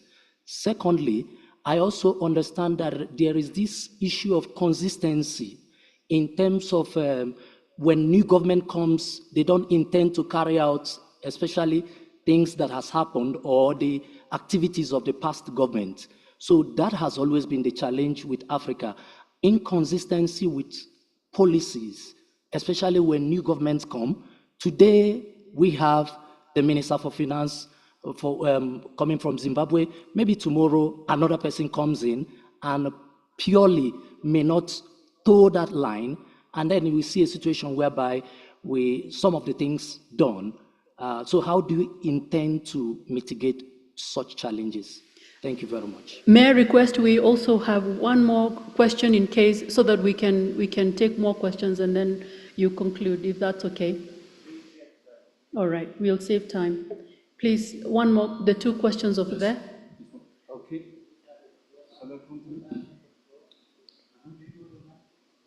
Please close please close your mic. And then over to you. Yes. Introduce yourself and your media and ask your question. Please be brief. Thank you. I think, okay, thank you. I'm Al-Azhar. Thank you for giving me the chance. I am from Sputnik Africa. I'm a colleague of Hossein. I have two questions. First of all, the AFCFTA is a very ambitious plan. As an African, I'm proud of it. But I have questions related with it. It is just to fill the gap and advance intra-African trade. But in doing this, there are problems, especially related with payments, as my colleague raised before. So did Africa need alternative payment systems to develop? The second one is global financial architecture should have to be overhauled, in my opinion, because it is, as we know, already constructed at the time of colonialism. And it already worked against Africa, I think so. So it should have to be decolonized? Could you repeat the last one? Global financial architecture should have to be overhauled and decolonized. But how to decolonize it? In order to satisfy the financial needs of Africa and its development aspirations. The last one, in this agreement, there are free trade areas to encourage the trade between African countries. But is it good to settle payments through national currencies? How would be your recommendation? Thank you.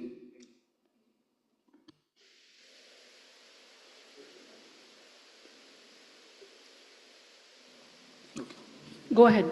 Thank you. Go ahead. Yes, go ahead.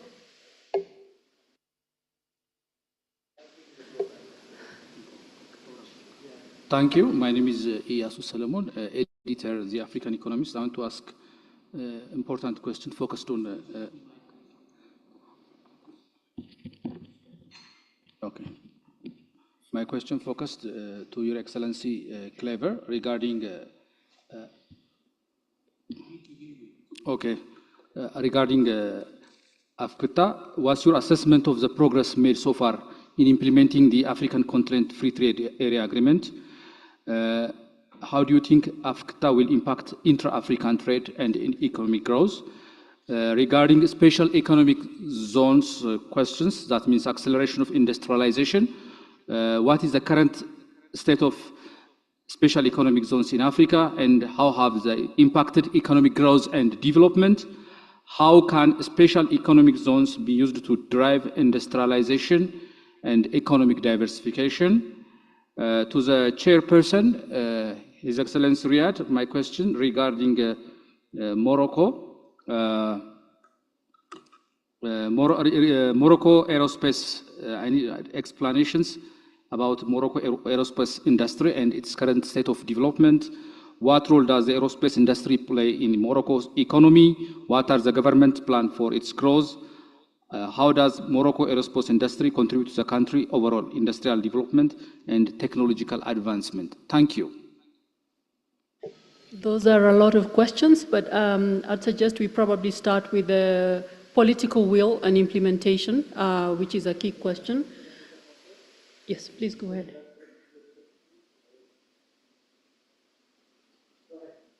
Okay, thank you. My name is Abi Abtamu from Sputnik Africa. I have two questions. The first one is, it's widely being discussed on the ongoing 57th session of Conference of African Ministers of Finance, Planning and Economic Development that Africa must act decisively.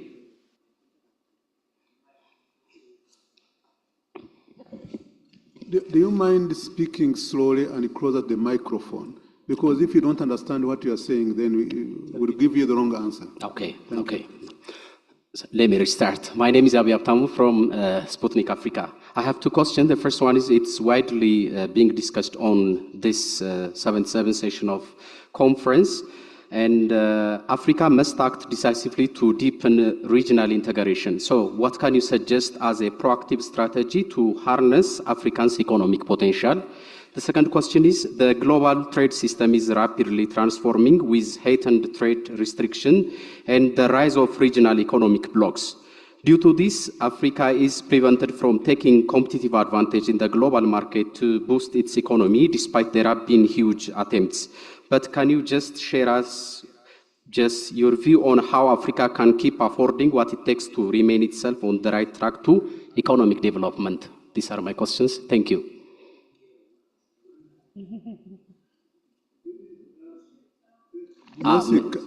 Maybe it's... Can you summarize for us, because it sounded Yes. like a statement rather than a question. Can you So the key question, in my view, the key question has to do, there are questions about the global financial architecture. Yes. How can we really decolonize it? If we're talking about it at a time when it was created in 1945. It's not relevant. What is your view about moving forward with the GFA? And there's the question on implementing. We have them noted. Okay. So We please have them go noted, ahead. and then we will try to give some answer. Okay, please go We ahead. start with political influence versus consistency. You see it in the floor. We have consistency in the middle and political influence around around consistency. We really believe, and all government, one after the other, believe in the power of what we are building for the continent now. It's really powerful.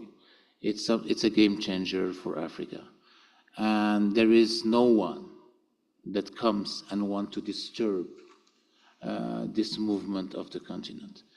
Still, you're right, we need to be more efficient in walking the talk. And this is what we're trying to do. It's not simple, building a free trade area is something very, very complex, the way we're doing it. Chairman from Zimbabwe said yesterday, we started at the same time like Europe did. But Europe started, the European Union started, and they had before the economic cooperation, and they had before they bounded around steel and what was the other commodity? I don't remember. So they built something before they went for this kind of maturity. And this what we're trying to do. You need to be patient. We need to be patient because the devil is in details, We're going to each and every details. You were talking about currency. It seems easy, yeah. We can exchange currency, we trade in each other currency. It seems to be easy. But when I'm trying to get something from your, I'm selling you, you're in another country, and you're paying me in your currency. Nobody trusts each other currency. We both trust the euro, but nobody trusts each other currency. And nobody knows in the time it will come, it will have the same value. Who's going to guarantee it is?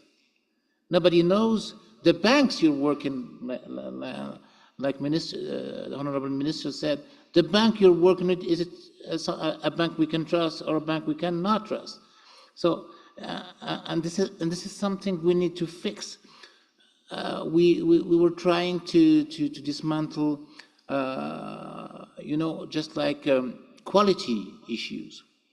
You're just bringing a product from a country to another, and the other one can say, oh, it doesn't comply to my norms, it doesn't comply to my quality, and even you settled everything financially, you have everything with the currency, but the quality problem will be there and the normative problem will be there. And despite all this, we're continuing. We're talking about infrastructure. You cannot believe how difficult it is to make people approve an infrastructure project in a country. Because when you come and tell them, I'm going to build a port, they say, oh, I'm hungry here. I need food. I need hospital. I need school. Why are you building a port? That's going to take me 20% or 30% of my budget. And it's very difficult, still difficult in Morocco, even if we have a proof of concept. We came out with the high-speed train last time, and they said, why do we need a high-speed train? Why do we need an additional port? Why do we need a highway? We need a better school for our people. We need more food. We need more hospitals. We don't need this infrastructure that creates wealth. So all these are political agendas. They are not technical agendas. Technicity and consistency of the technicity. I'm having all my material, I know what I should say, what I have to say. Technically, it's perfect. We're perfect. But then you need to have the will to walk the talk and the will to change the technicity if in accordance to your political will.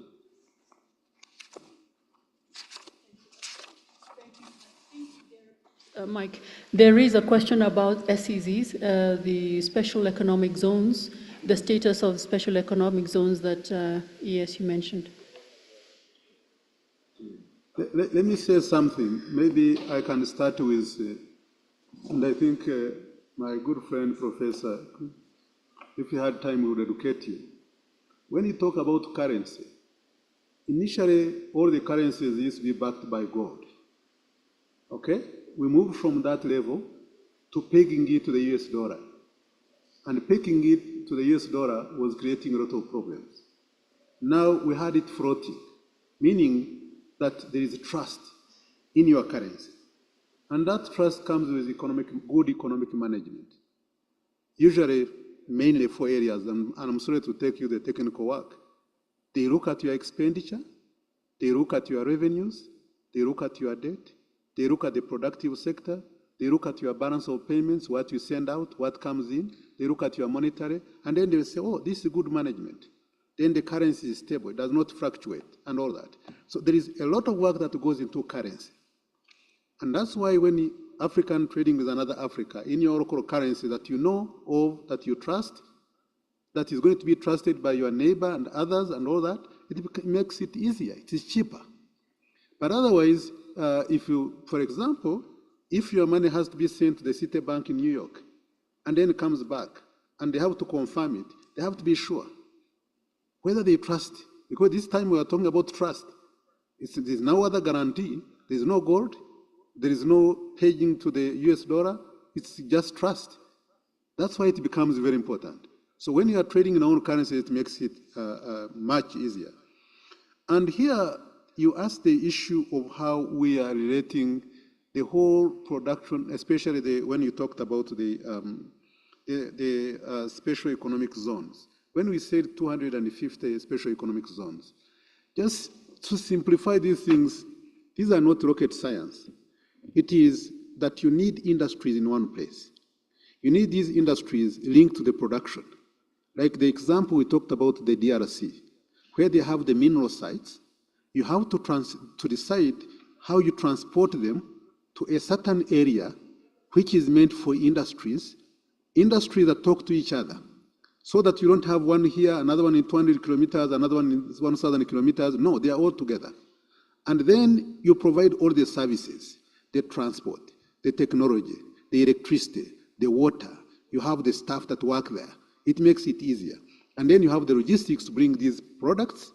Rather than exporting them in the raw form or semi-finished form, this time you can do all your value addition until the final product, so that you don't have to send it to Europe to be processed and brought back to you at a higher cost. And that's why this special economic zone is so important. It's not just a market like this open market. It's where you add value. It's where you have industries. And then you do everything until it is finalized, packaged for exports, either to Africa or outside. So that's why we are saying that they are all interlinked. And when you talk about, for example, the 94 regional value chains that we have identified, from almost everything, from the minerals that we are talking about, Zambia, DRC, or to the one for agriculture that we want to have between Zimbabwe and Zambia, or the one for the beef value chain that is going to go beyond Botswana but cover the whole region, so that this time you can have beef value chain, leather value chain, milk value chain, that you can have it in as many countries in Africa as possible. The one for cocoa, the one for cotton, the one for coffee. You can go on and on and on. 94 that has been identified. How do we do it in such a way that for each product is processed on the African continent? What do we need to do?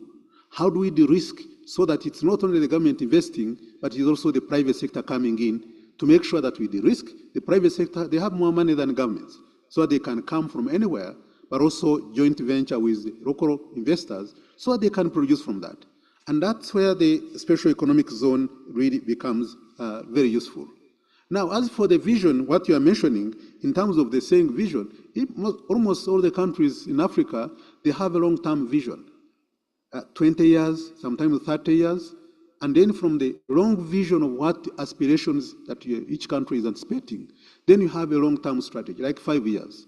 And then from that, that's where you draw your policies, so that your policies are consistent with your strategy, they are consistent with your vision.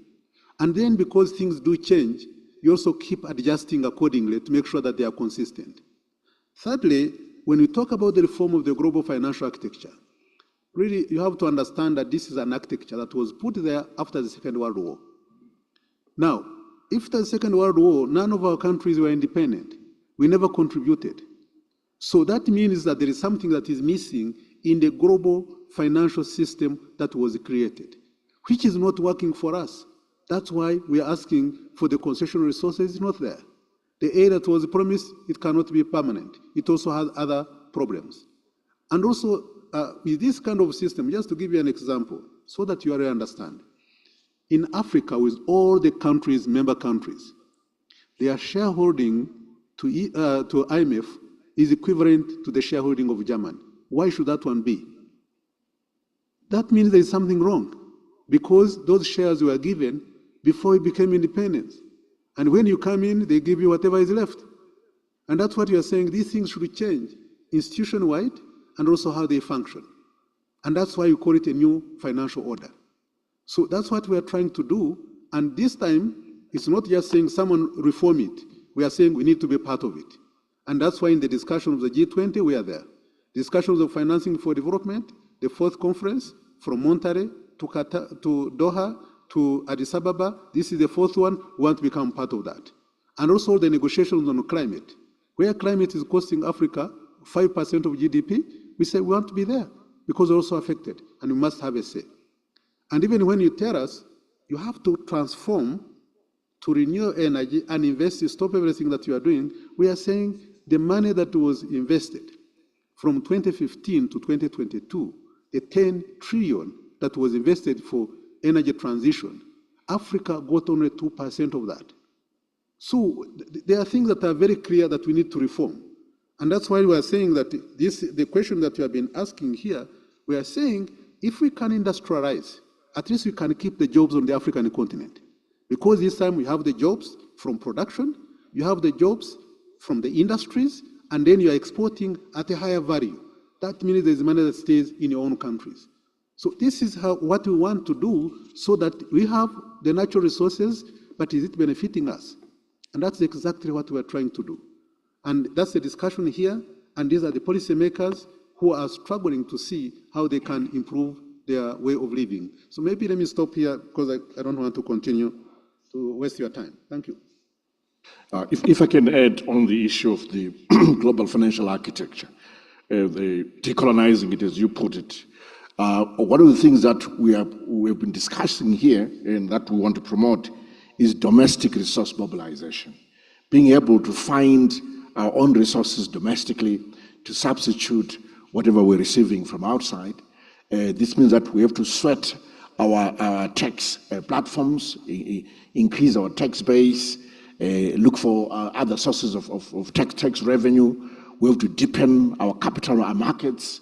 We have to crowd in our private sector players, as well as also source capital from climate finance opportunities such as carbon credits, among other things. So domestic resource mobilization becomes critical as a way to finance our development going forward and depend less on the overseas development assistance, which my colleagues have already highlighted that it is dwindling. The other thing that we're seeking for fairer debt resolution frameworks, whether looking at the G20 common framework, it must be fairer, it must be flexible so that countries can really benefit from this process. But as you heard that some of these multilateral development banks were created after the Second World War, and Africa didn't have an input. So this is an issue, and we're saying there should be some reconfiguration where these banks can also be supported by transferring resources from the IMF in the form of SDRs to these development banks, so these SDRs can then be forwarded or lent to the African countries at concessional rates and also with long maturity so that we can afford the repayments. But also we're saying that African countries must begin to deal with illicit finance, where we are, or rather illicit outflows of money out of our own countries mainly into the developed world. Some of this illicit outflow is through taxation. So issues around equalizing global taxation rates at the usual default 15% for corporates is critical, which is called the domestic minimum top-up tax. So really, we also want to make sure that Africa has a bigger voice in terms of governance of these institutions, whether it's a representation in terms of boards, but Africa's voice should be louder so that we can also contribute to this agenda. Thank you. Let me add one thing, maybe just so that you understand. And I don't know how to say it in a simple way. When we talk about the high indebtedness and why we are having problems, long time ago, most of the debts that we were owed to the rich countries, what they call the West or the Paris Club, a club of very few rich countries. And when you have problems, you'll go and sit in Paris, and then they deliberate and see how to reduce some of the fees, how to extend, how to do this, then you become now more sustainable. But now things have changed. Our economies have grown. And the resources of the World Bank that used to support us in terms of concessional loans, because initially it was the rich countries plus the concessional loans of the World Bank, plus maybe Africa Development Bank at the concessional rate. But now as the countries grow, they need more money. And then you find that these sources were not enough. So they had to go private, meaning you issue a Euro bond, you get extra resources, in addition to the rich resources you are getting from the concessional loans. So this time, and there are new people now coming in, it's not only that club of few countries. Now we have China, we have India, we have Arab funds, we have so many others. So now the problem, because of the current geopolitical problem, is who brings everybody together now. It used to be IMF, and also working with other rich countries, but now who brings who together? It's a problem. Usually if you had a problem on private sector lending, there was what you call London Club, and there was the Paris Club. But now, where do you go? And that's why there was a new formula that was put by the G20 called the G20 Common Framework, which has a lot of things which are not right. And that's what we are campaigning to make sure that they are corrected. Secondly, from what I told you, is after the COVID, that IMF and World Bank were saying, let's try to help these countries. And they released 650 billion of the special drawing rights, 650 billion US dollars equivalent. And then they have to distribute according to your shareholding. Guess what? Africa got only 34 billion out of 650. It's not because they didn't want to give them the money, it's because that is your shareholding. You understand? And that's why we are saying is that in as much as they want to help you, the structure that is in place is not correct. And that's why we are saying it needs to be reformed. So maybe I can stop here. We could go on, but I don't want to complicate your life. Thank you so much. Yes, there is a final question for Morocco. There's a final question regarding aeronautics. Okay. I would like to answer. So there is a question for you, sir, that you might want to answer and connect in addition to the one you wanted to answer. There's another one? It's from a journalist who is online, who's asking a question to you, so that you wrap up. Take it then. You wrap up. Okay, so there is a question on how will you compensate for the suspension of American aid, or should Africa finally realize that it's time to take itself seriously? I suppose it's about the current discussions on aid, and then how can we encourage African countries to join the African payments system? And there's a question on the creation of the African Rating Agency, the status of the African credit rating agencies, which I think ECA also may have a response to, but over to you, Mr. Mizu. Well, I think the online journalists should take their fair too, so we're going to give them the right to ask questions and the right answers, if not done yet. So for the Moroccan Aeronautical Platform, it's a platform that we're caring a lot about. Not because it's important. It's only 24,000 people working in it. It's only $2.5 billion export. It's not very important, but it has a symbolic effect. It's part of the sales pitch, you know? If you go to an investor and you tell him, in Morocco, we are able to design and deliver hot engine spare parts and to manufacture them locally, that's the top you can do in manufacturing. So that means you can tell to anyone, no complexity is there for me. I can build satellite parts. I can build hot engine part that support many pressure, many temperature gaps, etc. And this is the proof of concept that you can do anything. On the behalf of, not on behalf, but regarding the perspective of this sector, you know now what is said by Boeing and by Airbus, that no airplane flies without a Moroccan part. It's true. And regarding the ecosystem, we're building 44% of the parts of a plane now. And we are trying to assemble a final plane in Morocco by 2030, 2032. We have 3 streams that are going in this direction: military one, private aviation, and a small commercial jet. We hope to reach at least one target by 2030. For the rest, what did you say? Compensate for aid? Yes. Should we compensate for aid? Yeah, we should work harder. We should work harder. We should get prouder. And aid is not a solution. It has never been, and it will never be. So it's time that we work for ourselves.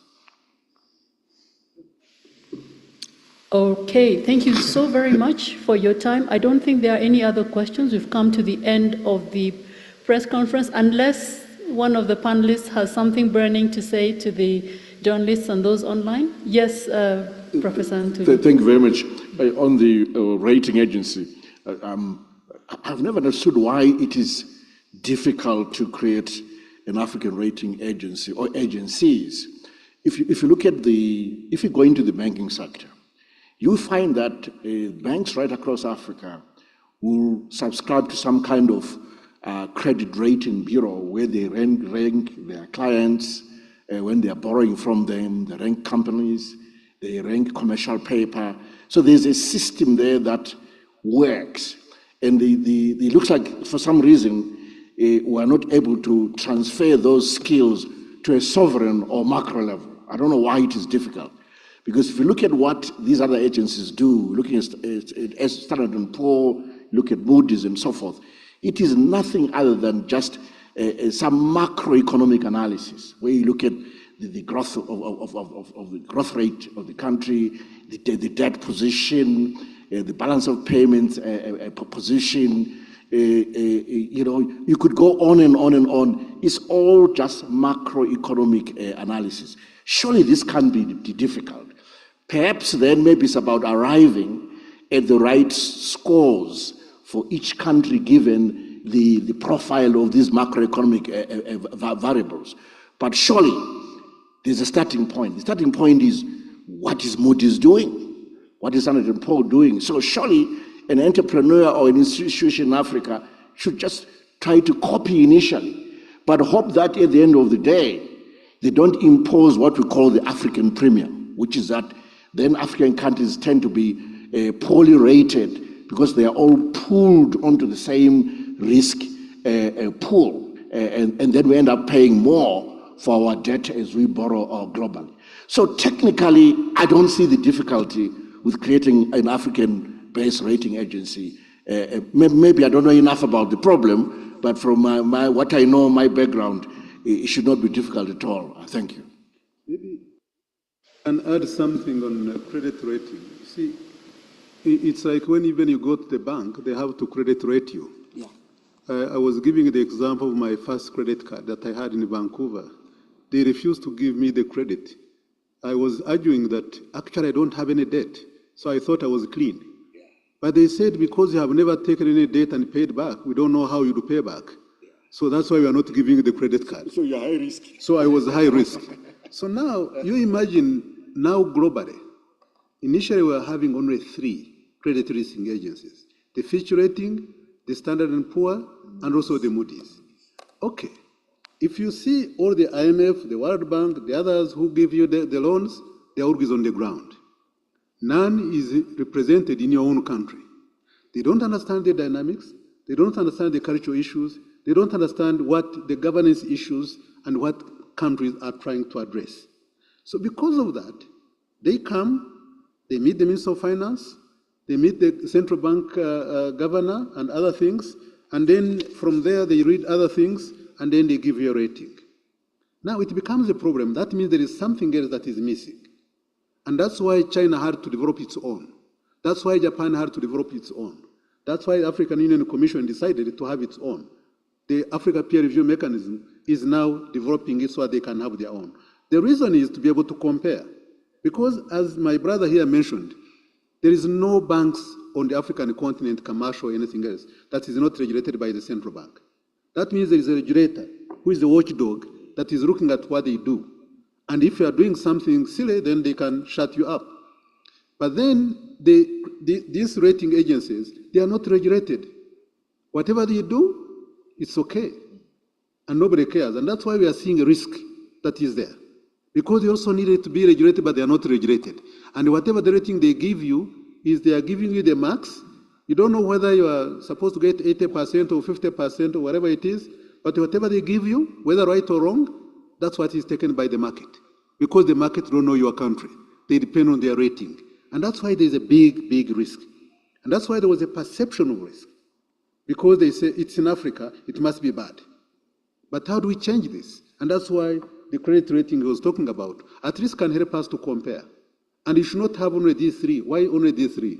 Why not all the others as well, plus our own, so that we can know that actually there is a comparison. But otherwise, you don't have any other alternative.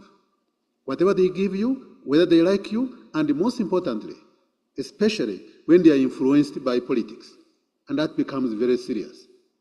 So I think maybe that gives you an idea, but don't want to... I will add a comment not only on banks, but on export insurance. You cannot find export insurance to export in Africa, and you know all exports are covered by insurance.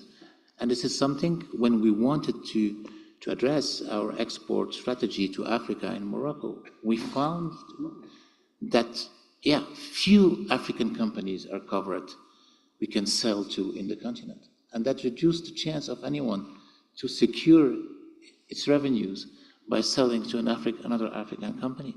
And this is a product, we are happy to announce that here, that we will launch from Morocco for our exporter to guarantee some of their African exports so that we can cover the risk for them, and it could be an instrument that we could generalize after that with the Exim Bank, for example. Let's conclude. Yep. Thank you. I think we're done. Leave us. Thank you very much for your Thank you very much. Presence. Thank you very much, Excellencies Mizuru, Professor Nkube, and Mr. Gatete for your time and for educating all of us on some of the finer technical issues. Please note that we have more information and we'll be able to share information as needed, even on the credit rating agency. We're happy to share with you, and we'll also share the recording of this press conference with all of you. Group picture, they're asking for a group picture with the members of the media, so thank you very much. Please come to the front, come very quickly to the front, and we can do a group picture. Thank you very much. Please. Where's Danny? Oh, Danny is over there. Yeah, go over there. Go, go, go, go, go, go, go.